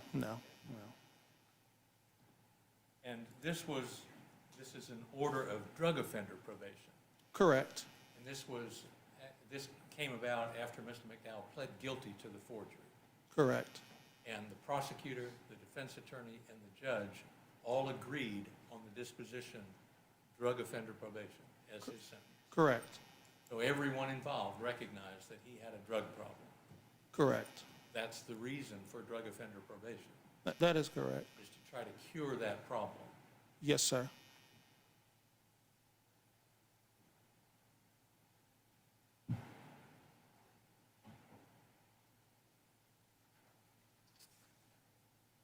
And your records indicate that he signed the probation order on July the 13th. That is correct, with his initial officer. And you met with him on July the 14th, you said, Yes, sir. and you saw him again on July the 22nd or 23rd? July the 23rd. All right. And then he dropped off the map in August. Excuse me? He dropped off the map in August. Yes. You didn't know where he was. His father said he hasn't been staying here. Correct. Now, as far as the drug treatment goes, your records reflect that he went to the outpatient substance abuse treatment on June the 8th. He did the according to the records, he did the evaluation on June the 8th. Yeah. And on June the 14th, he showed up for a group session. That is correct, according to the records. On June 21st, he showed up for a group session.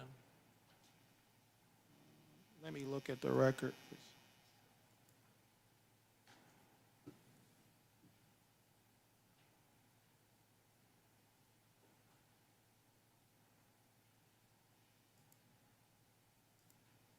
It's one of the pages that goes sideways. Yeah. Okay. No, that's correct. Yeah. Okay. And then on June the 28th, he showed up for a group session.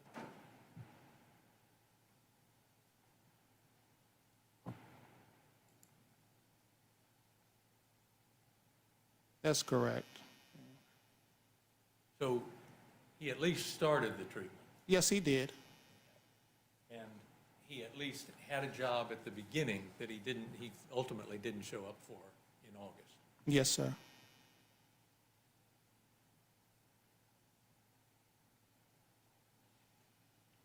Thank you, sir. That's all. Redirect. Briefly, Your Honor, thank you. Officer Gillens, is it fair to say in your capacity as a probation officer that you see people struggling with drugs on a fairly regular basis? For drug offender probation, yes, sir. Yes, sir. And did you ever see Mr. McDowell under the influence that you perceived him to be? No, I did not. And did you ever see him, from your perception, to be overtly struggling with drugs? No, I did not. And if you had, would you have ordered a drug test or conducted Yes, a follow-up investigation? yes, I would have. No further questions. All right, the witness may step down. Is he excused? He is, Your Honor. And you are excused from further subpoena. State, and Your Honor, may we approach on the procedural matter? certainly.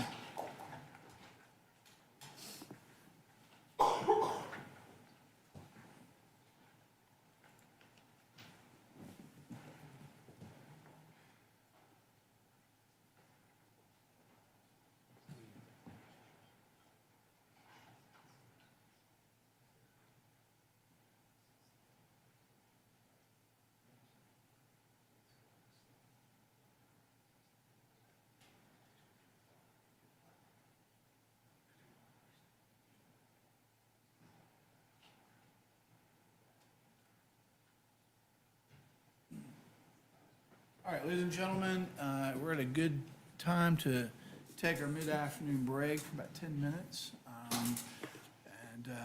So I'm going to let you step back, leave your notes face down, take a few minutes.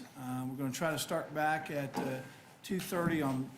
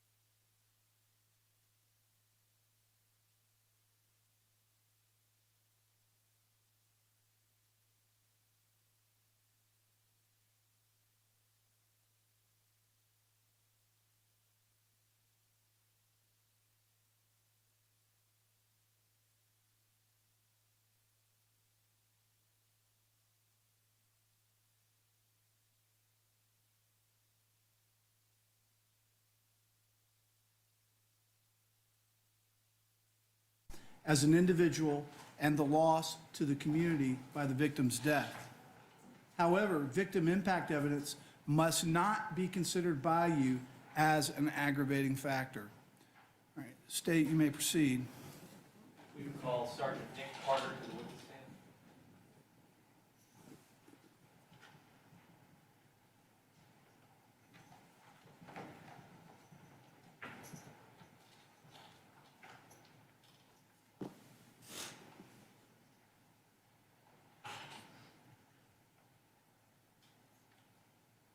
State is not going to have them sworn in. I don't believe it's necessary. Okay. See.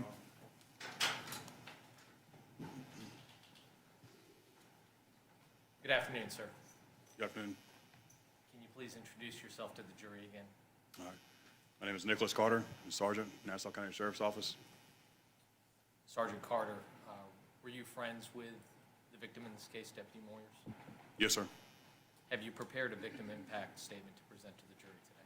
Yes, sir. Please proceed. Good afternoon, Your Honor. My name is Nicholas Carter. I've been employed by the Nassau County Sheriff's Office for almost 8 years as a patrol sergeant currently, and also United States Marine Corps Reserves for over 13 years now as a staff sergeant. Excuse me. With both of these careers, I've worked with, interacted with, and became friends with an endless amount of people from different cultures, races, religious beliefs, jobs, all over the United States and several countries. Along the way, I have seen the good, the bad, and the ugly in people in their worst and best forms. Out of the thousands of people, I can state a few who have stood out the most to me, whether it was a friendship on a military deployment thousands of miles from home, or a friendship I've had for almost 20 years stemming from childhood.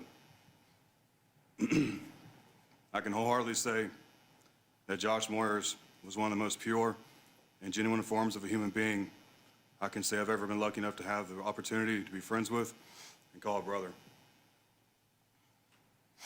My first impression of Josh was just being amazed by his pure dedication to his job and community. Our agency motto is community first, and Josh lived and breathed that in his everyday life and his time at work.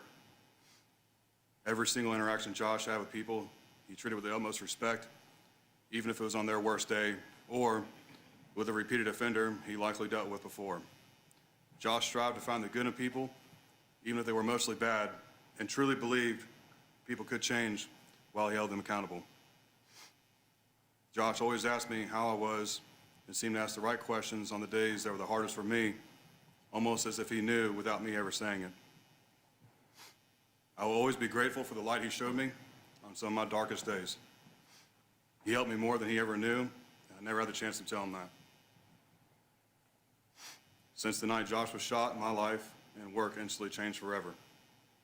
I have lost friends, family over the years for various reasons, and I have always believed that people simply have their time, whenever that may be, and some things you simply cannot stop, like time itself.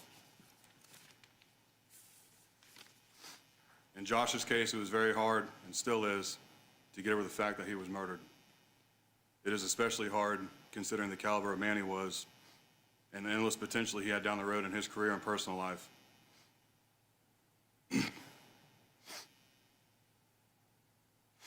His life was taken from his family, Ivy, his friends, his co-workers, and even the community. He will never have the chance to raise his own family, inspire his friends, his co-workers, and help keep Nassau County a safer place to live. Those opportunities were lost forever due to Josh's murder. There is a great deal of loss that after 2.5 years that I still feel. Some days I will feel loss and emptiness, other days simply rage. I will drive by Sandy Ford Road where Josh was shot, and time will stand still. I can relive every second of the night and feel every emotion. I see his family, I see Ivy, his friends, as well as co-workers, and I see the pain in their eyes as Josh's name is brought up. I've had citizens from this community approach me and tell me their stories of Josh, whether good or bad situation, and always speak highly of him and remember him fondly. There is not a day that goes by where Josh is not deeply missed, nor do I think there will be at any point in my life. And what I can say is that Josh lost his life doing what he loved to do, and for a righteous cause, which makes him Josh a hero in my book. It is easy to speak of so many positive things that he has done over his life and how he always helped others. Josh Moyers will forever hold a place near and dear to my heart, and I will always hold myself to a higher standard to be the kind of man he was. There isn't anything we can do to change what happened, but moving forward, I will live my life to the fullest for him.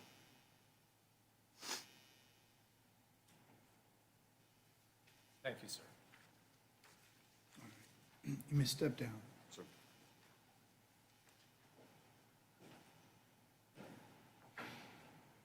While he is stepping down, the state want to call the next presenter. Your Honor, the state would call Renee Lewin to present the victim impact statement of Ivy Carter, Joshua Moyers' fiance.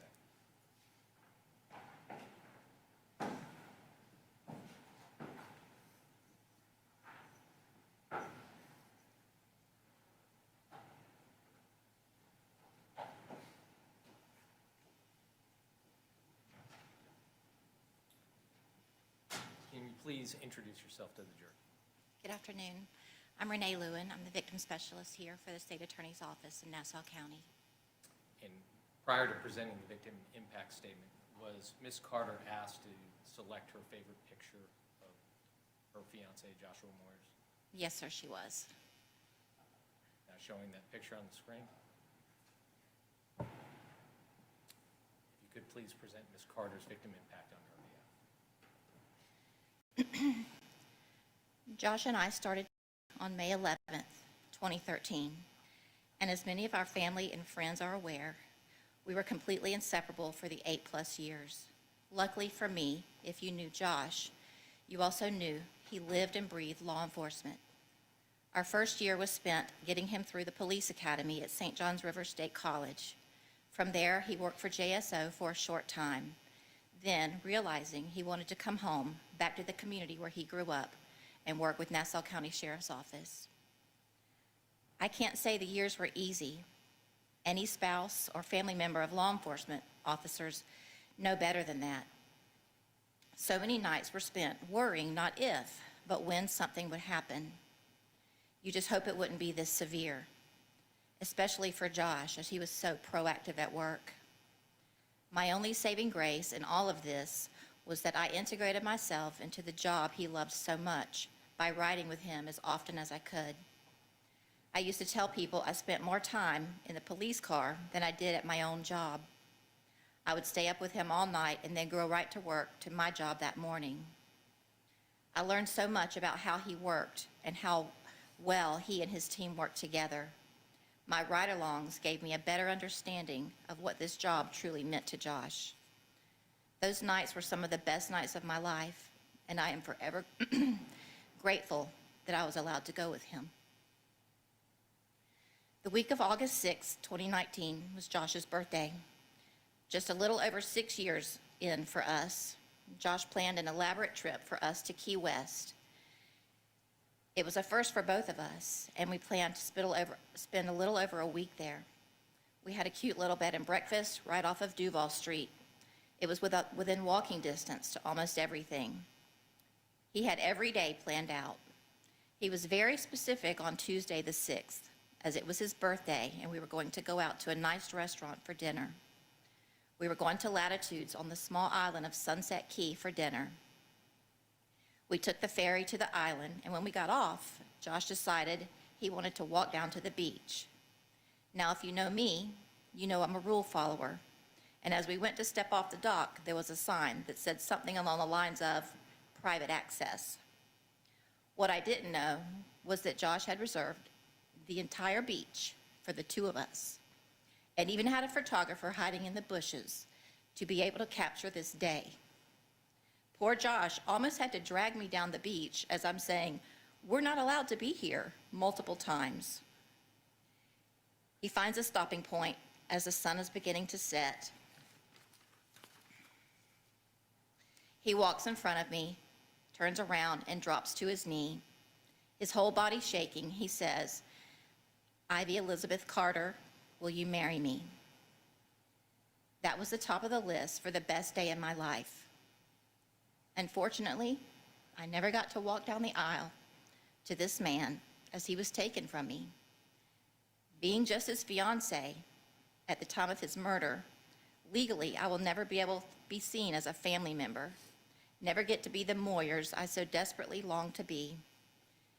Even though our lives were so heavily intertwined, we had planned to wait on the COVID-19 pandemic to die down so that we would be able to have the wedding. We were working on our finances to accomplish this. I will feel forever so much guilt for not just eloping with him. September 23rd, 2021 was just like any other day. I got home from work, ate dinner with Josh, and got to spend a couple hours with him before his shift. I had no idea my life was about to be turned upside down. One of Josh's teammates showed up at my front door, banging the door down around midnight or 1 a.m. I obviously don't remember a lot, but he said something along the lines of, "Josh is hurt, we have to go right now." Most of my memories have been a blur since then. I do not remember much from that night, nor many of the nights to follow. I never left the hospital. I feel like a part of me is still there sometimes. The surgeons and doctors had done everything they could to try and bring him back, but there was irreparable damage. I get told regularly how strong I am and how people don't know how I've made it this far. I don't have any other option. I feel as if everything has been taken from me and my whole life turned upside down. The only way I have made it this far is to pray. I pray for peace and comfort as the anxieties and stresses since losing Josh have been so very severe. I pray every day that God will help me to get over this hatred and be able to forgive. I pray that I'm able to honor Josh's memory. Josh will forever be a part of me. Thank you, ma'am. All right, as she's stepping down, does state have the next presenter? Yes, we would call Tim Moyers to the witness stand.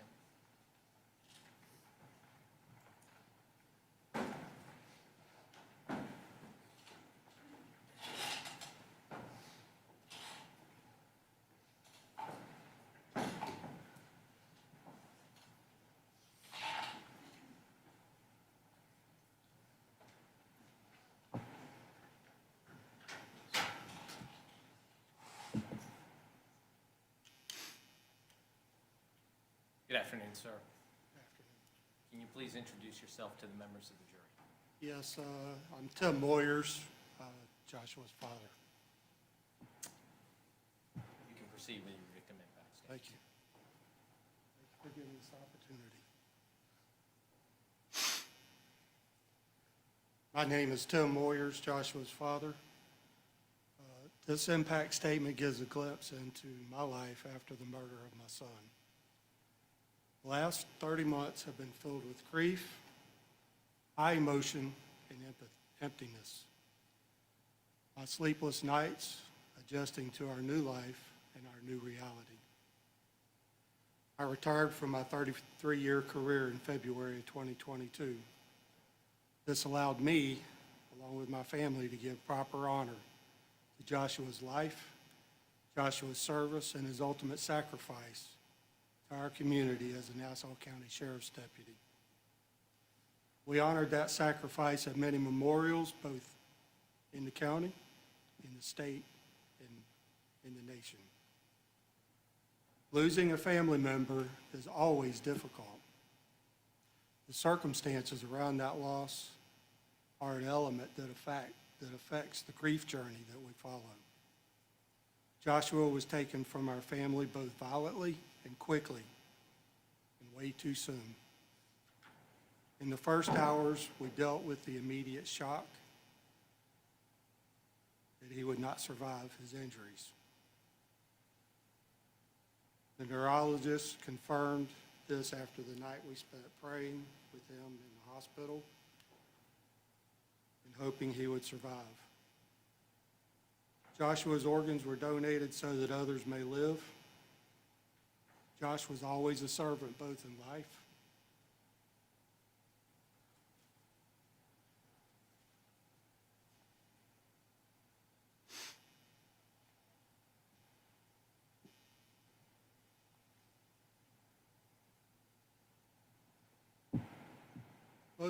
and his death. Josh was always giving. Our faith is our guiding principle. Joshua lived his life with a positive outlook, a servant's heart, and always a smile. He was stern yet gentle. He was generous. He was loving, and he was kind. He lived a life of integrity and honor every day. These are the things that I'm constantly thinking of. It is ever present, every minute, every hour, and of every day. These are memories that define Josh's life. I sure wish he was here to continue to share life together, laugh together, and make even more memories together. There was still so much left to achieve in his life. I always enjoyed watching him succeed. He would often come by the house for porch time with me, just he and I discussing family, his job, his future projects around his house, around our house, cooking on the grill, and basically life in general. And he would always brag on his fiancée and sweetheart, Ivy.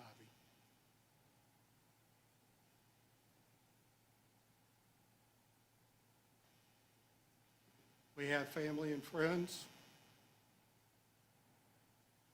that check in with us, they pray with us and for us. We have pastors and faith leaders that have helped us navigate this tragedy. As a husband of 34 years and a father, I'm just right now just concerned with the lifelong well-being of my family. Thank you, sir. State, have any other presenters? Your Honor, the state would call Jordan Moyers to the witness stand.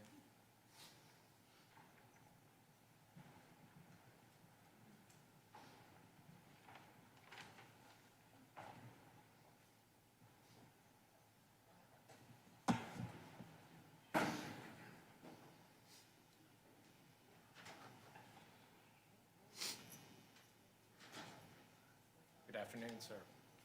Good afternoon. Can you please introduce yourself to the members of the jury? My name is Jordan Moyers. I was Joshua's brother. Have you prepared a victim impact statement for the jury? I have.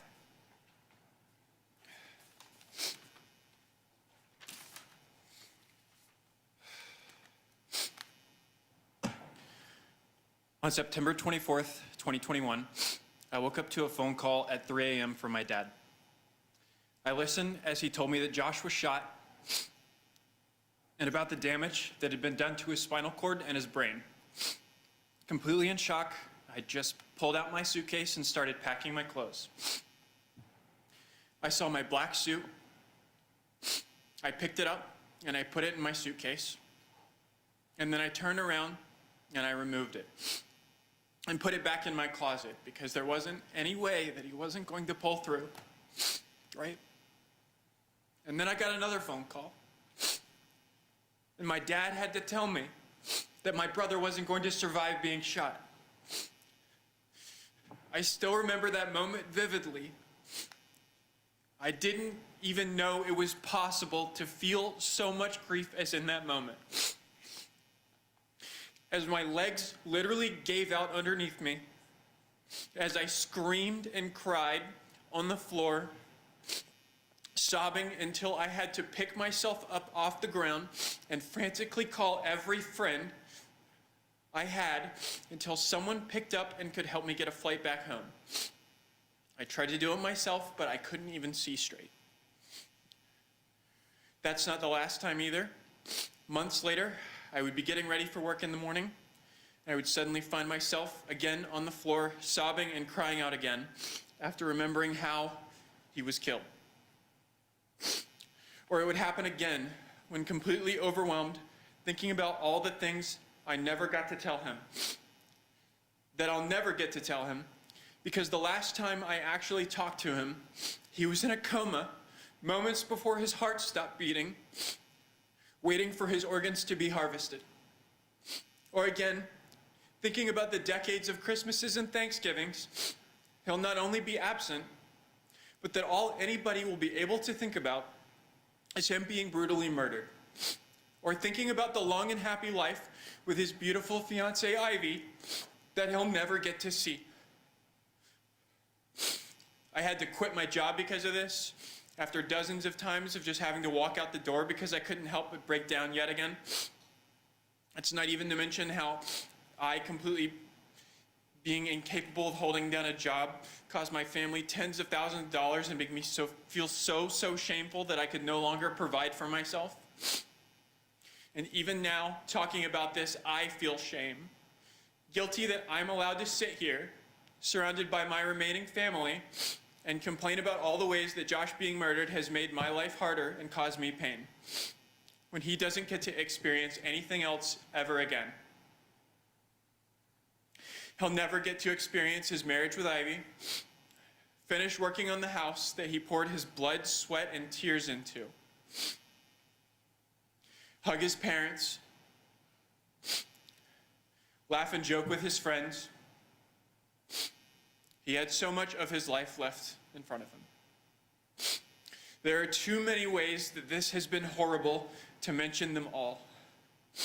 Watching my parents suffer through the loss of their son, who they poured their hearts and souls and lives into raising and loving. And even the good memories aren't what they were.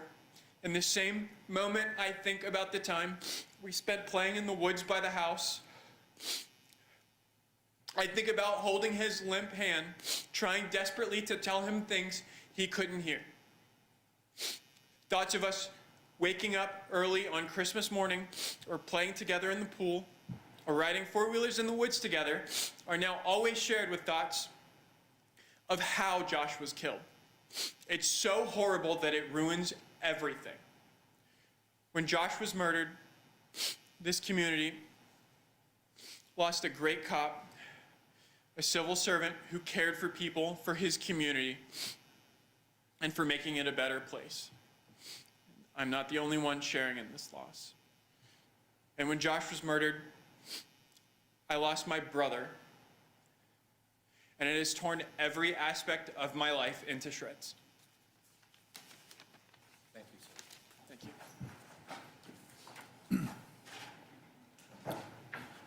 State would call Brenda Moyers to the witness stand.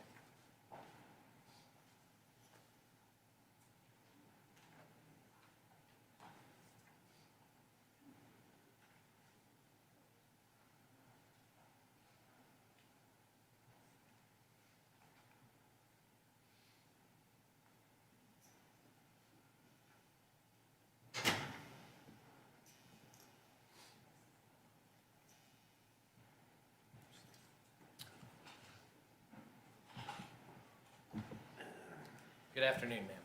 Can you please introduce yourself to the jury? I am Brenda Moyers, Joshua's mom. Have you prepared a victim impact statement? I have.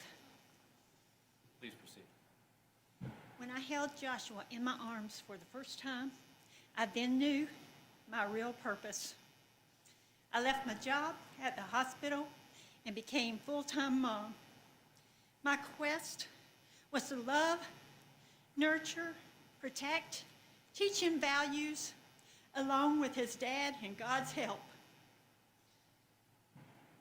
We had a special bond as mom and son. Our love outshines my abilities to define it.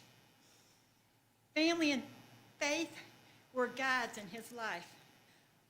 On our last phone conversation, I told him I was planning a trip out west. He wanted he and Ivy to go along too. If any accidents or incidents would happen, he'd call and say, "Mom, I'm okay, it wasn't me." But on September 23rd, That call never came. Instead, I'd hold my baby's hand for the last time. I canceled the trip, and instead of finding hotels to stay in, we were viewing caskets for his burial. He had been killed, and so were our dreams of the future. This would begin our nightmare. I'll never get to share in the excitement of their wedding or the events in their life. I'll never hold their children, my grandchildren. Never travel or spend any time at all as a family. Never.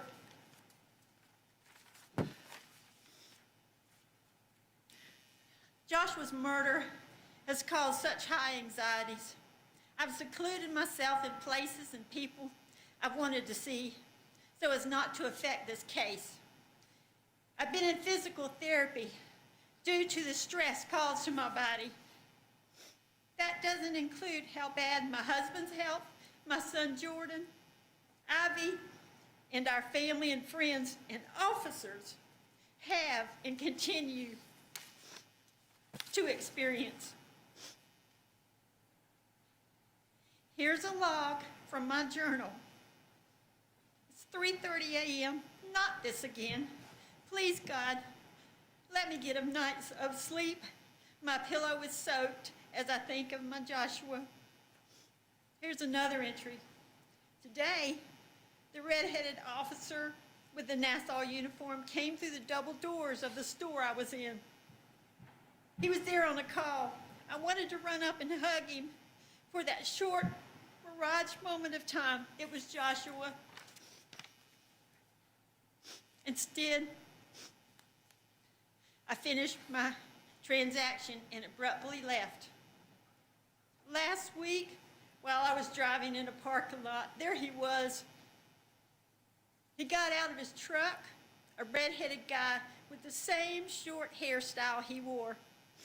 He was wearing the black Live Strong shirt like I had bought Josh to work out in. I slammed on the brakes with both of my feet, holding down the pedal. I sat there stunned until I could face reality. It wasn't Joshua. How can I function completely from these unexpected reminders that overcome me? At the 2-year mark of his death, I drove to put a plaque by the railroad tracks where he was killed. Before I could attach it and leave, a train blowing its whistle pushed by. So upset and disturbed by the train's sudden appearance, I grabbed hold of the pole, shaking uncontrollably for about 10 minutes. I made my way back to the car. It's been terrible for me. I got my husband to drive me by there a few weeks later just so I could make it by there. I used to enjoy creating crafts and making things. Now, I go to the stores and cry and buy plastic flowers to stick at his grave. He deserves so much more. I'm now buying live flowers too, because he's still alive in me. Our holidays and special occasions are empty. We would always meet together at Christmas time and go get our Christmas trees together. This year, my husband and I got a Christmas tree. We just let it die undecorated. It's a horrible nightmare we're living as parents. Our child has been brutally murdered. While he protected this community he loved and called home. A hole has ripped through our hearts by this horrible tragedy, never to heal from the excruciating pain we feel every day. One of the most heart-wrenching pains is knowing of all the good he did here. There is no lineage of him in our family to go forward. Thank you, ma'am.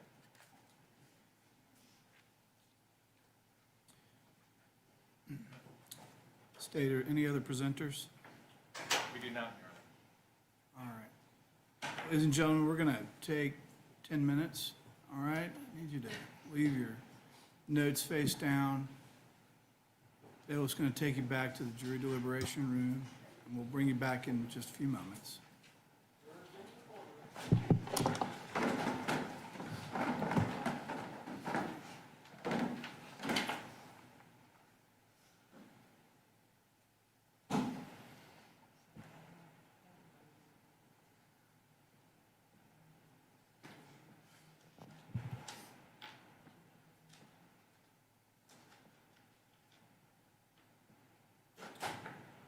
Jurors have now exited the courtroom.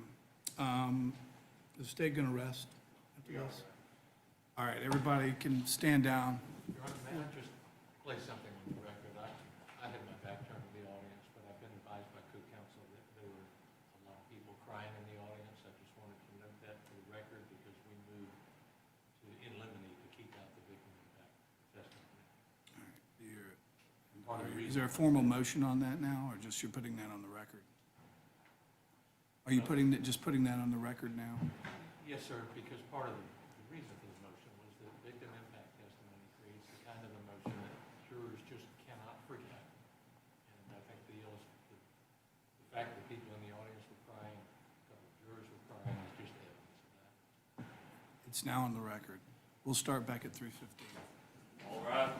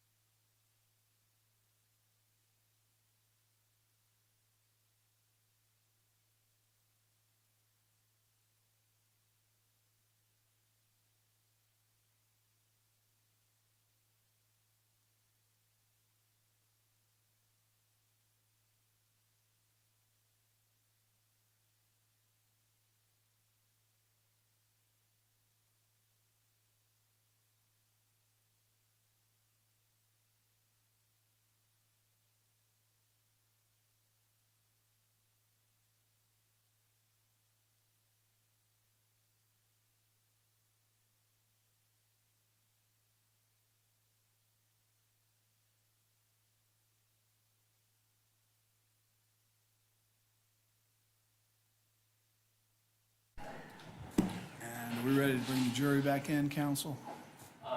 Judge, just to clarify scheduling prior to bringing the jury back in. We're going to be resting now, and I believe the plan was in place that tomorrow was going to be down day. Yes. Proceed with the defense case on Thursday. Yeah, as I told the defense many weeks ago, so they could plan with their scheduling and flights, I'm not going to make them put on anybody till Thursday. All right, so tomorrow will be a day off, and it's probably a nice natural time to take a day, and everybody can regroup and get their evidence ready and that sort of thing. So there will not, tomorrow court will not be in session tomorrow. Okay. Judge, two things from the defense. One is our IT director is coming to the courthouse to help us set up our exhibits. Sure. And could we have access to the courtroom this afternoon after Absolutely. everything is done? Absolutely. Thank you. And then second, we need to have witness Brianna Toll transported from the Nassau County Jail to court Friday morning. Do you want us to prepare an order for that? I think we can handle that without it, but let's discuss afterwards, all right? We have Lieutenant Cruz, Sergeant Livingston here.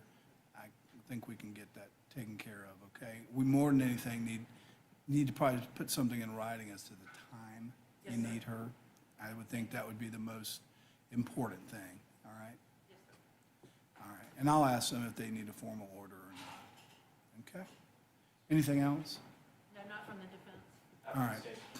All right, let's bring the jury back in.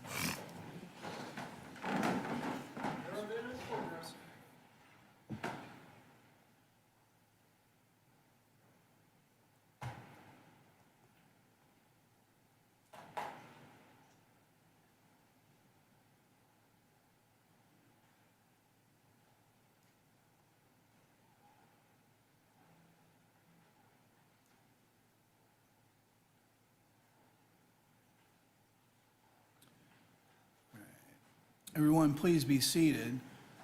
Welcome back, ladies and gentlemen. We're ready to resume. Does the state have an announcement at this time? Your Honor, at this time, the state rests. All right, ladies and gentlemen, the state has rested their case in chief. What happens now is that the proceedings are turned over to the defense, and it's their case in chief to present whatever evidence they want you to consider in mitigation in this case. In discussing and planning this case several weeks ago, the attorneys and I got together, and there's a lot of coordination of flights and other things to get witnesses here. And so I told the defense, so they could better plan, that I would not require them to present any testimony until Thursday of this week, which would be the 18th, okay? And that way we didn't know if the state was going to finish Tuesday night or roll over to Wednesday. So, that's what I told them. So we're going to have a day tomorrow where court will not be in session. Tomorrow will be your day to do whatever you feel is necessary, okay? And that's, when you're trying to plan this, it's just, you do your best to sort of figure out how long it's going to take. It's not an exact science. And the attorneys on both sides have worked tremendously well to streamline matters in the presentation of evidence. And so we're on schedule, actually a little ahead of schedule, but tomorrow we will not be in session. So the next time you will need to report to court will be at 8:15 on Thursday, April the 18th, and that's when the defense will begin their case in chief, okay? So we've got some time, and I think it's well earned by everybody. While you're on break, you know what I'm going to tell you, all right, which is please do not talk about this case with anyone, including among yourselves. Do not do any investigation or research into any matters related to this case, and obviously avoid any media accounts of this case in whatever format it may be, online, television news, newspaper, whatever. And you know the reasons why. We've gone over those many times, but it's still important. We are, in the middle of this trial, and it's absolutely critical that you follow those instructions. I know you have up to now, and I have no doubt you'll that you'll follow them going forward, okay? But please just keep that in mind and be vigilant about televisions on around you and things of that nature. Please leave your notes face down on the chair. Our bailiffs will pick them up, put them in the evidence locker, and they'll be safe until you return on Thursday morning. And again, I would appreciate you all been here. You've been here on time. You've enabled us to move along and start and stop as planned. So with that, you all are excused for the rest of the day. Thank you.